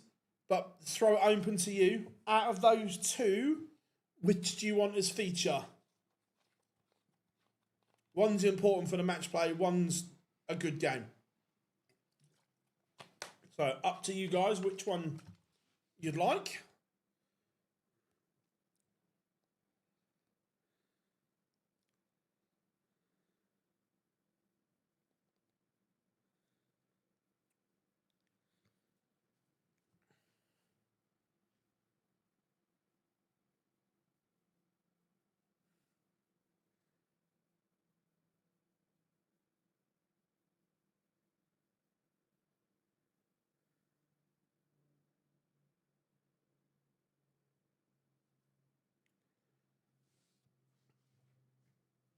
Yeah, look, I don't mind that at all. Just giving you the options.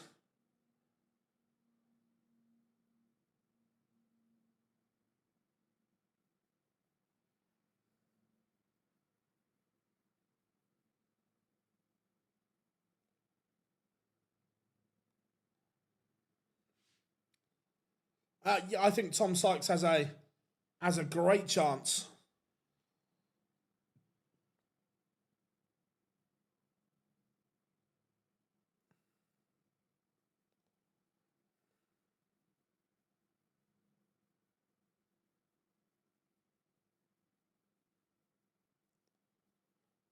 Yeah, that Gurney will be sweating.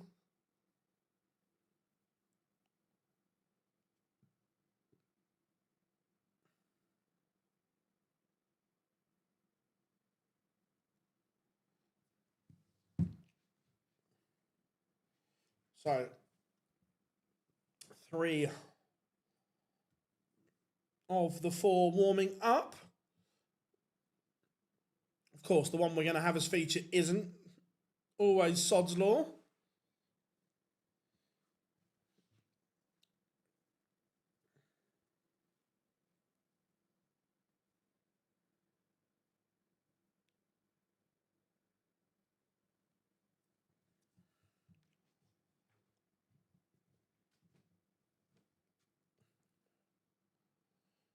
And that our 4th game is now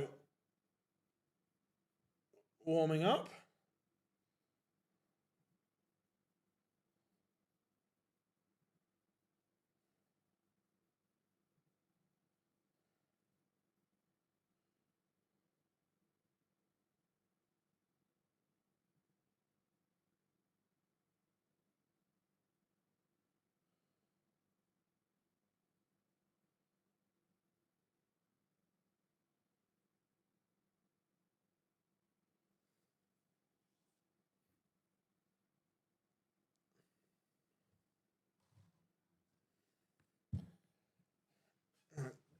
We'll have the feature game up in a second.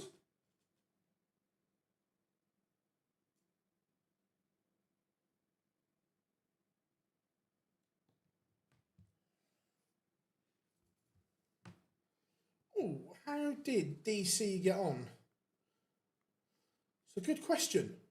He lost in the last 64 to Karol Sedlacek. David Sharp does take the over against Tom Sykes.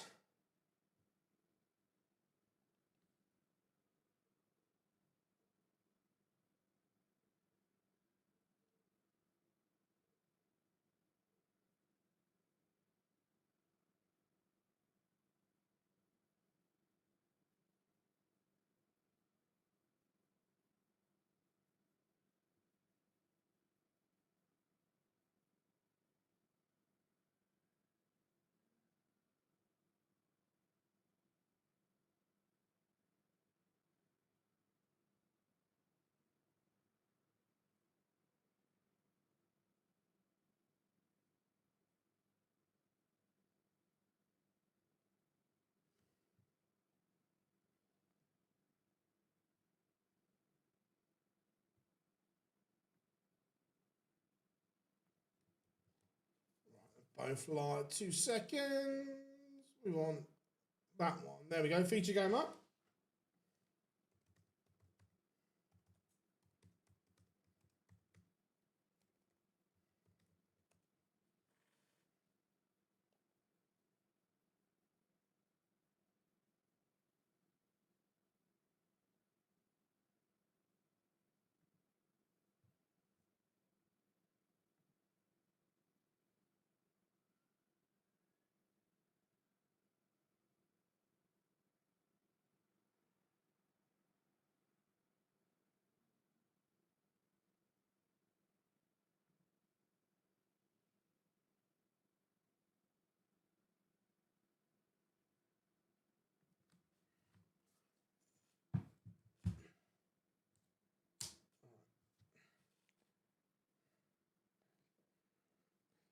So Tom Sykes does level up with David Sharp, 1 apiece. Great opportunity for either one of those. Cameron Menzies takes the opener against Charlie Mamby, and Reyes takes the opener against Daniel Ayres.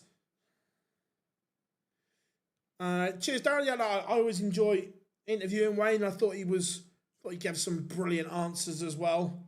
We've got a load of interviews coming your way over the next week. So make sure you're subscribed for them.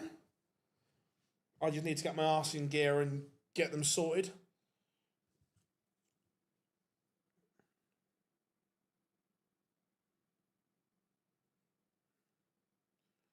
Daniel Ayres does level up with Reyes. Reyes only averaging 80 at the moment. And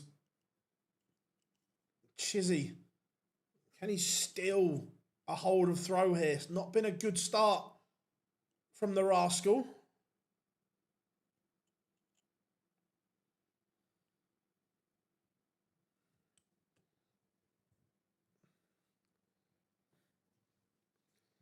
Cameron Menzies 2-0 up on Charlie Mamby. Dave Chisnell does rescue the situation.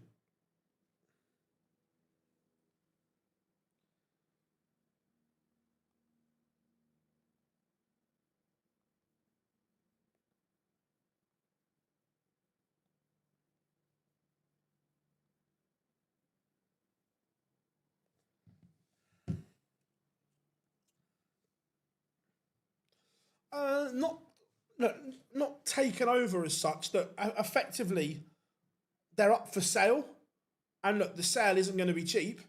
You're probably looking at, well, the figures that have been quoted are around the £200 million mark.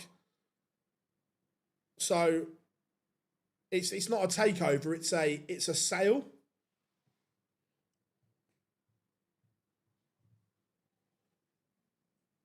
And Chizzy was nervy in leg 1, but he's threatening a break of throw here. Just watching Chisnell, how his darts go anywhere near the intended target, I have no idea.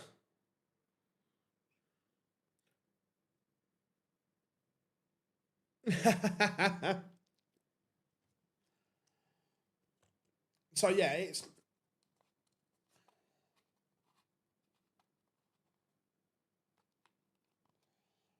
sometimes you need bigger investors to take the product to the next level.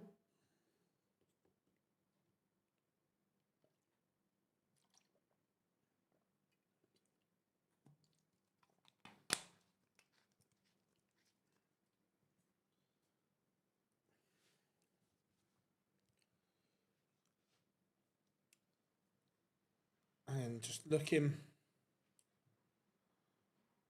at there, Daniel Ayres is averaging a ton here. Cristo Reyes has not showed up. Only averaging 82 at the moment.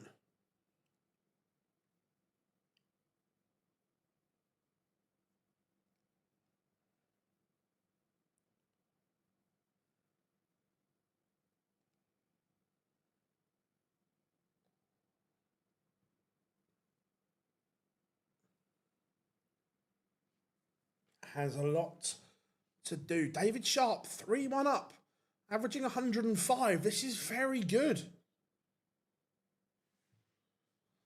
This is very, very good from David Sharp. Sykes averaging 104, doing nothing wrong here.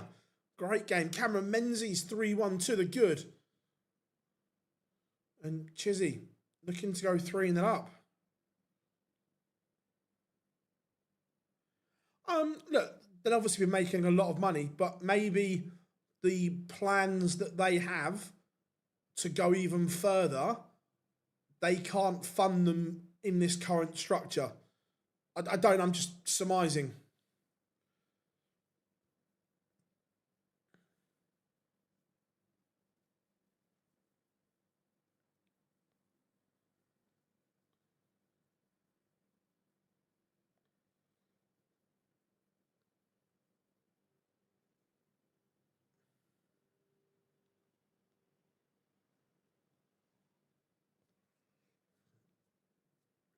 It was like when Nordor, Winmau were sold to American investment for a significant sum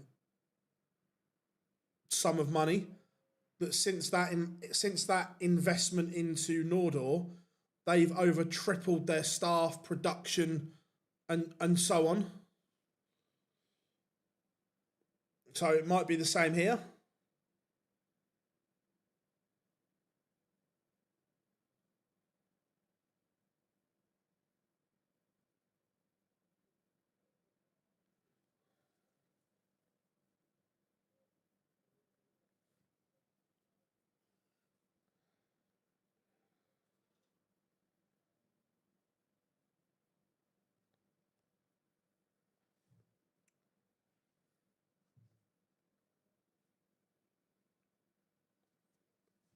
Dave Chisnell, 3-0 to the good.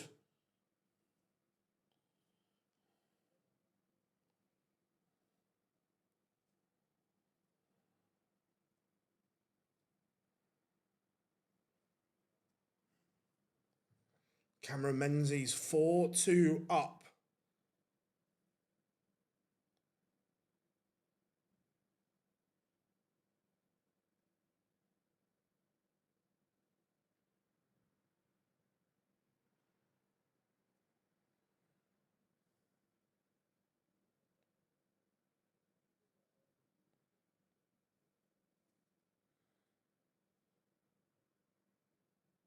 Yeah, 100%, 80, 100%.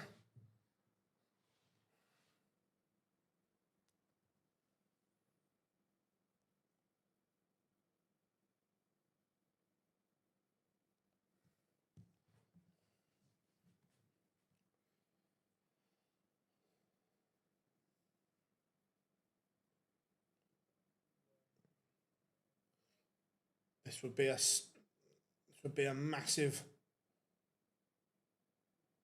finish from Chisnell. It's not going to go. So Kist has a leg on the board. It's only a hold.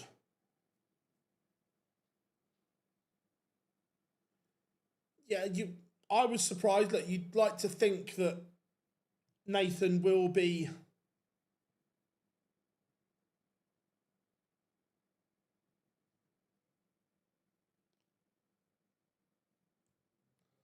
at the match play.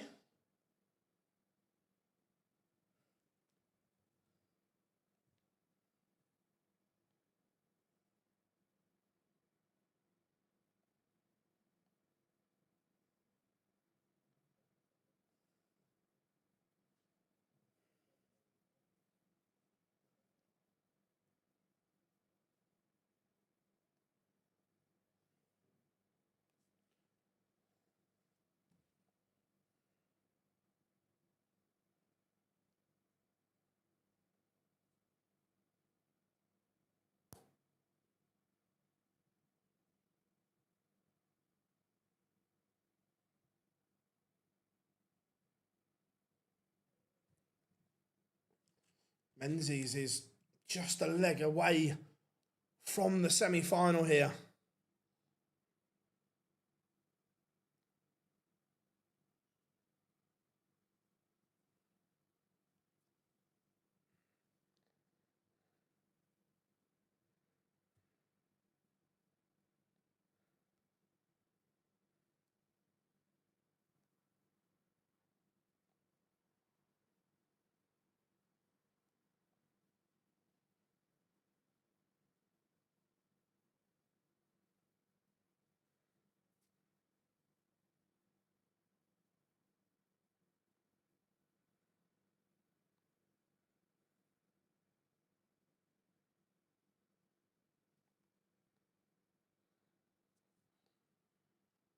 And Kist has just broken the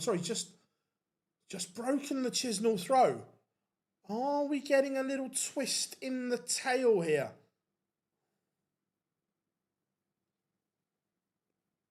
David Sharp is a leg away. Tom Sykes averaging a ton, doing nothing wrong here.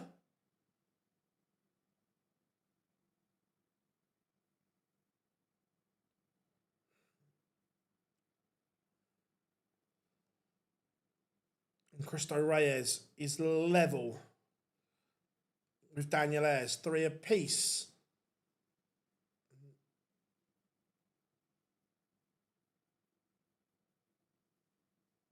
Couple of games just could go either way. Cameron Menzies is the first name into the semi-finals. He's wasting no time and get that Blackpool hotel booked.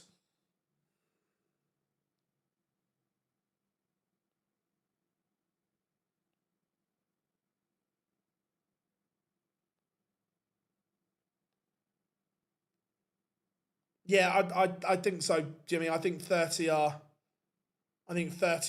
done. I think there's only two. I actually think 31, but it's who takes. I don't think both Heta and Gurney will be caught. I think it'll only be one or the other.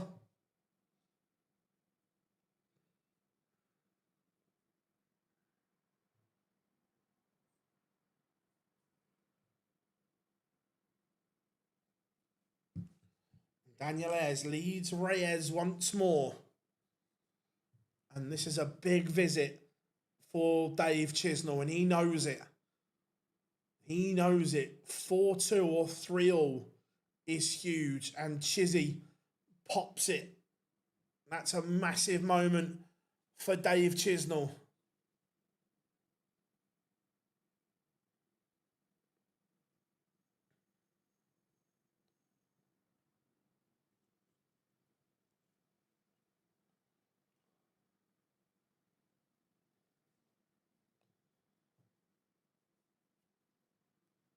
It's a big, big finish.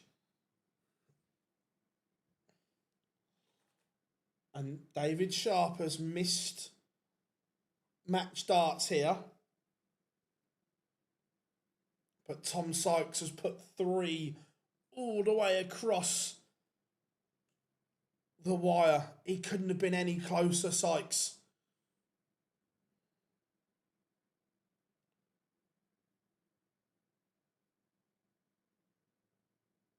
More match darts miss for David Sharp.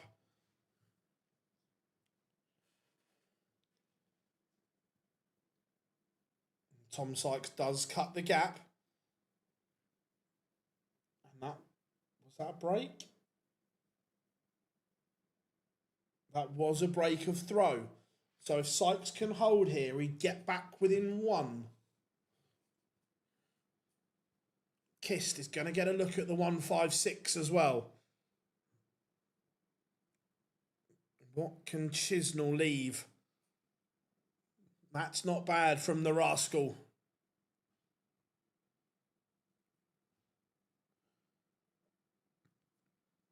Remember, everyone, if you are new here, drop us a like and subscribe.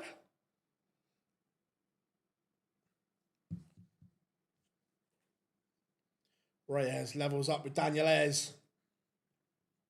That one is 4 apiece. And now Chizzy, 2 at tops to put him on the hill, on the cusp of the semi-final. Ooh, how big could that be?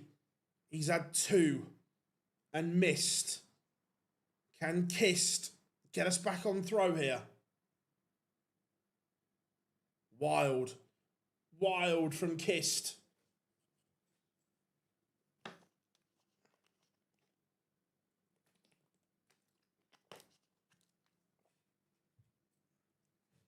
And Chisnell knows how big a moment this is.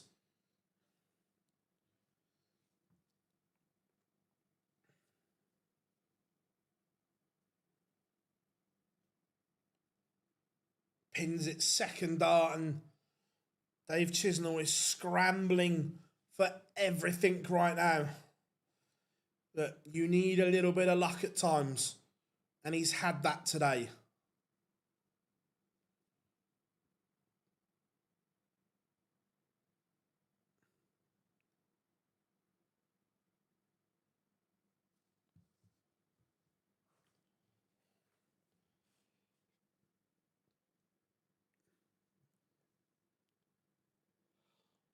Tom Sykes. Oh, what a cheeky little tops. David Sharp was poised on a manageable 2-darter. Now the pressure is on Sharp. This is on his throw.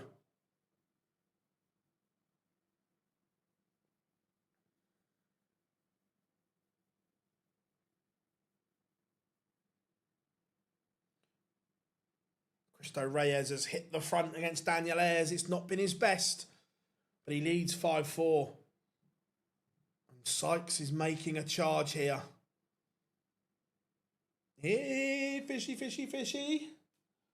They're both on the fish. They're both on the fish. Not a great setup, though, from Kist. And is Chisnell about to win it in style?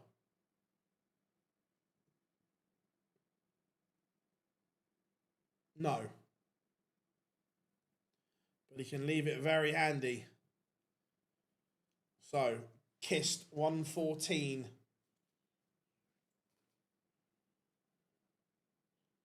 Ooh, hello. Hello, Kist. Says to Chisnell, go on then. Serve it out. And David Sharp leaves tops. Tom Sykes on the big fish. Not going to go. So Sharp, who has missed multiple match darts in this tie, is going to get 3 more.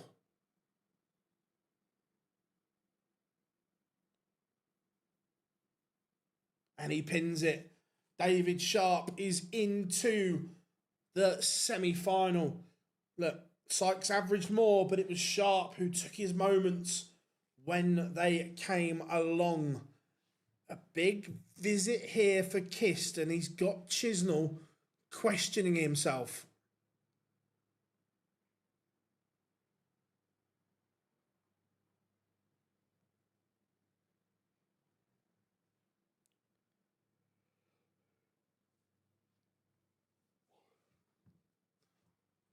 So, 3 of the 4 semi-finalists are there.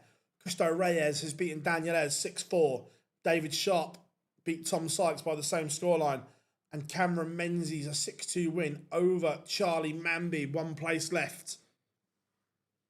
And right now, Dave Chisnell is being asked questions. It's not a great setup, though, from Reyes. It should have been better. But 119 is tricky. No gimme here.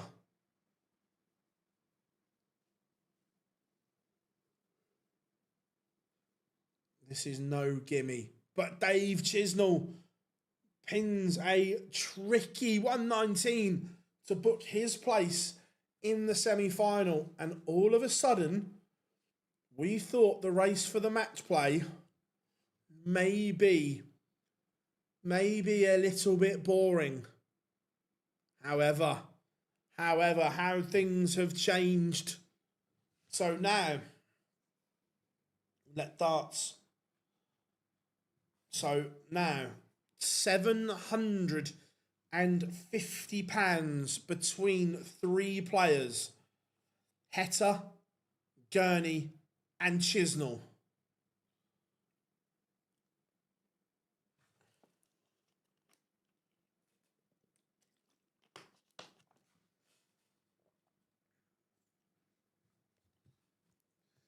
So here we go. It's all of a sudden, it's got interesting. I think Tonali is a wonderful signing. If you look back through my social media, I've been ranting and raving about him for the last 2 years. And now that we've got him,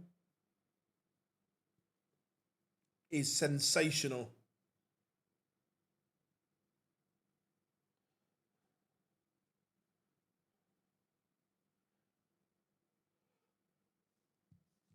Yeah, look, I don't disagree that right now Gurney's the one that you feel for. Right, so who does? So Chizzy plays Menzies. So this has so much on the line, and the reason I say that, if Menzies beats Chisnall, he goes to 91. Book your hotel. You're not getting caught.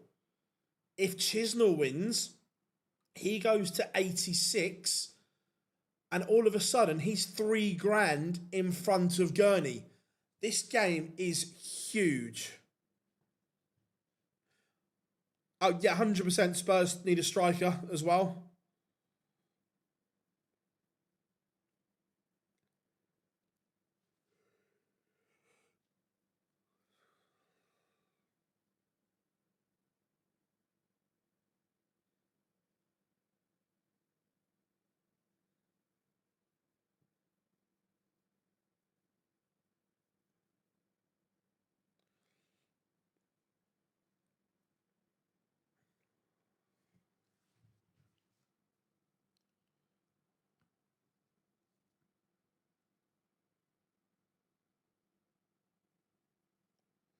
So what are we thinking? Who's favourite from here?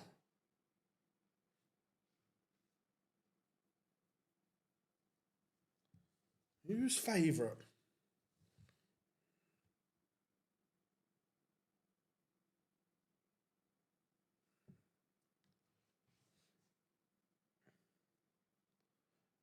My YouTube is taking a dump. Yeah, as I say, everything is fine my end, Rob. I've got all good, healthy numbers. David versus Christo. Christo would be favourite. If Chizzy wins the whole thing, yeah, he's safe. No issues there.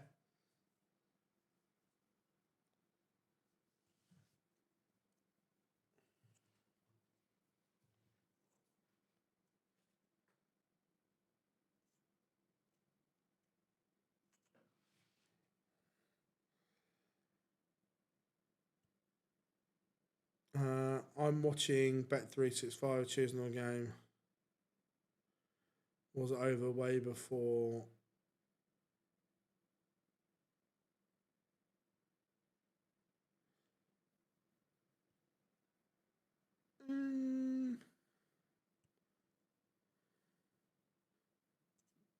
Yeah.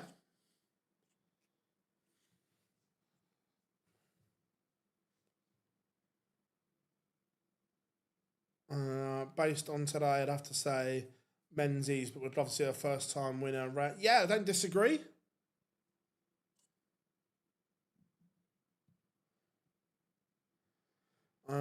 Considering his lack of it, he's done well. Yeah, look, I think Menzies' position 7 or 8 weeks ago was under real threat, but he's been superb, absolutely superb.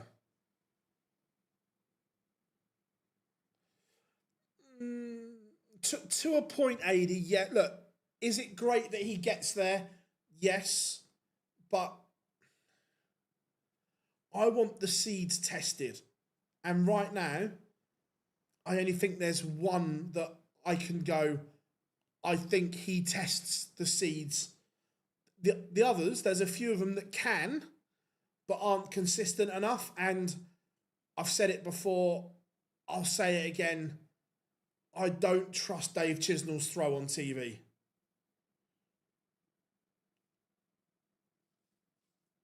Don't get me wrong, for him to get there is a huge thing. But I think he gets there and doesn't do anything.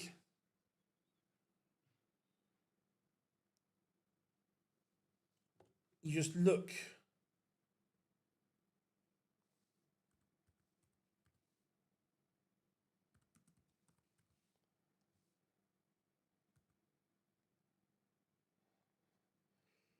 You just look at his TV record and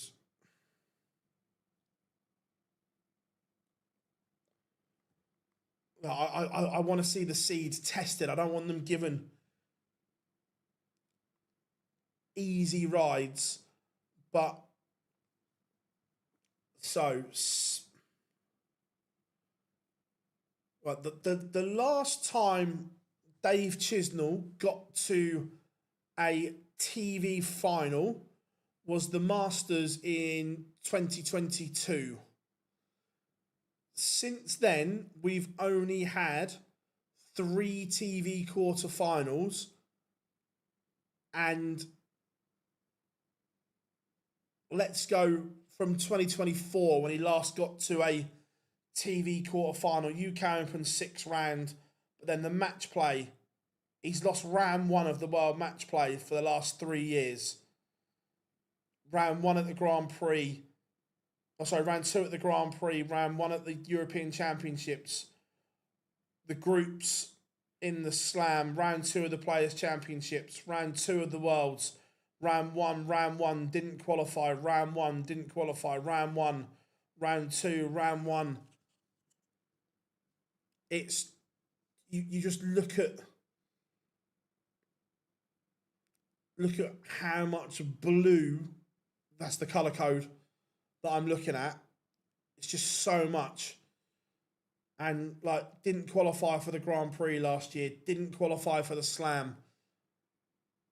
There's just no encouragement or anything like that to think, yeah, he could go on and do something.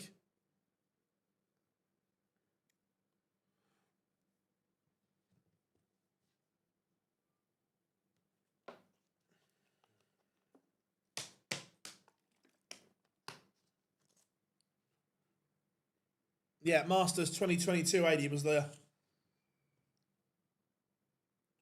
was the last time. At the moment, is Menzies better than Gary? No, but it's closer than it's ever been.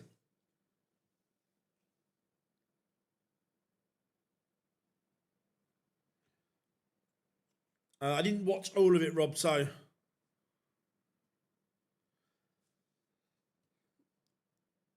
But I'd be interested to see the numbers, Rob, on which ones are true bounce outs, right? If your point hits the wire or the flight or the dart, that's not the board's fault for me.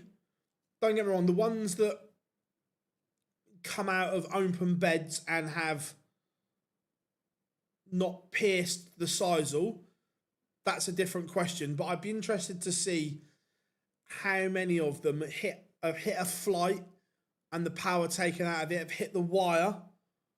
I'd be interested to see the numbers.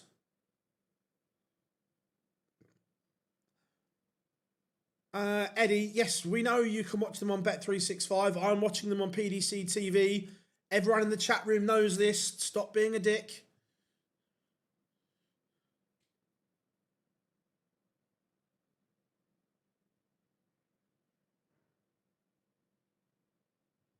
Yeah, like I said, I haven't seen them, but overall, I'd be interested to see the stats on which ones are true bounce outs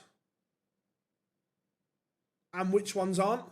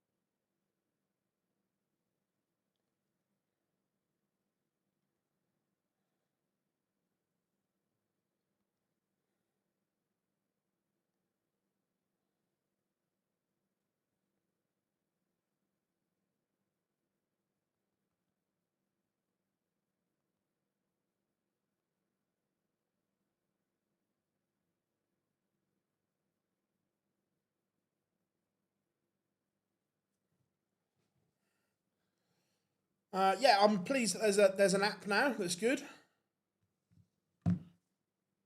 Uh-huh.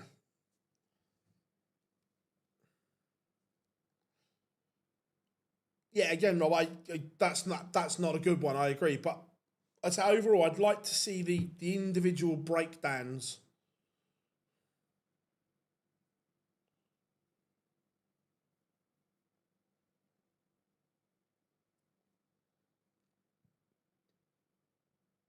Oh, are we gonna have a new winner?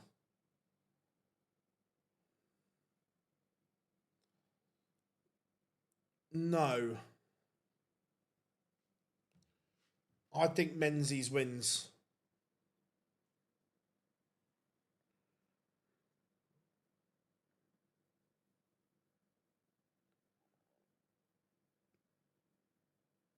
I think, but you never know. You never know. We will see. We will see.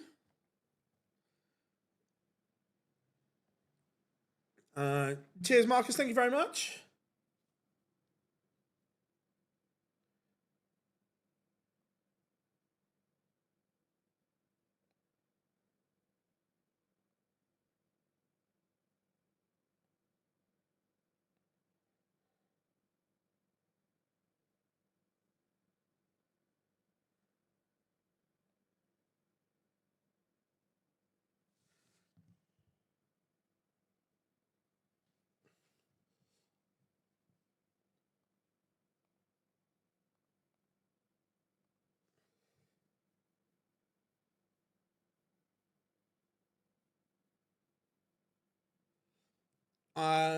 I've not played on again. I like the equipment stuff tugboat.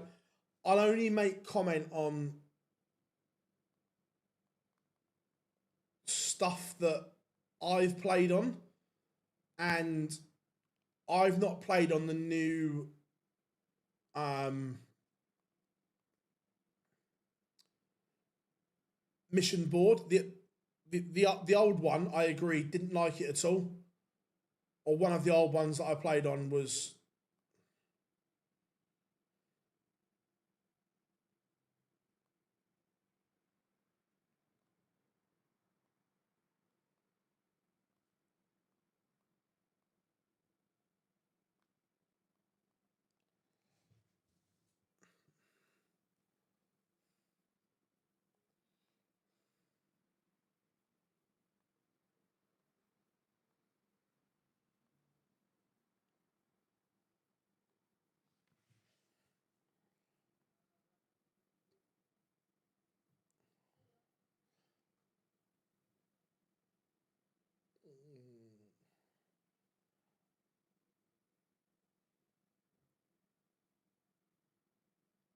Right, okay, so that one can stay there. We will have both on screen for you in a second.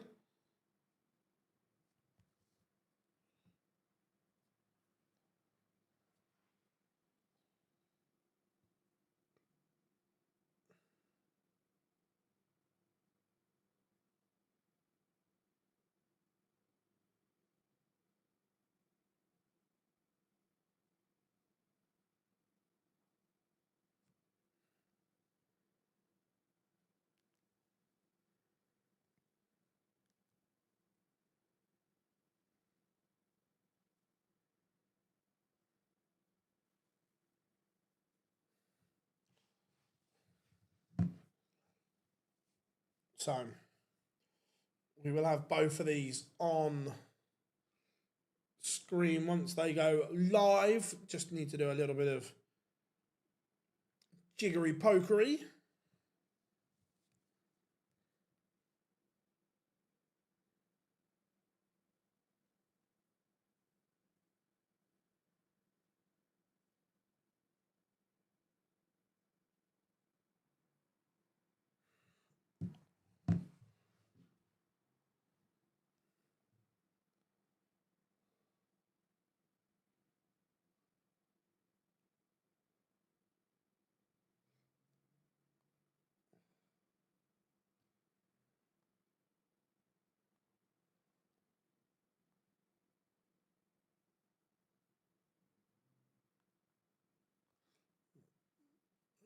Note over edit it. 2 seconds.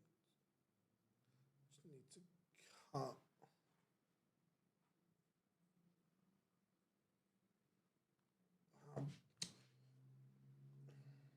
Has this been jumpy?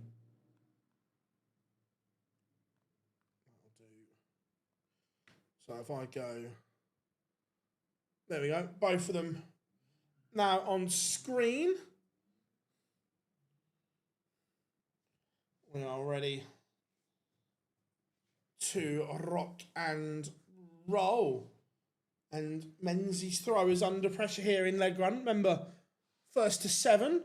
Hey, fishy, fishy. Misses the ball.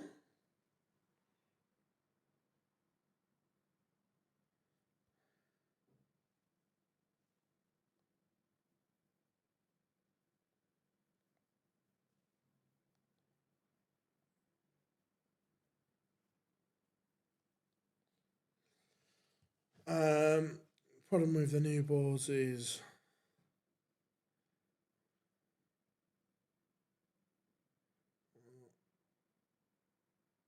it costs so much. Look, cost is the cost. I just think in darts, full stop, that the cost of manufacturing stuff has skyrocketed, and that comes with the sport being more popular. I agree, but the cost is the cost.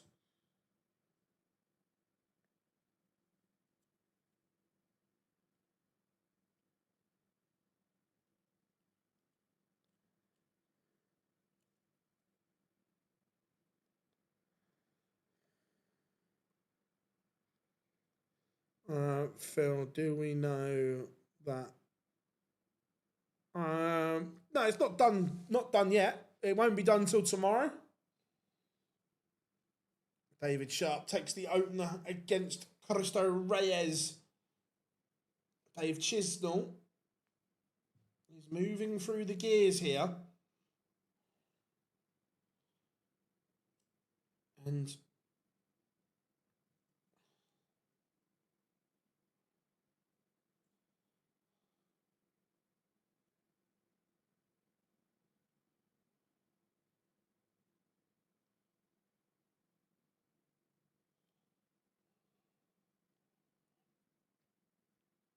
Chisnell looking at tops for 2-0. Remember, a little bit more leeway in a race to 7. But Chizzy misses. Does that give Menzies a route back in here? It does. Break back for Menzies.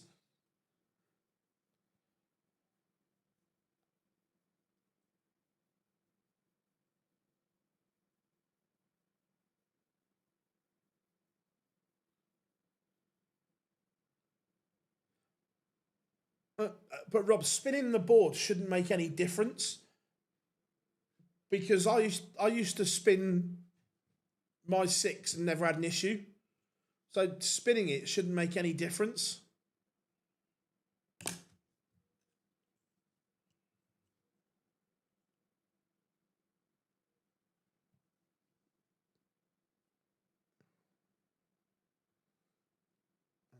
Reyes levels up with David Sharp. How are we doing, Daniel?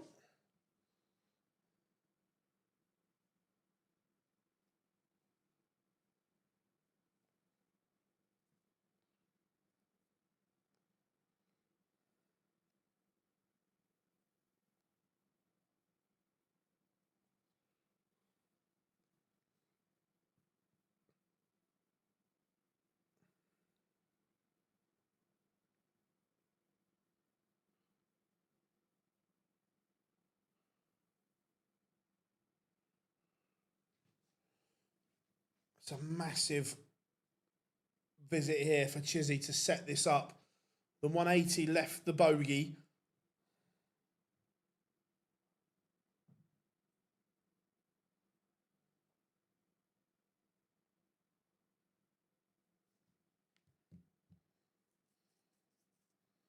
$66 for Chisnall and for 3 breaks of throw.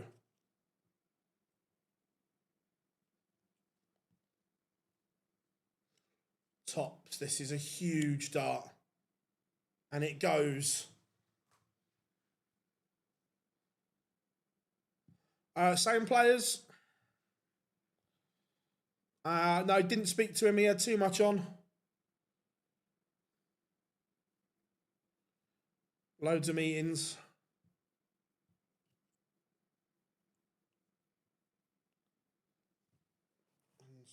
And Reyes looking like he's going to break the sharp throw here.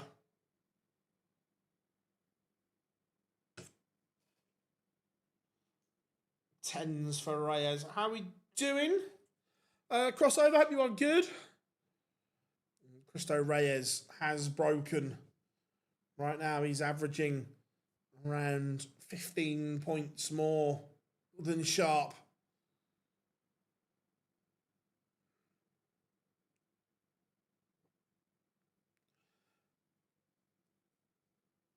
How are we doing, Dave? Hope you are well. Not for me to say, Daniel. I know when it is, but not for me to say.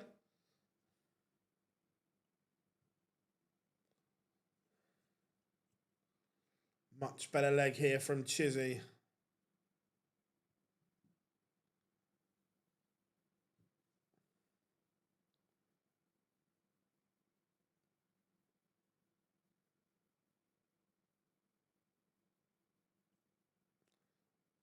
Rob, I will have a look at the because I've got a 6, an X, and the 360. I'll have a look at the back of them, but if they're all the same, then spinning it doesn't matter.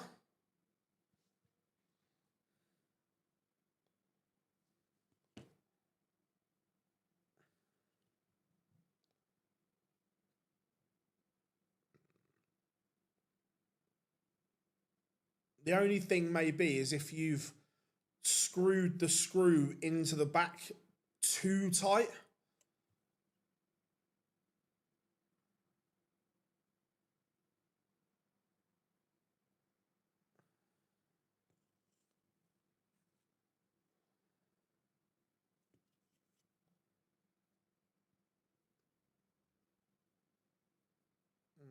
Right now, Wessel's playing better than Van Veen.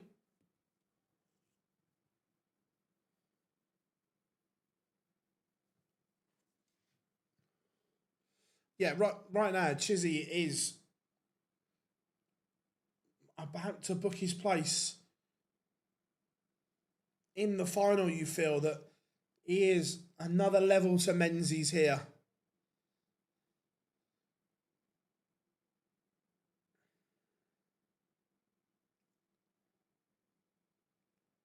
Are you surprised by the amount of people not backing Littler for the match play? I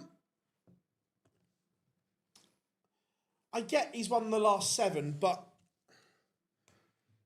there's an argument that over the last, and we're not saying that he's not the best player in the world, but right now, over the last month, there's an argument. I'm not saying I agree with it, but that you could have a cohesive argument that Luke Humphries' form over the last month has been better.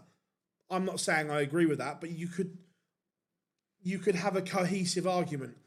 The problem is that doesn't make Luke Littler not the best player in the world, but that's just on current form that people think Luke Humphries is playing marginally better. And the other thing with these records, at some point, records get broken, records get stopped.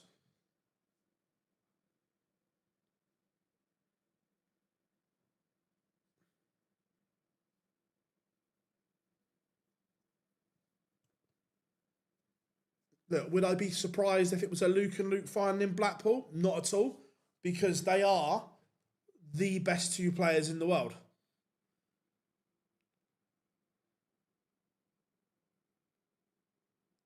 Can you tell us when the World Match Play draw? I'm not saying when the draw is the draw.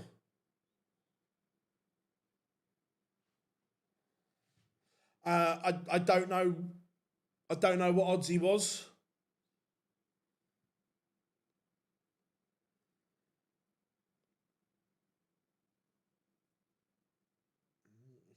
Just given Menzies a slight route back into this. Same for David Sharp here. He's going to get a look at the 106.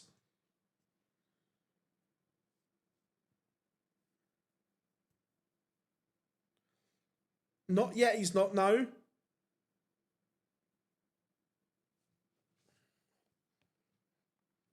If you really want to study, here's the race for the World Match Play. You can have a look at it.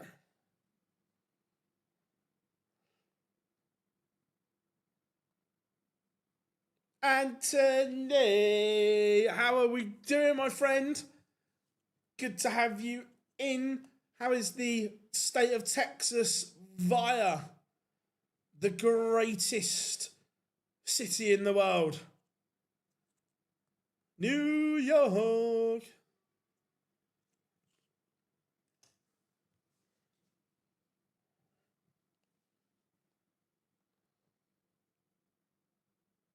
Chizzy will not want to give Menzies encouragement here.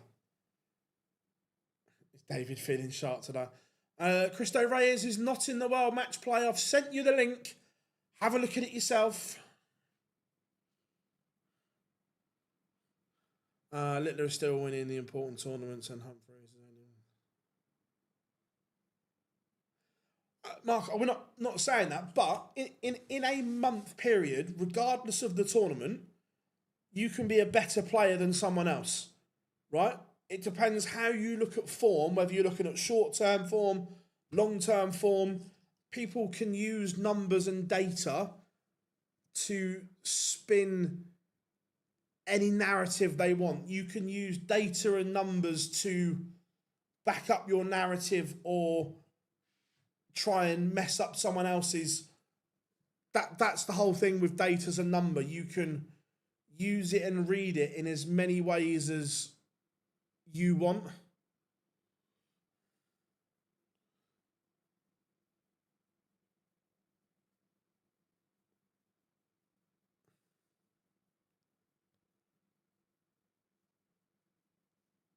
No, Marcus, no one's saying Littler isn't the best player in the world. But right now, on current form, there is an argument that Luke Humphries is playing better than him. I'm not saying I agree, but there's an argument to say that. And you can back up. You can back up narratives on short-term form. If someone's winning tournaments, they're in better form than someone that's not playing in them. Because that tournament happens whether the player plays in it or not. If they choose not to, that's down to them. Look, they're not unbeatable, but the problem is the others aren't playing well enough to beat them consistently, in my opinion, Nick. Look, of course, they're all beatable, but the others don't take their chances when they're presented.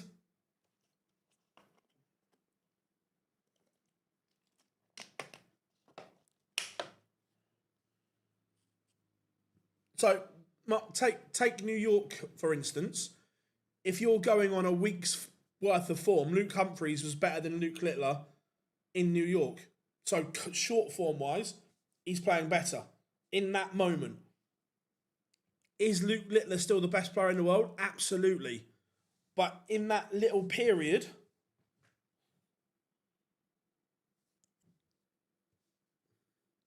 I also think it was massively important for Humphries to beat Littler in a final.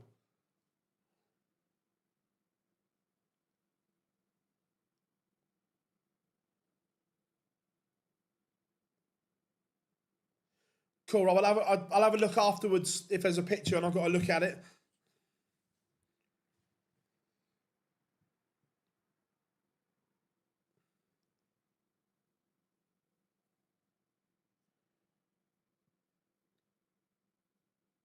This is a big moment here. Menzies is back level.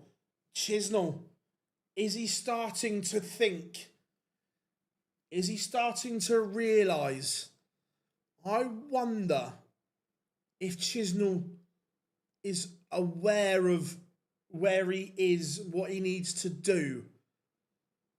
Remember, he was 4-1 up. He's had darts to extend that lead. Cristo Reyes is in a league of his own at the moment against David Sharp.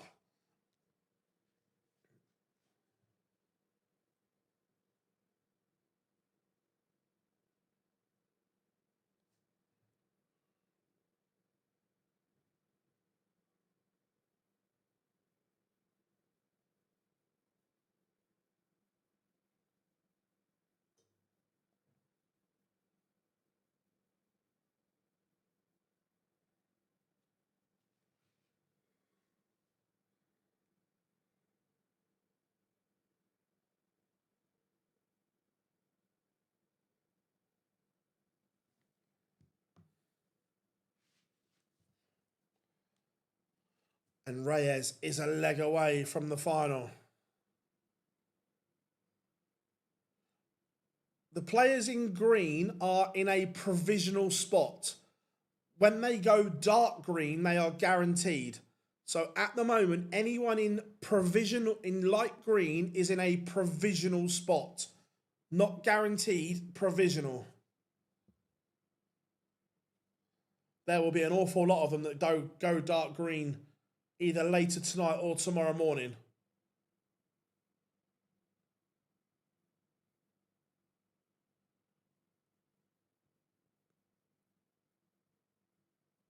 And Menzies has completely spun this one around.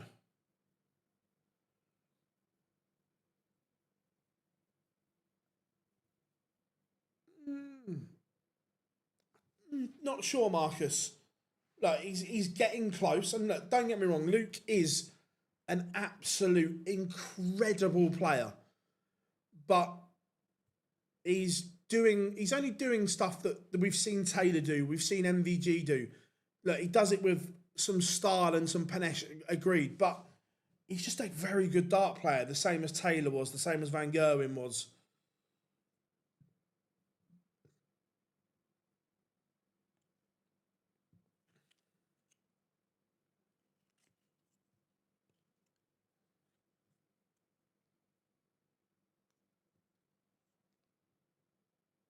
Chisnell needs to hit this to stop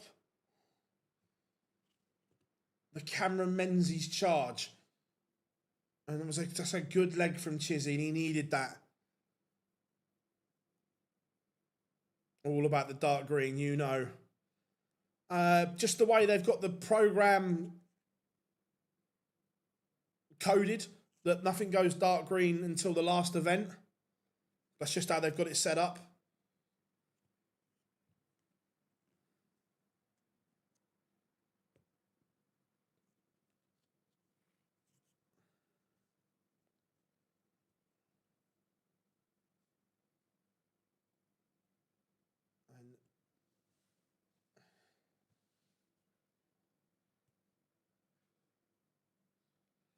I can't. Will Luke be one of the 3 greatest players of all time, without any question? But I can't put him in there after 2.5 years on tour. Will I? Yes, but not yet.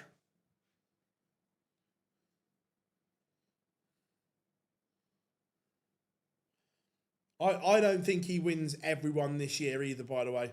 I think at some point he'll get stopped.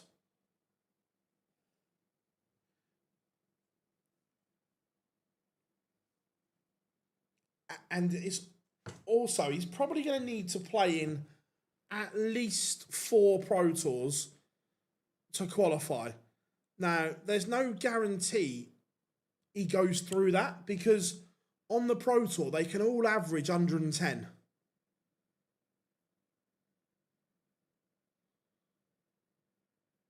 Isn't James Wade the player that has been on tour the longest and still plays? Oh, probably. Without going deep down, diving through, he'd certainly be one of them, yes. And Menzies is a leg away from the final. Is this race for the match play taking another twist, another turn?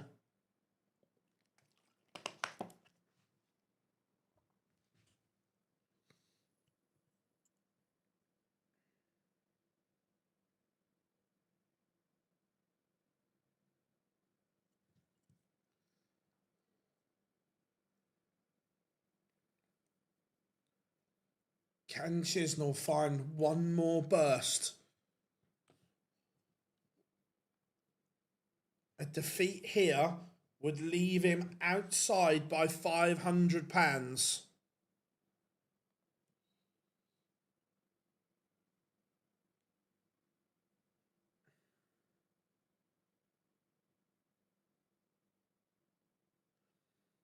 I can see that there's a few that can beat him over the longer format. Look, Luke Humphreys can beat him over a longer format. Don't get me wrong. There are only, I agree, there are only a few that can beat him over that longer format, but Luke Humphreys is one of them that can.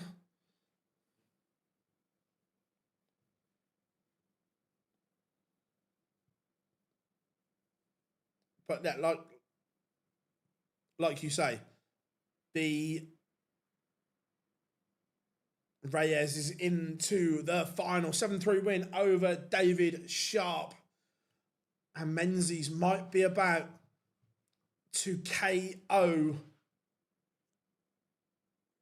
Dave Chisnell.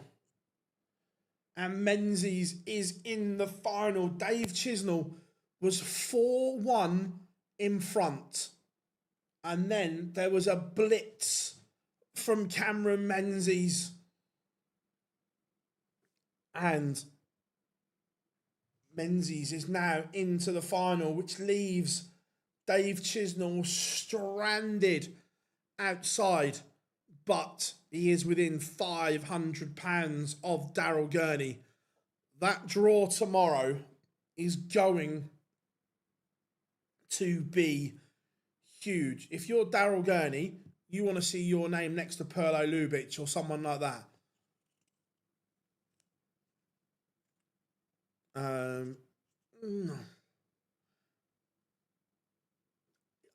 Yes, to a point, but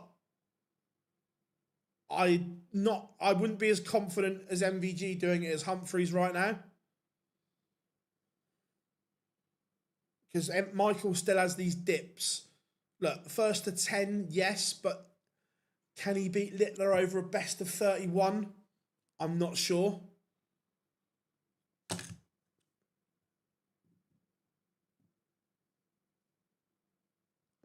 Why is Astronaut not playing?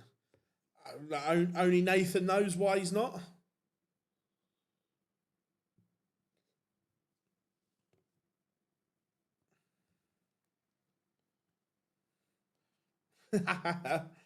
But look, if you're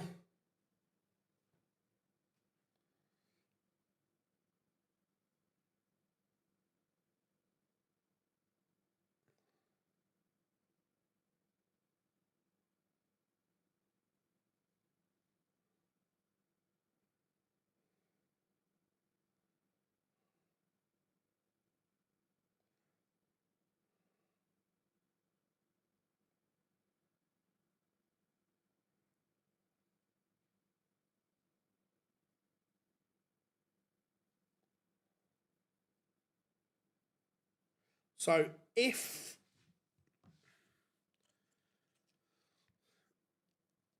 Gurney loses first round tomorrow, Dave Chisnell just needs to win, and that would leapfrog Daryl Gurney. If Gurney loses first round tomorrow, he's in the mire.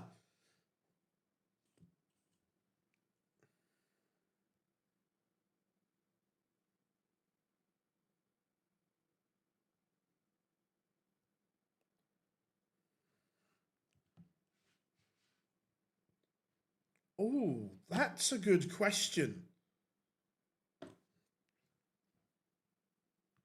That's a good question. So let Pro Tour order of merit.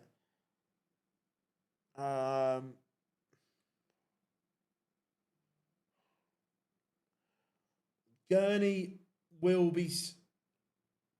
I don't think they can because they're both seeded, Rob. Gurney's 30, Dave's 31. So they can't, they'll both be on difference.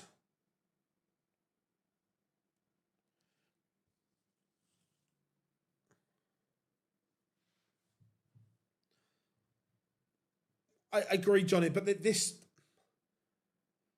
just shows. I maybe Cameron Menzies has won Pro Tours back when they were all still playing them, but it just shows the unimportance of them.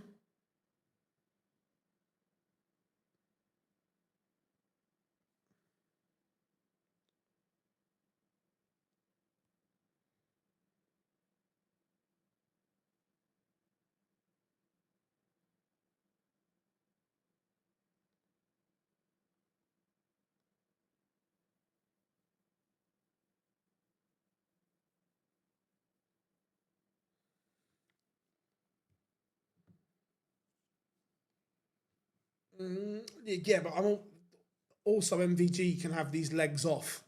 Now that's the problem. He can switch off for a 5-leg mini session. Who wins? Oh, I'm going Menzies. Chisnell just needs to go around further or Heta.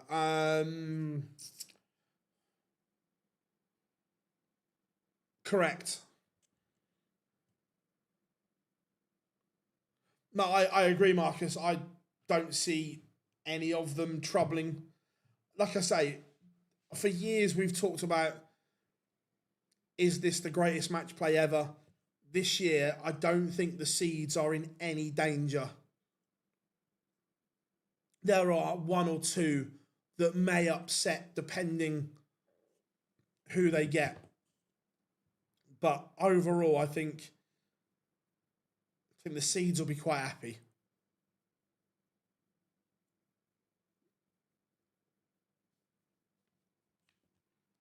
So, final to come. While we were chatting,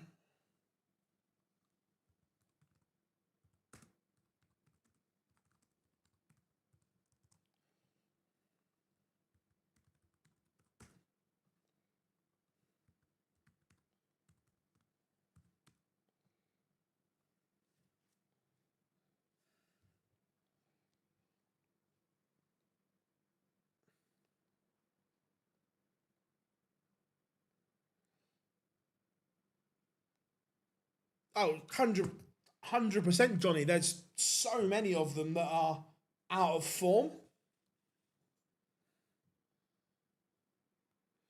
Yeah, but even even some of the good players are so out of form, it's unreal.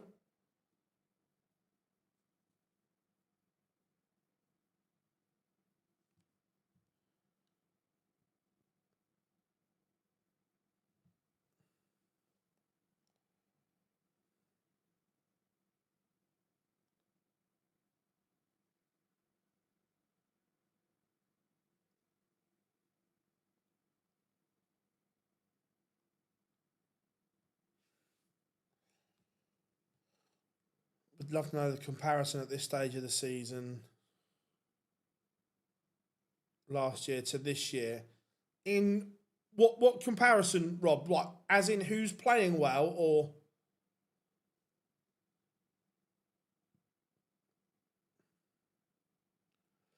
Jimmy? I agree, they're more than capable.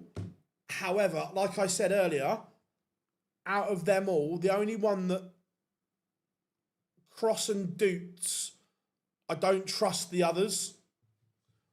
Like, don't get me wrong. Yes, they're good players when they get it right, but they don't get it right on TV often enough, is the thing.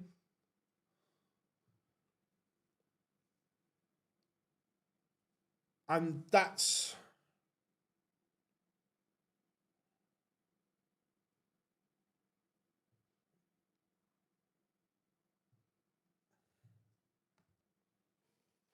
And I've said this for a long time, and I stand by it, that the standard at the top of the sport overall is not as good now as what it was 2016, 17, 18, and 19. 2015 as well. Those 5 years for me were the glory years of the sport in terms of that higher level. Now, don't get me wrong, Luke and Luke in particular are incredible.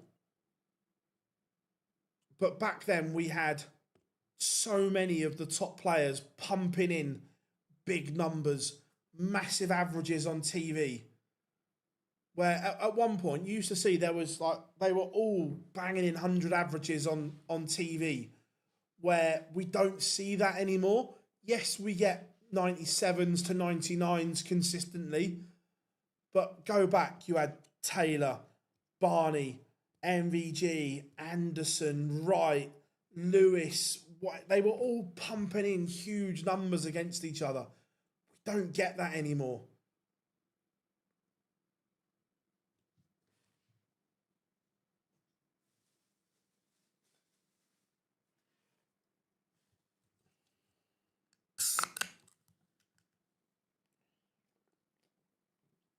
And I think there's a couple of reasons for that. Is one, the schedule. Granted, when these boys were pumping in those big numbers, the schedule wasn't what it is now. The relentless schedule that has come in is part of that reason.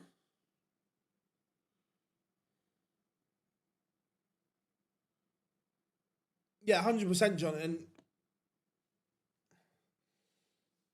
And so Kim Hybrex needs to. He's 4,750 behind, so he needs a lot.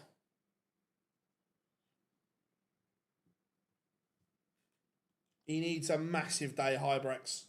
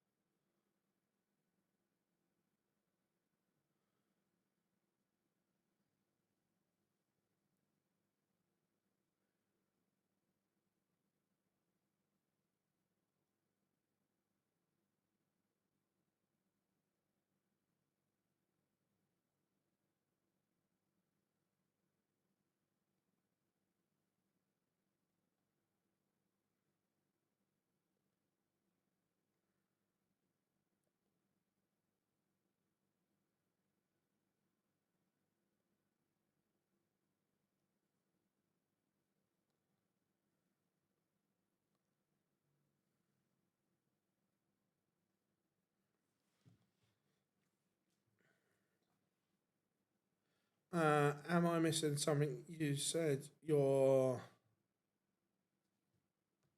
so basically, at the moment, 62% of you think Cristo Reyes is going to win.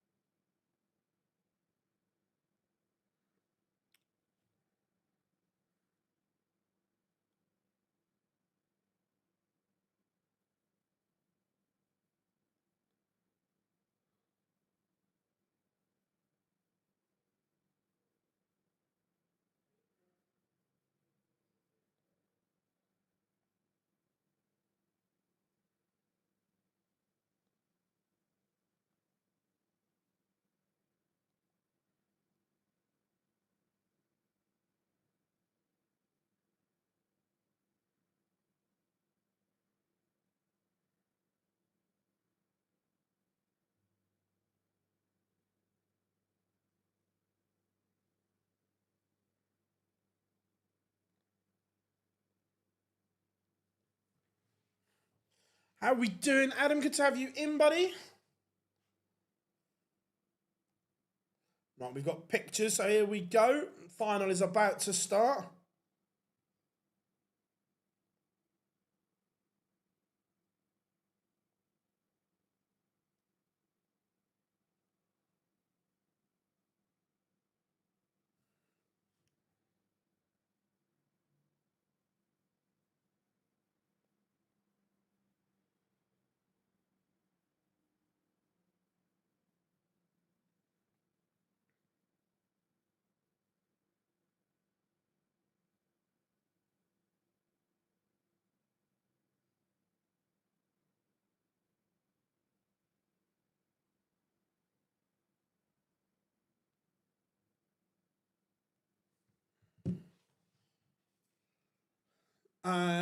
Yes, live lounge this evening, 8 o'clock, and then busy. Then live lounge live next week. So close, but 51% of you have gone with Cristo Reyes to win. Well, should be a good final. Remember, first to 8.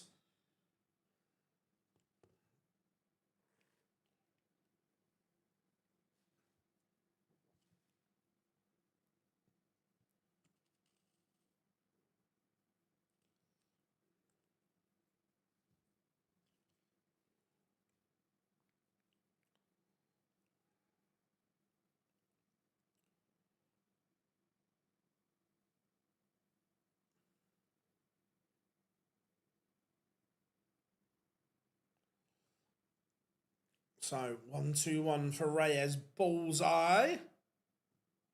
Misses a chance.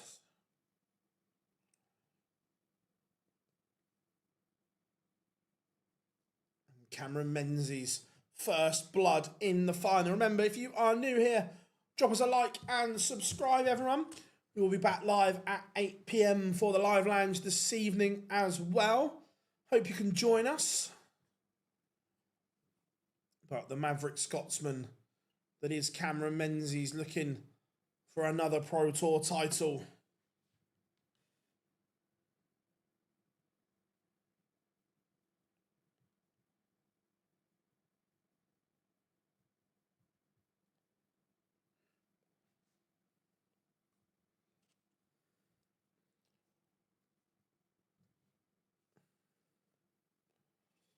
And right now, Menzies is forcing the issue here.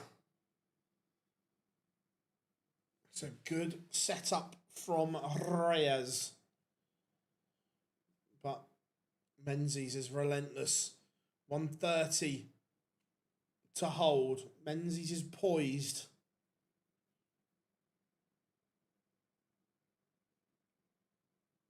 Misses double 5. Now, Menzies should get at least a dart at the ball. Going to get 2.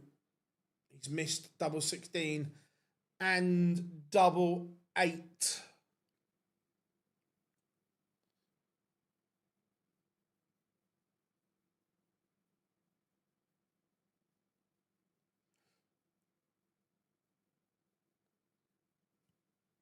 Johnny, we'll get you back on the Monday after the match play so we can do some comparisons to this year's from years gone by.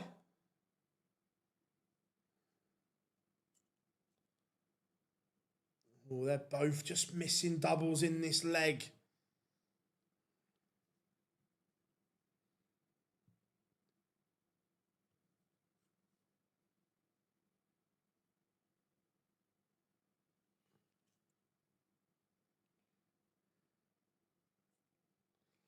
It is 2-0 Menzies.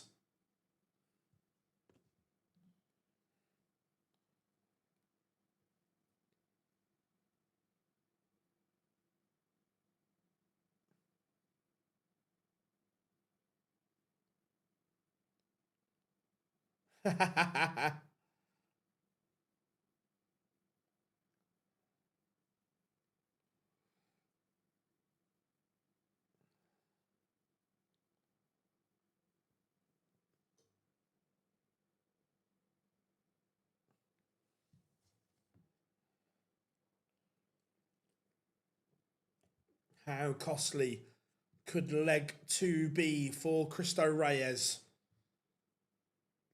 He had the darts and he had first opportunity. And now Menzies is poised to make it 3-0.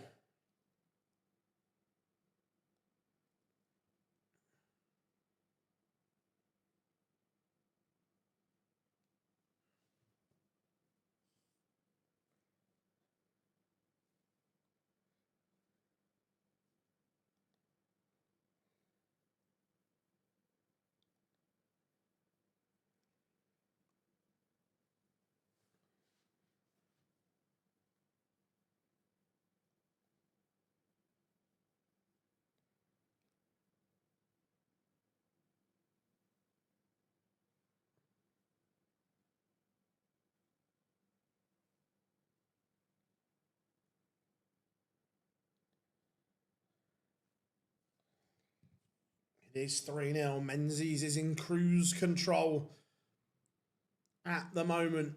He's averaging north of 105, which is very, very good.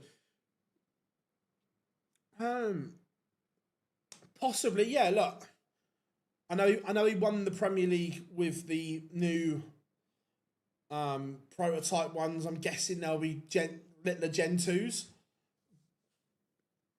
Do I think he's as consistent with them as he is the Gen 1s? No. Don't get me wrong, he's still very, very good with them. But if you ask me, if he were to play a world final right now, which darts should he use? The Gen 1s.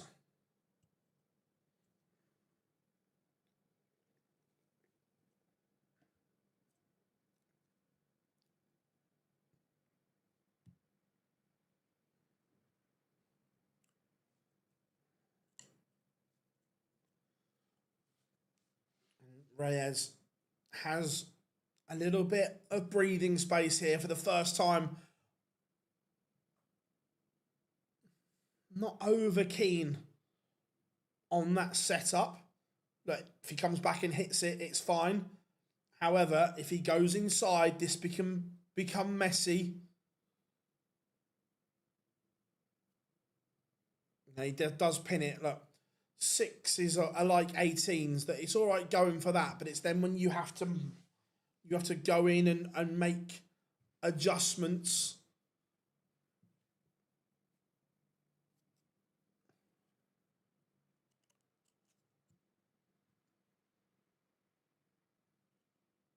Still going to have to find something, Reyes, on the Menzies darts. Right now, They are tough. They are tough to crack. That'll help though. Oh,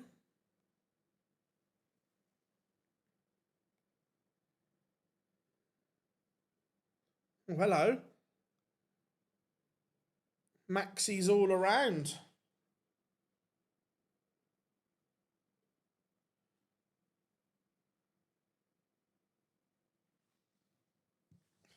Oh, what is going on here? Welcome. Welcome to the party. That's a blocker. Yeah, that first start was almost too good at double 16. Block the bed chance for Reyes. And he can't take it.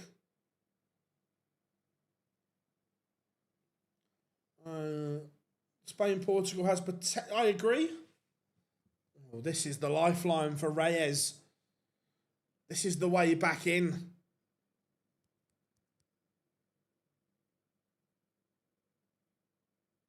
Oh, Christo.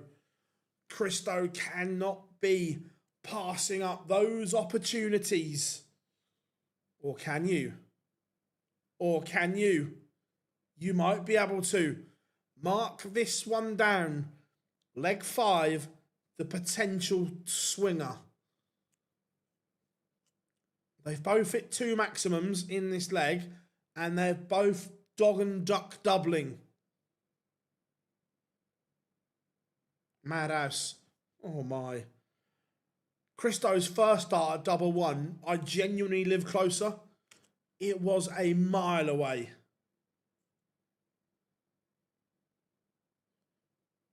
I don't understand why Menzies moved to the right there. He should be moving to the left.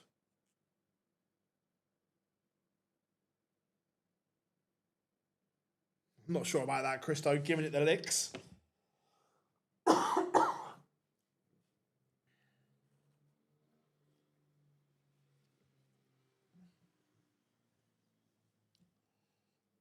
That was a real scrappy-do ending to that leg.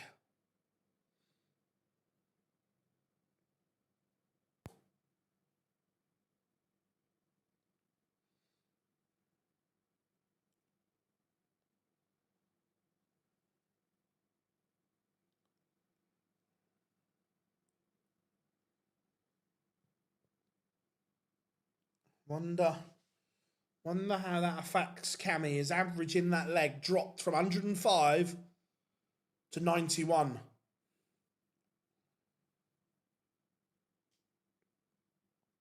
That's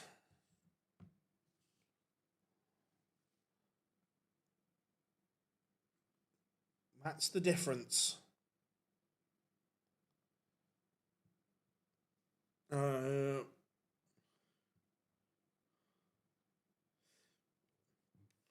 Nice, Scott, nice. What would you say?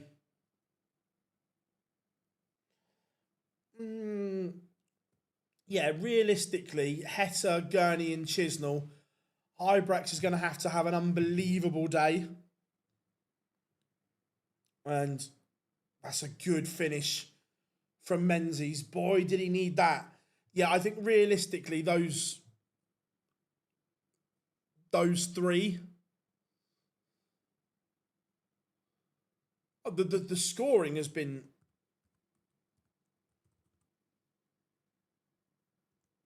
superb from them. Just the dog and duck doubling.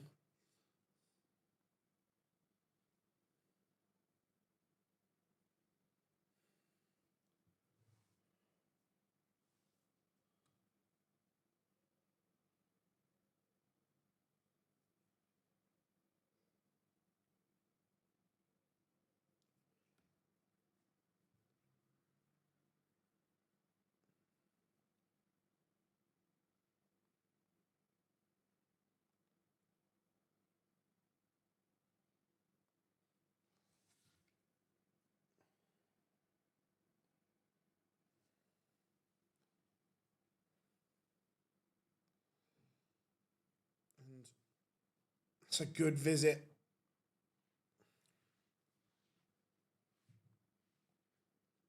From Cammy.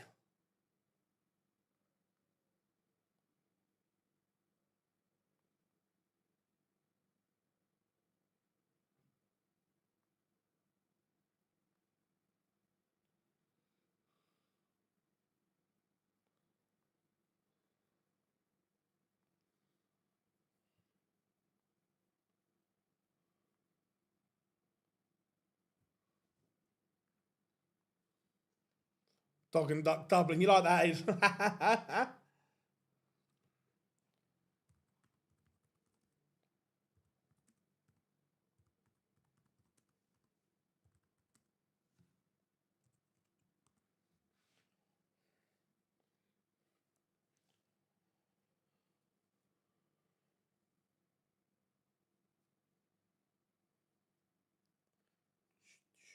Nothing to see here. Nothing to see here. Go on, Cammy lad.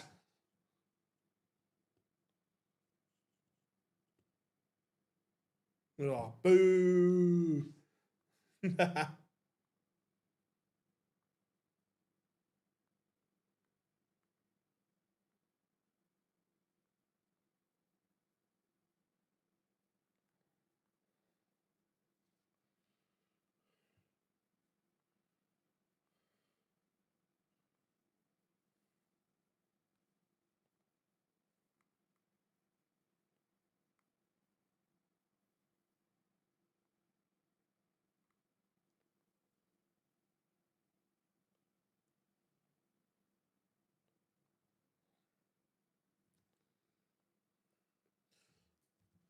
Cammy has reacted very well. Where beforehand, when he lost that leg after dog and duck doubling, he very easily could have had one of his meltdowns, and he hasn't. This is good.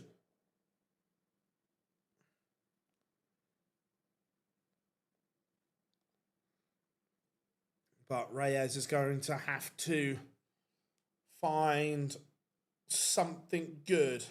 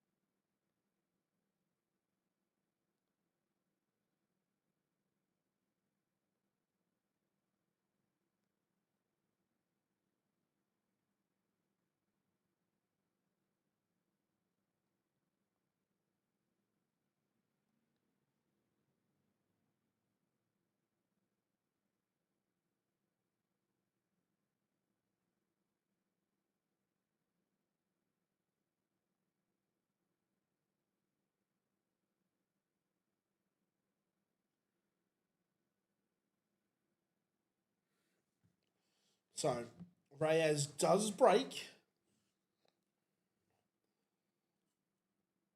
Have a quick power nap before the line. Yes. How we doing, Lukey boy? How's tricks, mate? Enjoying some downtime? Are you in the UK or are you on holiday anywhere nice? Good to have you in.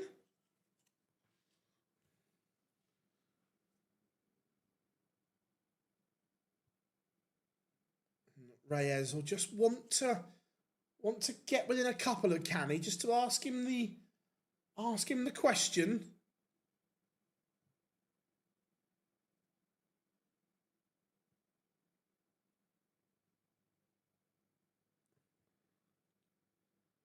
That just opens the door potentially.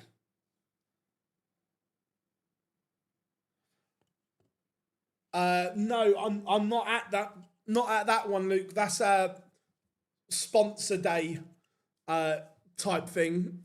I'm going to Hyde Park, and then obviously Blackpool. Mind you, Blackpool's nice for you. You can stay in your own bed and just come in and out.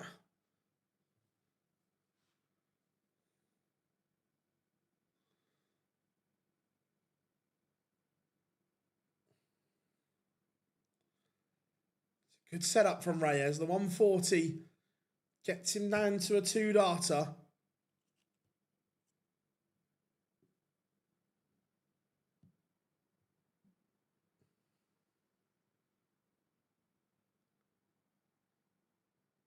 Misses. So chance for Menzies at the 90.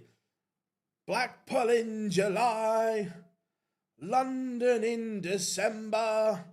Menzies missed the big number and fucked it up. Can't miss the big number, Cammy.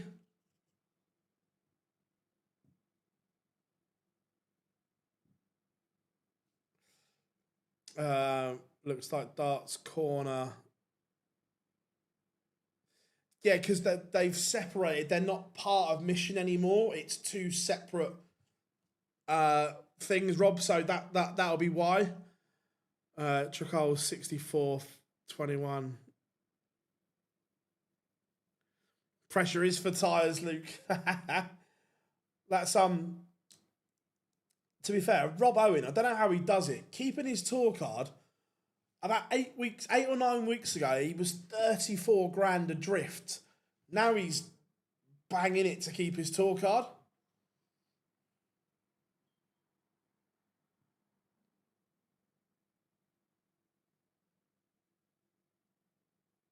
Mission is slash. Oh, I love that, Johnny. This game has taken a twist here.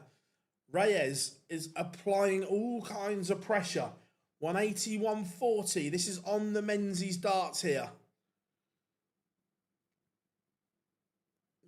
Question.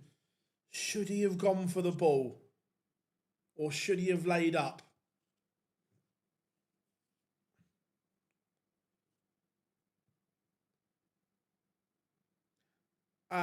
It wasn't darts corner's choice to drop them. Target and Winmau refused to sell to them because of the mission connection.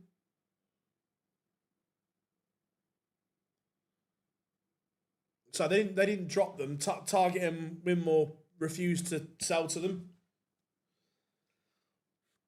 Adam, we don't know is the honest answer. It's the slam qualifying criteria is still a mess.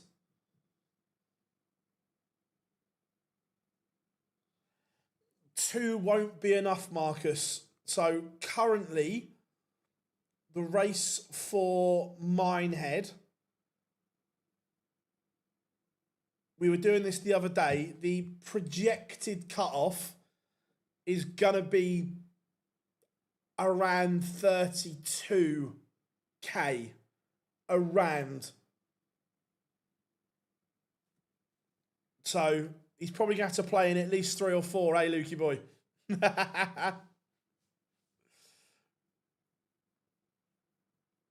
Oh, nothing to see here. It is the Luke, yes. Come on, Cammy boy, come on. Come on, Cammy lad. Oh, that's twice he's threatened it.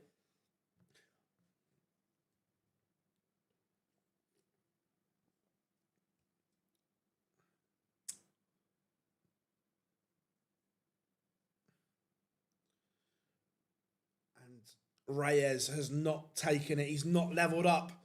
This would put Menzies on the hill. Yeah, the real Luke.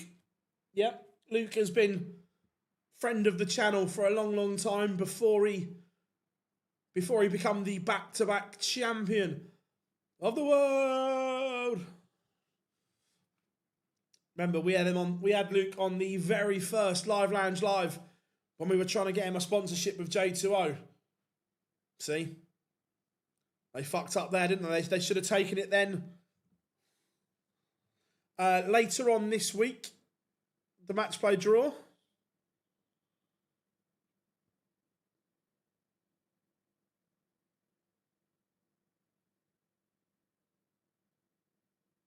That's amazing, Johnny. I love that.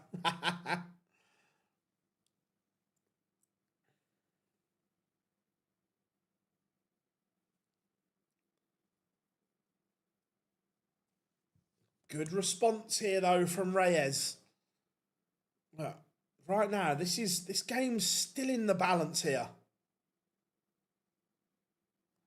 Still in the balance. So, Cristo Reyes has got plenty of time.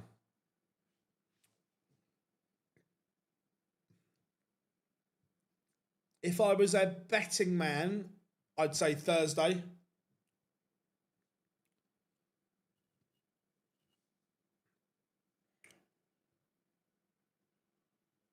Oh my. Cristo Reyes, this has got to be a good dart.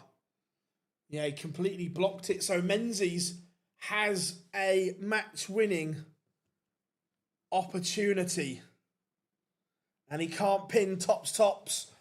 So Reyes comes back to cut the gap to 1.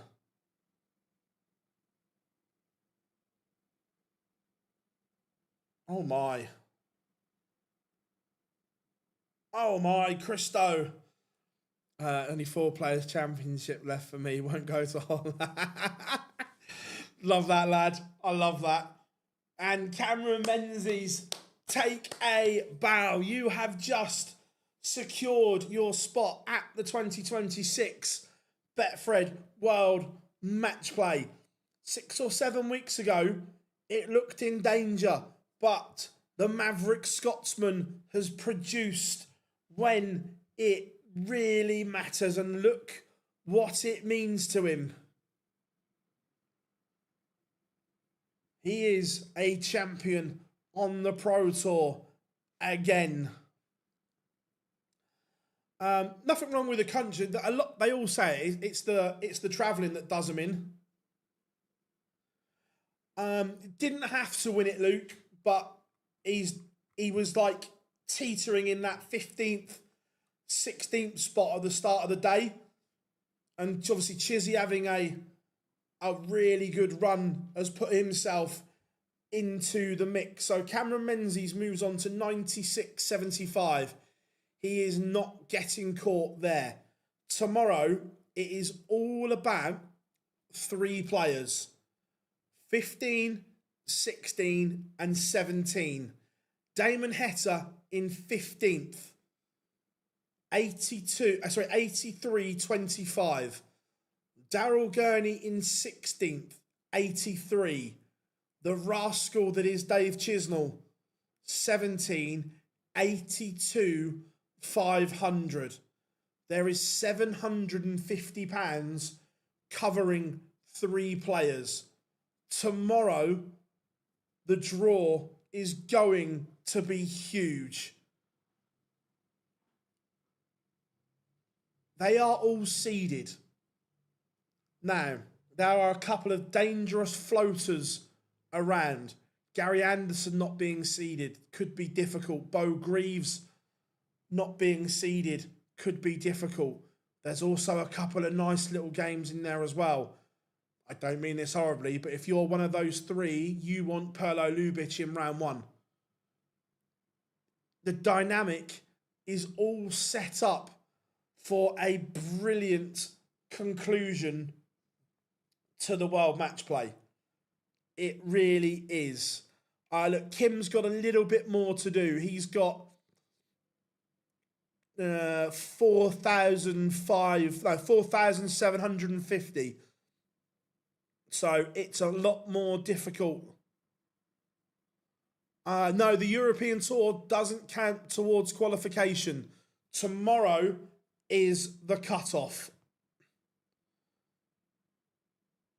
So make sure you join us tomorrow. We will be live from 1 p.m. to bring you the conclusion, the countdown to the World Match Play. Realistically, 3 players in the mix, £750 separate them. It is going to be brutal. So if you haven't yet, make sure you drop us a like and subscribe. Turn those notifications on so you know when we go live. We will be back live in an hour for the live lounge as well. So have a quick bite to eat, quick shower, whatever you've got to do, set those alarms. We will see you in 1 hour's time.